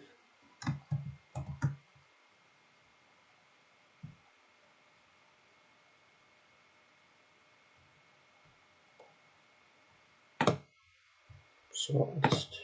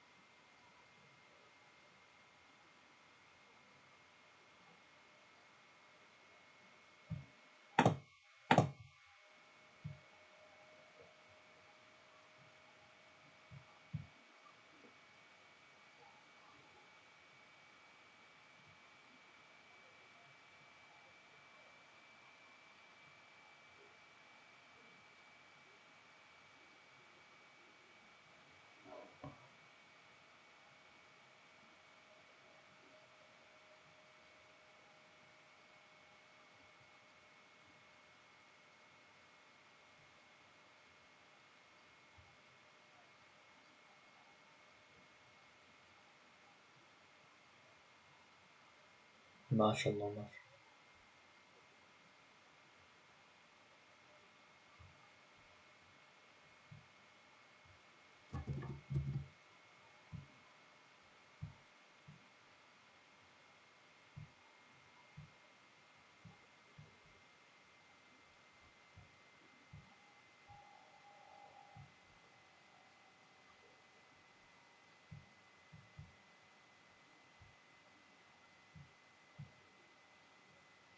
Yeah, you saw before the tabs, right? But yeah, look, subhanAllah, using Canva, and yeah, these are the images that they've generated. I can't do past that, but yeah.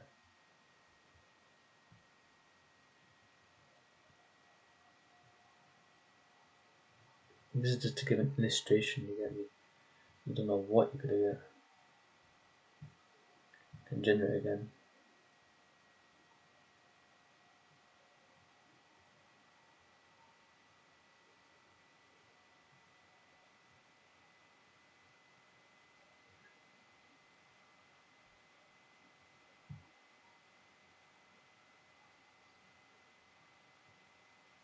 Palaces made of gold.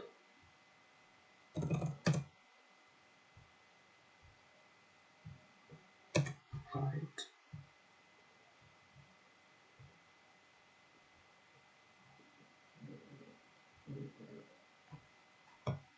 Water flows. Okay, now let's generate again.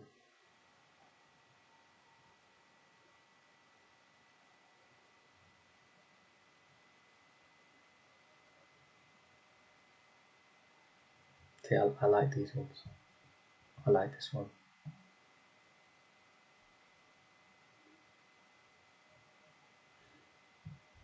That's just what we'll get in Jannah, but no eyes haven't seen, no ears ever heard.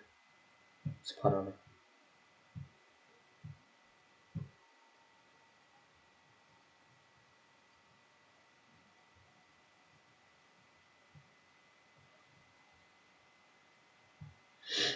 Looks like a good game. mashallah, there's pillars and everything like that. It looks unrealistic as flip, but if you think about it, like there's so many rooms in them as well, 100 rooms.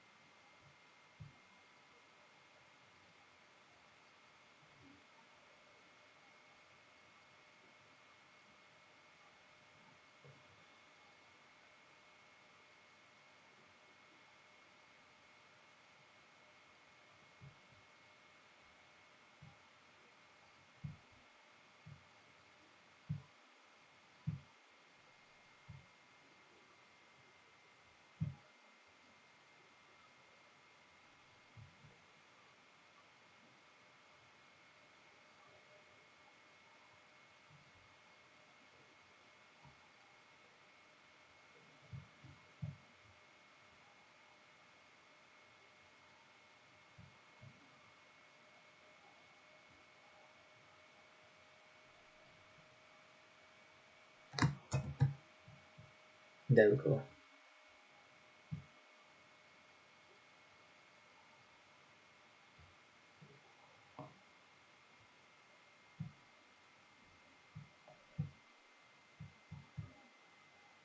Five prompts. What does that? It does that prompt things.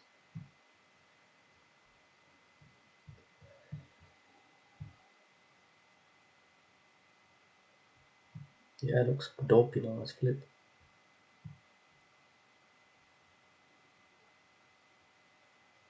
I have to upgrade to upload a photo. Wow. You can select if you can make it cosmic. Might do that, you know. We might do. Can make it mystical. We want to do mystical.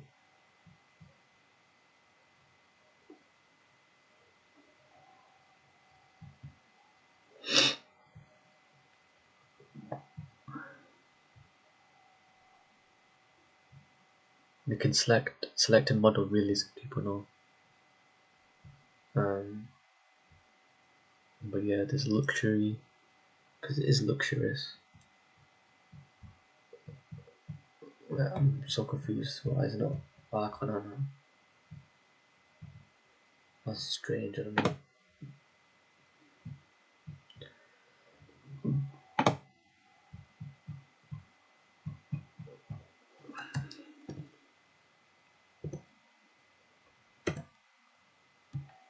Yeah, that was strange enough.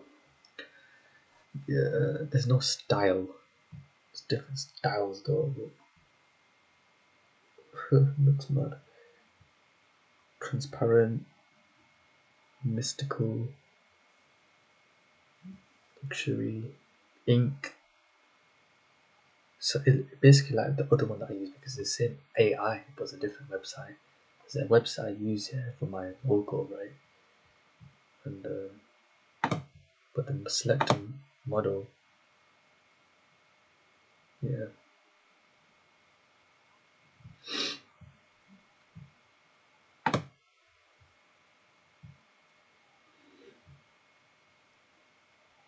I could do 916. It's 1-1 for now though.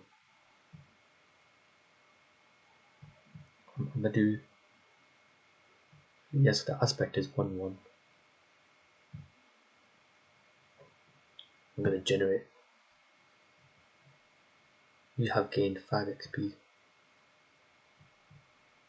So we're gonna get our reaction from this, right? MashaAllah. No way, it has some Arabic writing on it as well. Has some painting on it. Oh, MashaAllah, bro. MashaAllah, MashaAllah, MashaAllah. You can upgrade to 4K as well.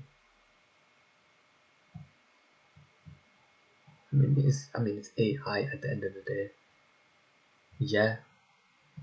Palaces. I mean, if you look at India, bro. India is like, but this is palaces, bro.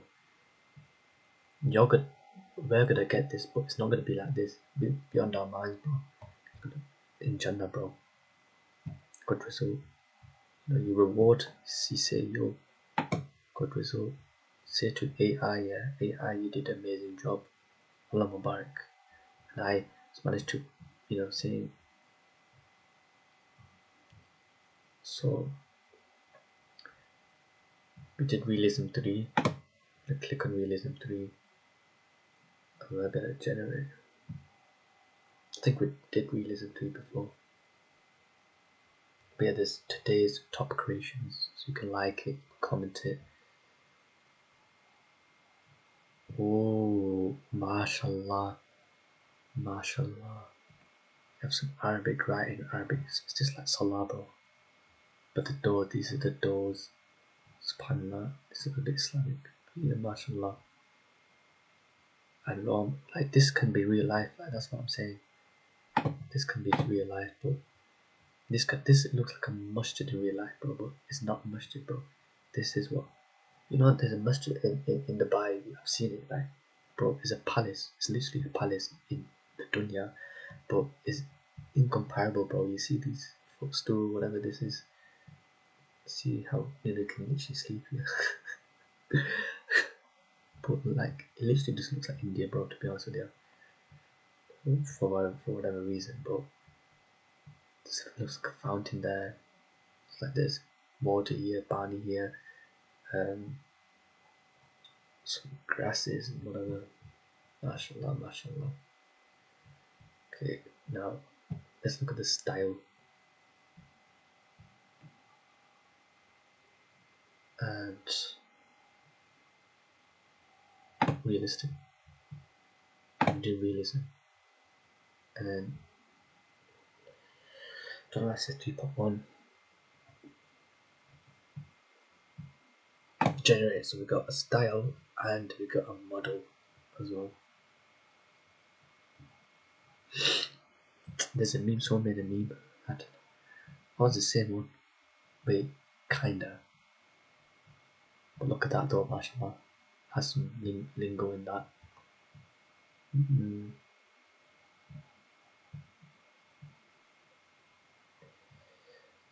Okay, now this is what you're talking about though.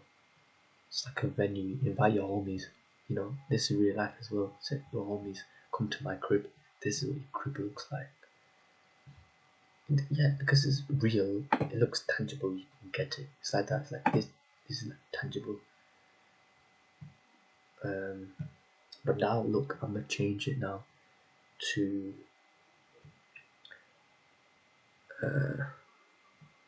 cosmic. I'm gonna do cosmic generated. I don't know if I should select or not select. I didn't select it. Hold on, never mind.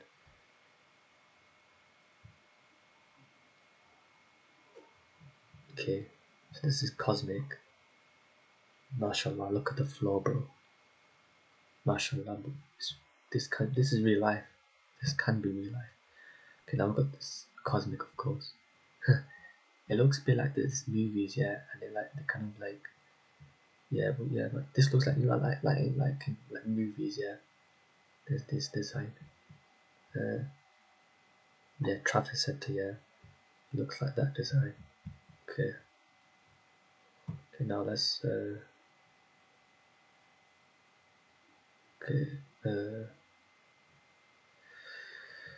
mystical. Let's try that one. Okay, I have one prompt left though. So I was like, okay, do I do luxury or do I do mystical?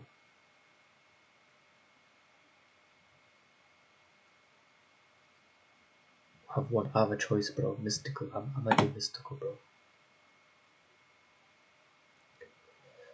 But then it will refresh it to us 36 minutes. So you're thinking, oh, should I wait? But nah, it just gives it the vibe. But mashallah, don't look at the floor, bro. And obviously the music, this crowd music, this looks like, I don't know what's going on there. Mystical, like what's going on there, who knows? Maybe it's angels, Allah Alam. Right? This place, there's like a video that Mufti Menk was in or something like that. Yeah, Dr. Zakir Naik. And he was in one of these like pillars and Yeah, look at that, mashallah. Got the water, and you got the pillars. And then, okay, now this is what I'm talking about. The palace is vast, it's open, it's many rooms.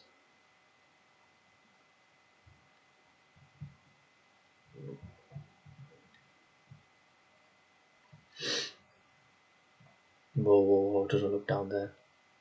Oh, nah, it's just a woman that's blended in with water, but she's wearing a bikini though, and you can't really see that stuff.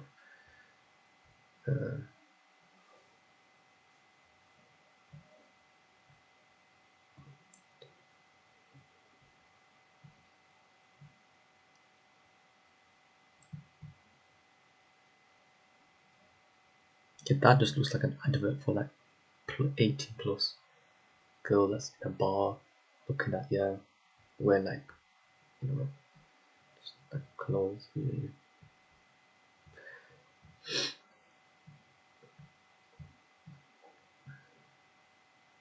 AI is getting out of hand, bro. Look at it, it looks realistic as flip. I love that. Pixel Promoter Pro 4D looking, 4K looking. This one looks, yeah, Pro as well. It's got up and close with the bird on. I don't know why anyone would want to spend money on AI. Okay, this is Pro. Some book that's made, magical book. Can't really read it though. It's like in dreams, bro, nowadays. Try, it's the font, but that's how dreams are like.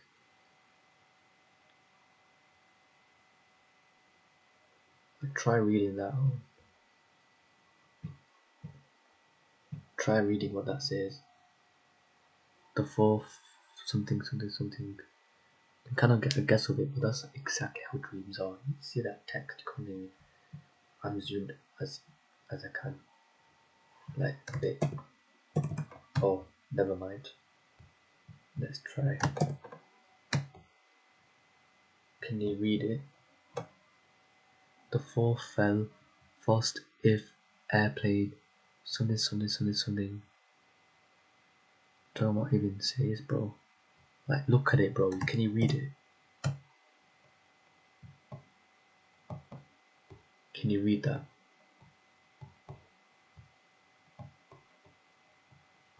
Yeah. Can you read that or not? I mean, the quality is kind of a bit ishy, but you can't really. It's not really words. It's just words, but it's like in dreams. But in dreams, you can read it, but you don't remember it. It's like that. Like you can't even, you know.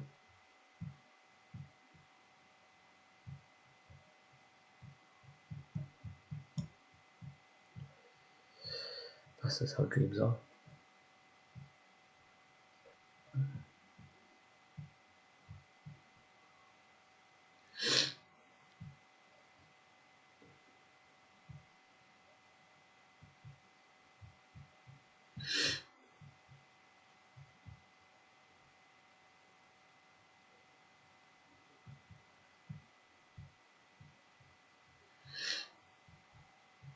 Okay, she's kind of bad. She looks like a warrior, like an attractive warrior.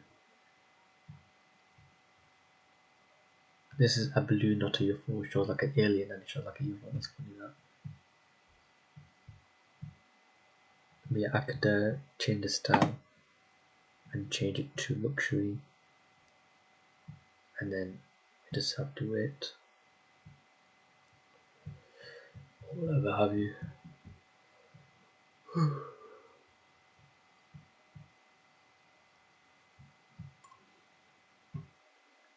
So yeah, man.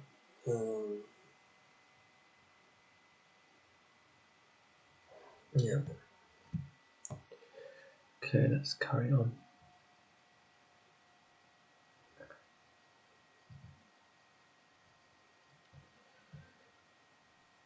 Allah is silent on that is for your benefit. Abu Darda reported the Messenger of Allah said,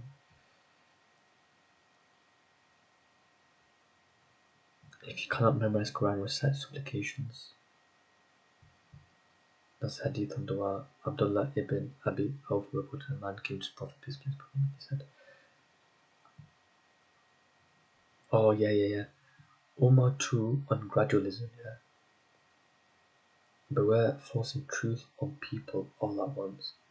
Ibn Abdul Rabbi reported Abdul Malik said to his father Umar ibn Abdul Aziz, may Allah's mercy and may Allah have mercy on him, O father, what is the matter that you do not?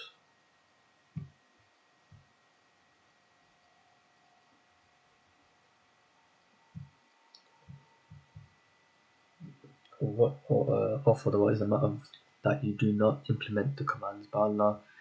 I will not mind if it caused discord between us as long as it was the truth. Umar said, do not make it so much so really. Allah blamed wine drinking in the Quran twice, and on the third time he made it unlawful. Fear that if I compelled people to follow the truth all at once, they would reject all at once, and that would cause tribulation. Source Al-Yaqid al-Farid 5/4/185. Wow, subhanAllah. Well, there's two wows actually. The first one was actually for Hadith on Takfir, accuse opposed to unbelief than accused, but this one was Ibrahim on Dua. So the latter one, why are our supplication not answered? SubhanAllah.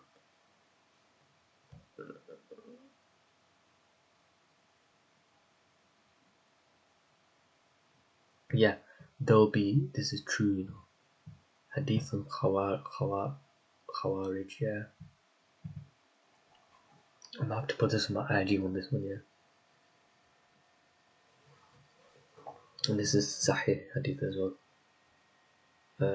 There will be division. So Anas ibn Malik reported that Allah peace upon him said, there will be division and sectarianism in my nation, and the people will come with beautiful words and evil deeds. They will recite the Quran but will not pass beyond the thoughts. They'll leave the religion as an arrow leaves its target, and they will not return to it as the arrow does not return to its bow. They are the worst of the creation. Blessed those who fight them and are killed by them, who call to the book of Allah, but they have nothing to do with it. Whoever fights them is better to Allah than them. Source Sunan Abi Dawud 477. Sahih al-Albani. Ibn Kathir said, if the Khawarij ever gain power, they will corrupt Thailand, Iraq, and Syria. They will not leave alone a boy or a girl or a man or a woman, for in their view, the people have become so corrupt that they cannot be reformed by mass killing. Source al-Bidayah wal-Nihaya 10/4/5-4.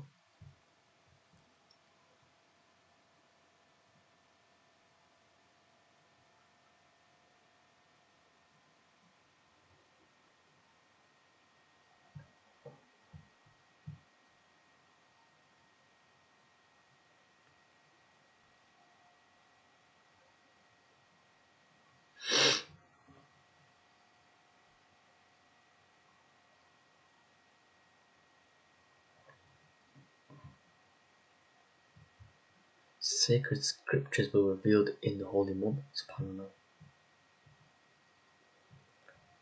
Hasan Fair, al-Albani, source Muslim, Ahmad 16984.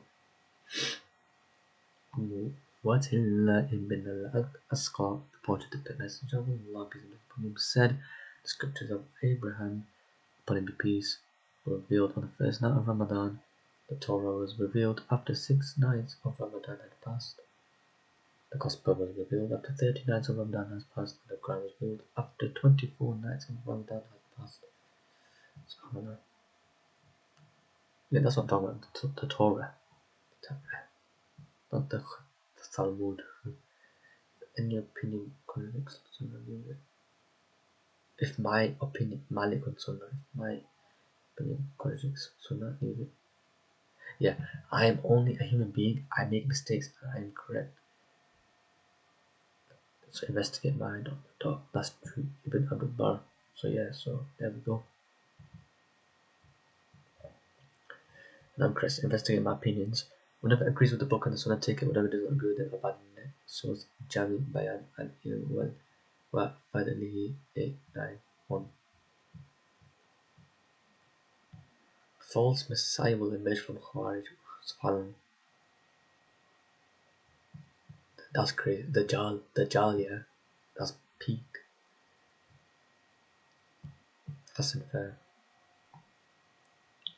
Ibn Umar reported the Messenger of Allah said, people will appear who recite the Quran will not go beyond their thoughts. Every time a faction emerges, it will be cut off. I heard the Prophet say this more than 10 times until he said the false Messiah will appear in their midst. Every time a faction emerges, it will be cut off. Will be cut off. The Quran or something, I don't know. So Sunan Ibn Majah 174.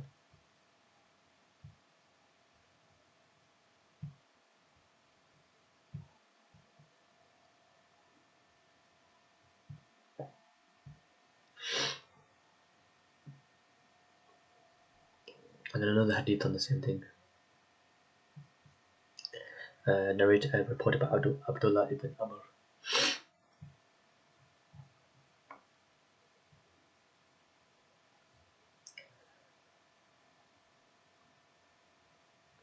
Wow, that's crazy. Abdullah ibn Amr reported the Messenger of Allah peace be upon him said, "Verily, Muslim hypocrites in my nation are among its reciters." Source Musnad Ahmad.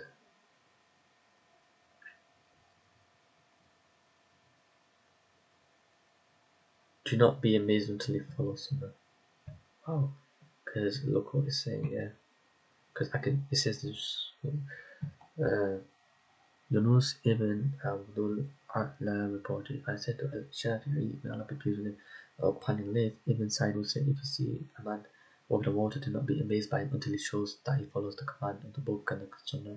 Al-Shafi'i said, even less may Allah have mercy on him. Rather, if you see a man walking on water, flying in the air, do not be amazed by him until he shows that he follows the command of the book and the Sunnah. I don't know why though. I don't know what's the reason for that. Source the Baghdad Al-Shafi'i.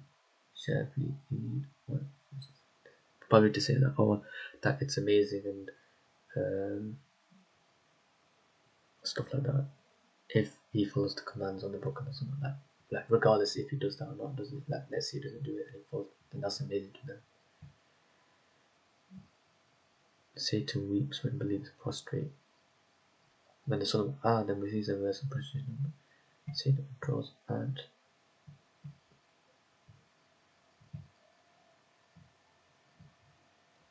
Hadith. And he weeps and he says, "Woe to me, the son of Adam was commanded to prostrate, and he prostrated, so you go to paradise. I was going to prostrate and I refused, so I'll go to hellfire." So Sahih Muslim 81. Great sign that got a Muslim. But the audacity from Iblis though, because you refused, you chose to refuse, and you will choose to refuse, so that's on your fault, isn't it? Satan.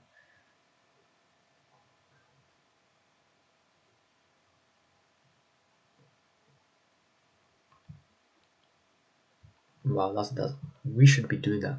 Companions, we said, so as the people party, we should be doing that.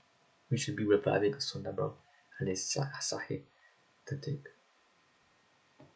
We're gonna do this, bro. This should be, bro. We should trendset this, bro. Trend setters. Abu Medina reported, whenever two men among the companions of the Prophet, peace be upon him, were meet, they would not part until one of them was said to the other. By the time, surely man is in loss, mankind is in loss. And the other would bid in farewell for peace. Source Al-Mu'jam Al-Awsad 520, greatest science than God Al-Albani.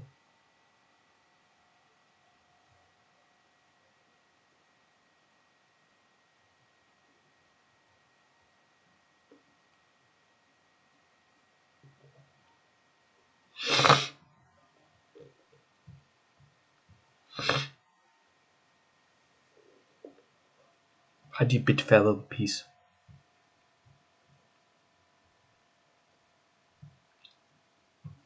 I think wa alaikum assalam.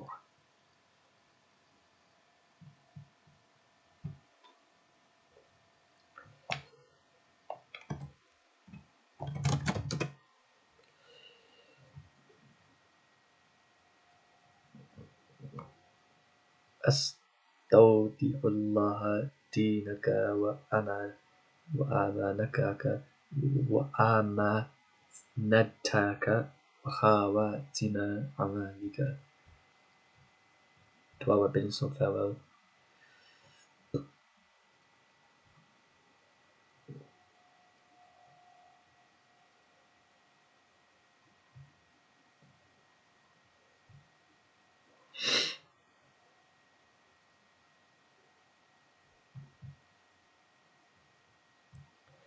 So there's a dua when you bid farewell to your friends in the YouTube video.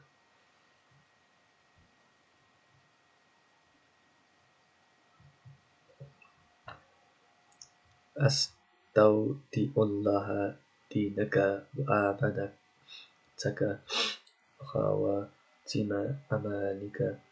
I entrust to Allah your deed, your belongings, and the final outcome of your deeds.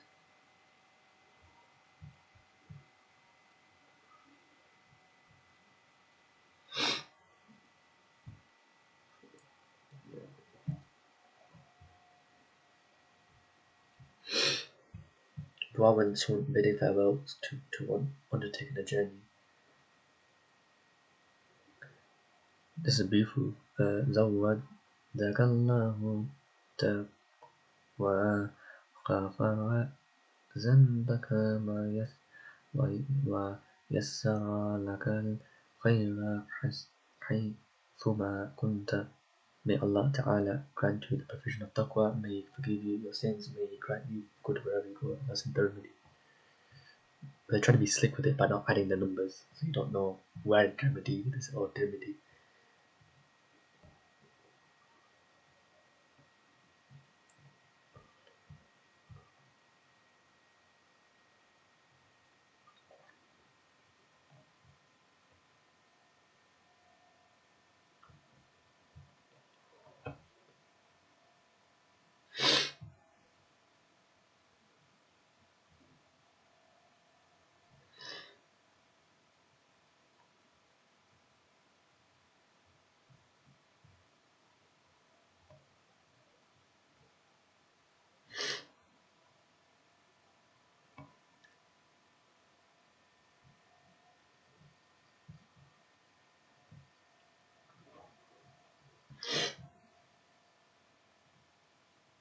Okay, so that's al-Mu'jam outside of 5120, great Sahih.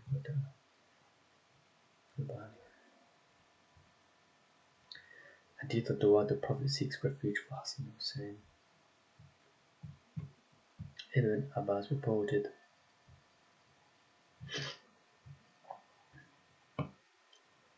Sahih Hadith.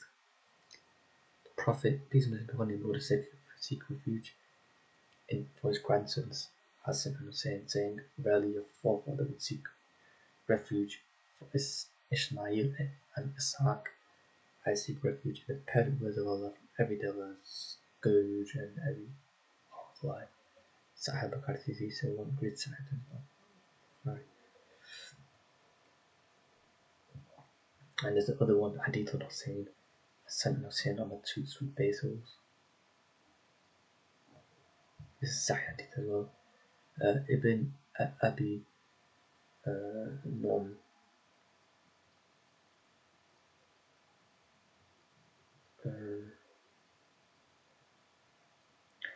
Ali and Khalif's best companions are Abu Bakr and Umar. Ibn Umar and Hussein. Ibn Umar weeps for the Prophet's grandson. But yeah, let's read the current one. Ibn Abi Nom reported, I watched Ibn Umar as he was asked about a man killing mosquitoes. Ibn Umar said, where are you from? The man said, the people of Iraq. Ibn Umar said, look, this man here asked me about killing mosquitoes and they killed the grandson of the Prophet. I heard the Prophet, peace be upon him, said, they are my two sweet basils in the world. So Sahih al-Bukhari 594, recite of the al-Bukhari.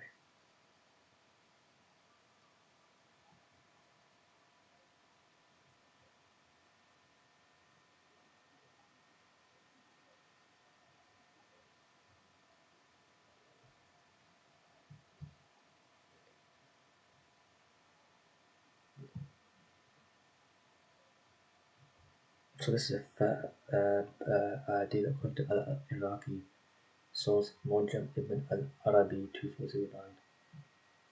Ibn Umar ibn Hussein ibn Umar moved from the Prophet Muhammad.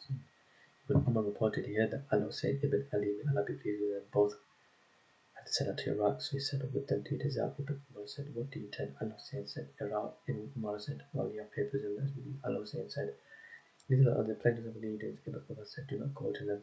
Al-Hussein refused. So Ibn Umar, I think this is a fabricated hadith, Allah Al-Hussein said, or Shia hadith, who knows. Al-Hussein said, "These are the pledges of allegiance." Ibn Umar said, "Do not go to them."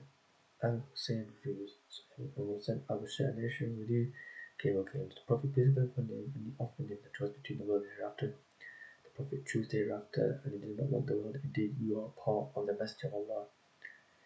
No one like you will come again amongst you all.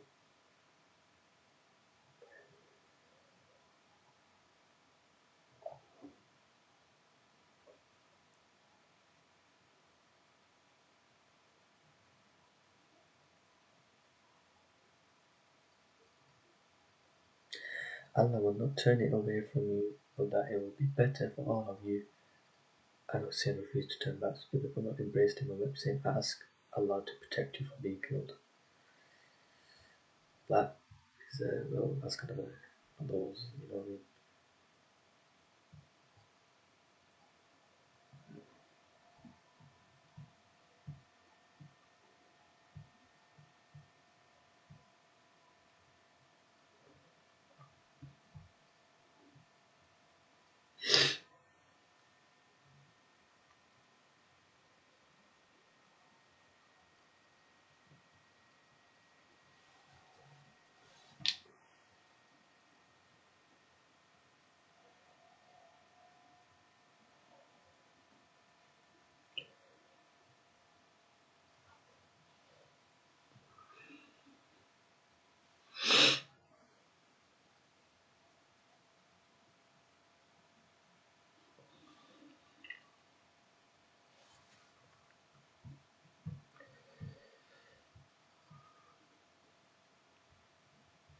Knowledge gone if people stop applying Quran.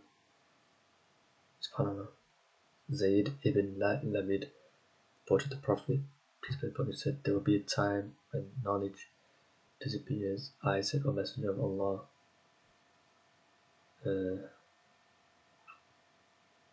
how can knowledge disappear when we read the Quran and will teach 12 children?" So the resurrected Prophet said, "May your mother be bereft of you, Zayd."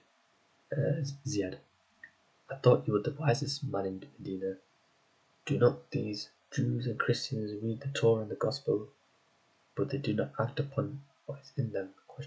Source Sunan ibn Majah 4048 with the sign then to Ibn Kathir. The Kathir. Umar joking. Beware of joking that leads to grudges and ugly behavior. SubhanAllah. Beware of joking.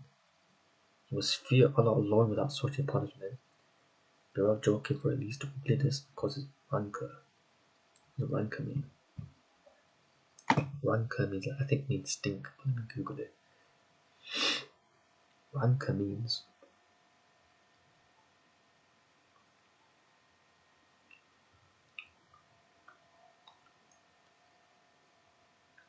a feeling of hatred and a type of reptilian creature from stars. Obviously, we don't know that. Is bitter, deep-seated ill will. SubhanAllah. Never heard of that one. Ill will, hatred, malice. Noun bitter, rankling resentment or ill will. A feeling of hate and continued anger that's in the past. SubhanAllah.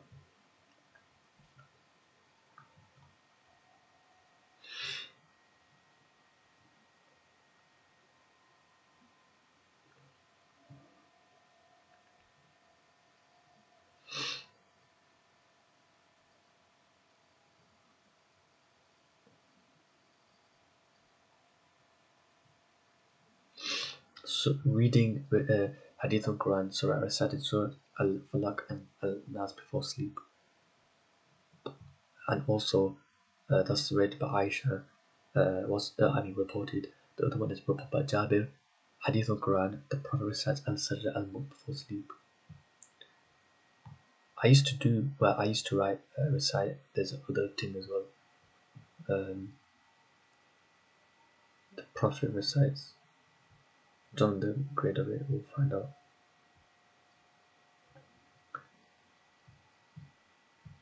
Yeah. Make the Quran beautiful with their recitation, yeah. Beautify the Quran with their voices. This is Sahih, authentic. So that's Al-Bara ibn Azib reported that, and the source is Sunan Abi Dawood 1468 Sahih, authentic. Holding ...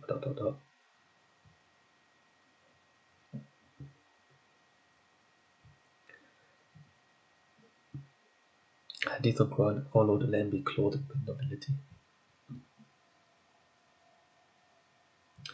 Companions learn 10 verses at a time, subhanAllah. They will not take another 10 verses until they implement it. So this is a Rami Hadith.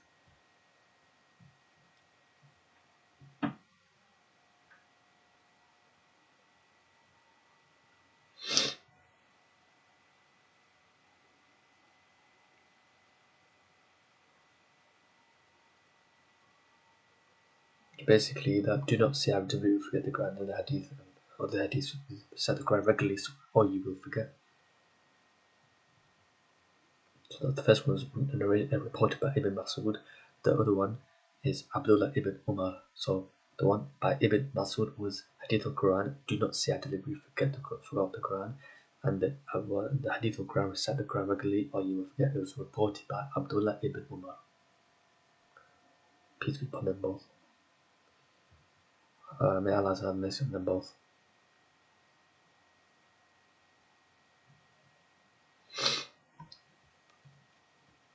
Ayah al-Kursi is the greatest verse.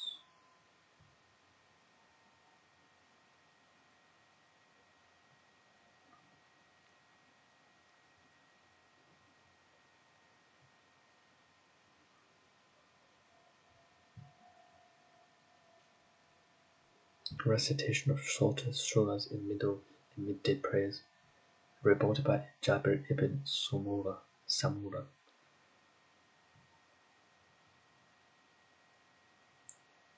I seek refuge in pillars of the Quran. That's a dua, reported by Khawla bint Hakim.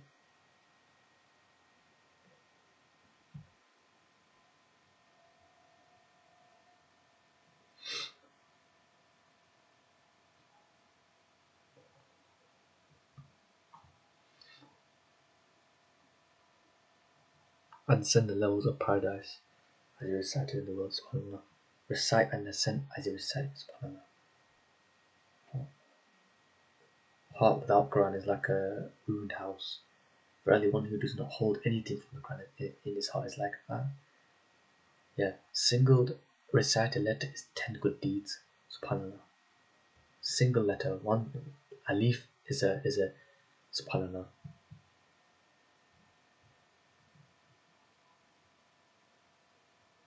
So the first one, that Hadith of Quran, heart without Quran like a ruined house, reported by Ibn Abbas. The single recited letter is 10 good deeds is reported by Abdullah ibn Mas'ud. Yeah, Hadith of admiration, not envy, except for the Quran and generosity. There's no envy but in two cases, a man whom Allah has given this book.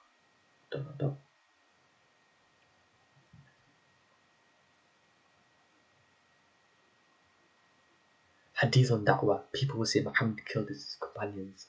Jabir ibn Abdullah reported that man came to the Messenger al-Jirana from Hussein, and there was some silver in the pocket. Let me read this one. This is about my family, family issues, not issues, but like masala. In the pocket of Bilal. The Messenger of Allah took a handful of it and disputed among the people. The man said, Allah will be just. The Prophet said, "What to you? Who will be just if I am not just? You will fail and lose if I will not just." Umar ibn al-Khattab said, "O Messenger of Allah, Let me kill this hypocrite. The Prophet said, I seek refuge in Allah that the people will say, I'm killing my companions. Verily, this man and his companions will recite the Quran, will not go beyond their faults. They will leave Islam just as an arrow passes through its target. And another nation, Prophet said, leave him alone, lest people say Muhammad is killing his companions. Yeah, that's what I'm getting at. That's what I'm talking about. It's killing his so Sahih Muslim ones, because there's some Shia shit going on. Yeah, about somebody killed, or so I think the companions of someone killed, so like that. That's why the curses, yeah, that's why the curses of, that they say curse on companions, subhanallah, of so.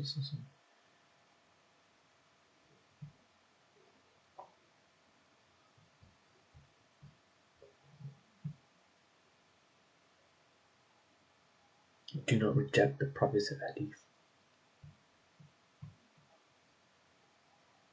Do not let me not find what. This is Hasan Fair, yeah. Abu Rafi reported the message of Allah. He said, let me not find one of you reclined on his couch when a commandment of prohibition man comes to him, and he says, I do not know. We only follow what we find in the book of Allah.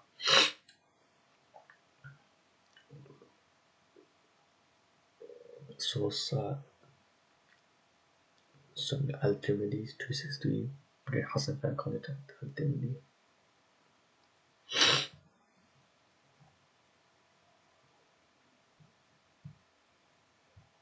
Yeah. So Abdullah ibn Mas'ud reported the message of Allah, peace and blessings, and whoever recites a letter from the book of Allah, he will receive one good deed as 10 good deeds like it. I do not say that alif, lam, mim is one letter, but rather alif is a letter, lam is a letter, and mim is a letter. So alif, me to say that right now, I get 10 rewards. Lam, me saying that, I get 10 rewards. Mim saying that, it's 10 rewards. So Sunan al-Tirmidhi 2910 credit Sahih that I quote al-Tirmidhi. Man, bare rewards, bro. And I sing Qul Huwallahu Ahad, each letter as well, you get all my days. Each letter you get good deeds, 10 good deeds. So you can do the maths on that. How many letters in Qul Huwallahu Ahad? How many letters in Allahu Samad? Letters Lam Yalid wa Lam Yulad. How many letters in Lam Yakul Lahu Kufuwan Ahad? So there we go. And then on top of that, it's like you've completed. So then what's the? It's like the worth of. So then how many deeds is that? If you completed like 1/3 of the Quran by me saying Qul Huwallahu Ahad, Allahu Samad, Lam Yalid wa Lam Yulad wa Lam Yakul Lahu Kufuwan Ahad. Yeah. Never mind the rewards of saying that for each letter. I get the worth of 1/3 of the Quran, and me saying that 3 times means I got the worth of 1 whole Quran. And me reciting it 10 times, I get 1 palace. I recite it 20 times, I get 2 palaces. I recite 3 times, I get 3 palaces. SubhanAllah.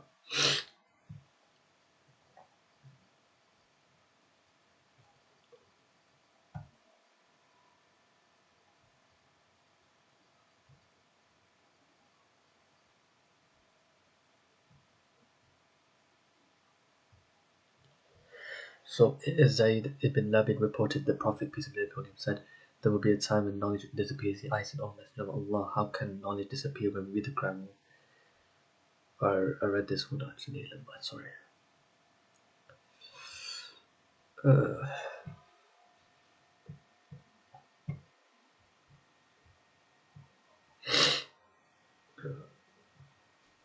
Hadith of Quran ayat al-Kursi is the greatest verse. Ubay ibn Khubayb reported the Messenger of Allah, peace and blessings upon him, said, Abu Munhir, do you know which verse in the book of Allah is greatest? I said the verse of the throne. Allah, there is no God for him, the living, the sustainer. Surah 2, Al-Baqarah, ayat 255. The Prophet struck me on the chest, saying, by Allah, O Abu Mundhir, rejoice in this knowledge, subhanAllah.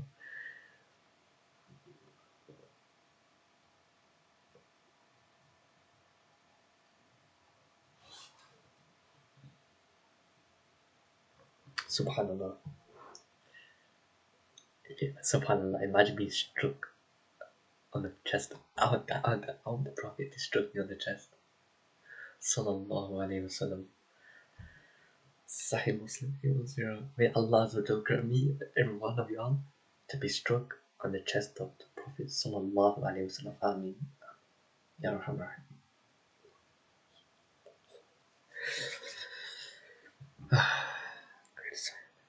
Imagine the banter we'll get in Jannah, bro. Imagine the banter of Isa alayhi salam, the banter of Adam alayhi salam,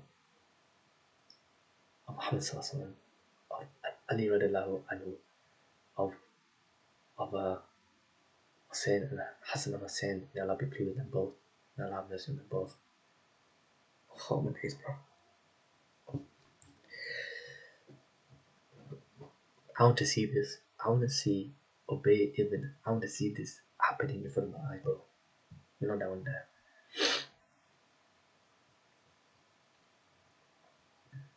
Yeah, so this is, I want to keep this about the companions learn 10 verses at a time. So this is Hasan Fair from al-Narud, source Musnad Ahmad 23482. They would say they would not take another 10 verses until they understood the knowledge, and these they contained. They would say, we learned sacred knowledge and action together.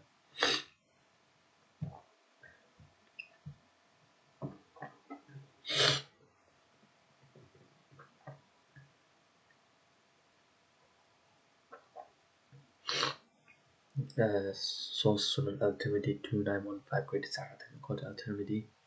O Lord, let me be clothed with nobility. Abu Huraira reported that Prophet Muhammad said, the Quran will be brought on the day of resurrection and will be said for a reciter, O Lord, decorate him, so will be clothed with a crown of nobility. The Quran will say this too, O Lord, then it will say, O Lord, get more, so will be clothed with a suit of nobility. Then it will say, O Lord, be pleased with him. So Allah will be pleased. Imagine that, this is Allah's words, bro. Subhanallah, subhanallah. Quran, and it's like alive, bro. Allah made the book alive, because look, Allah says in the Quran that our skins will testify against us. Yeah. So if our sins, if our own skins, we've been resurrected, yeah. So we were dead and we've been resurrected, yeah, to day judgment, and our skins will be, talking, yeah. Then nothing is impossible, with Allah. Allah can allow the speech of Allah to speak, subhanAllah, to be alive. There'll be many things occurring that we won't see, like two-faced people literally be physically two-faced, subhanAllah. But yeah, and people's necks who do azan will elongate because the height, but then the sun is like 1 mile above. Don't think that's a good thing, but in terms of people sweating because the deed, so like they won't be sweating if your leg is bare long, like elongated, bro. Like imagine a cartoon style, bro. Could you see cartoon style? Imagine tall as 10-meter flipping neck. Yeah, because that will help you because you won't be drowning in your sweat. You know what I mean? If that makes sense, because you'll be that tall, so that matters, bro. Your neck size will matter in the day of resurrection. Subhanallah. And then he will say, "Oh Lord, be pleased with them, so Allah will please them." And he will say, "Recite and rise up, be increased in goodness for every verse." Subhanallah. Okay, this is Sahih Hadith. Al-Miqdam ibn, so this is the same kind of thing, but Ma'ad. But this is a little bit different though. Same thing about, you will find out. Ma'ad Qadid reported Messenger of Allah said, I shall be given the Quran and something similar along with it. Soon the time will come when a man will recline on his couch saying, only follow the Quran, make lawful what you find in it as lawful, and outlaw what you find in it as unlawful. Source Sunan Abi Dawood, 464 bin Sa'ad according to al-Albani.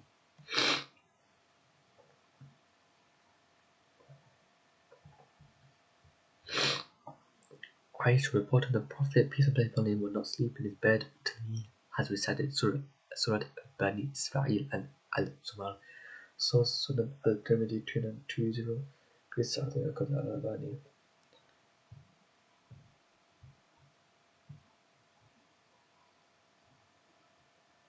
That's Surah Bani Israel. Surah Al-Isra is 111 ayat. 111 ayat. And Al-Zumar, how many is that? 75 ayat. That's bare ayat, but 186 verses that he recites.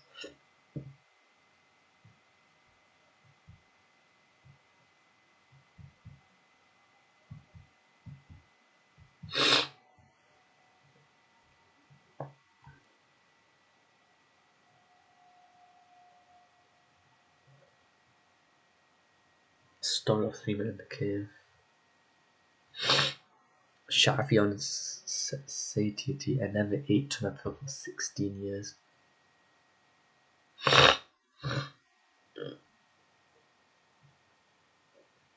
I know about this one. Uthman unmounted, killed while fasting. Breaks fast in paradise. I heard about this one. The Ifi reported Uthman, may Allah be pleased with the Prophet. In his dream, on the night he was killed, the following morning. The Prophet said, "Oh Uthman, break a fast with us tonight." Then he was killed while he was fasting. In his dream, on the night.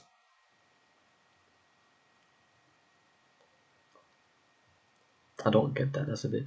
So it's thicker. Never heard this one. Great reliable, according to Ibn Hajar. Source Dala'il al-Nubuwah lil-Bayhaqi 74648.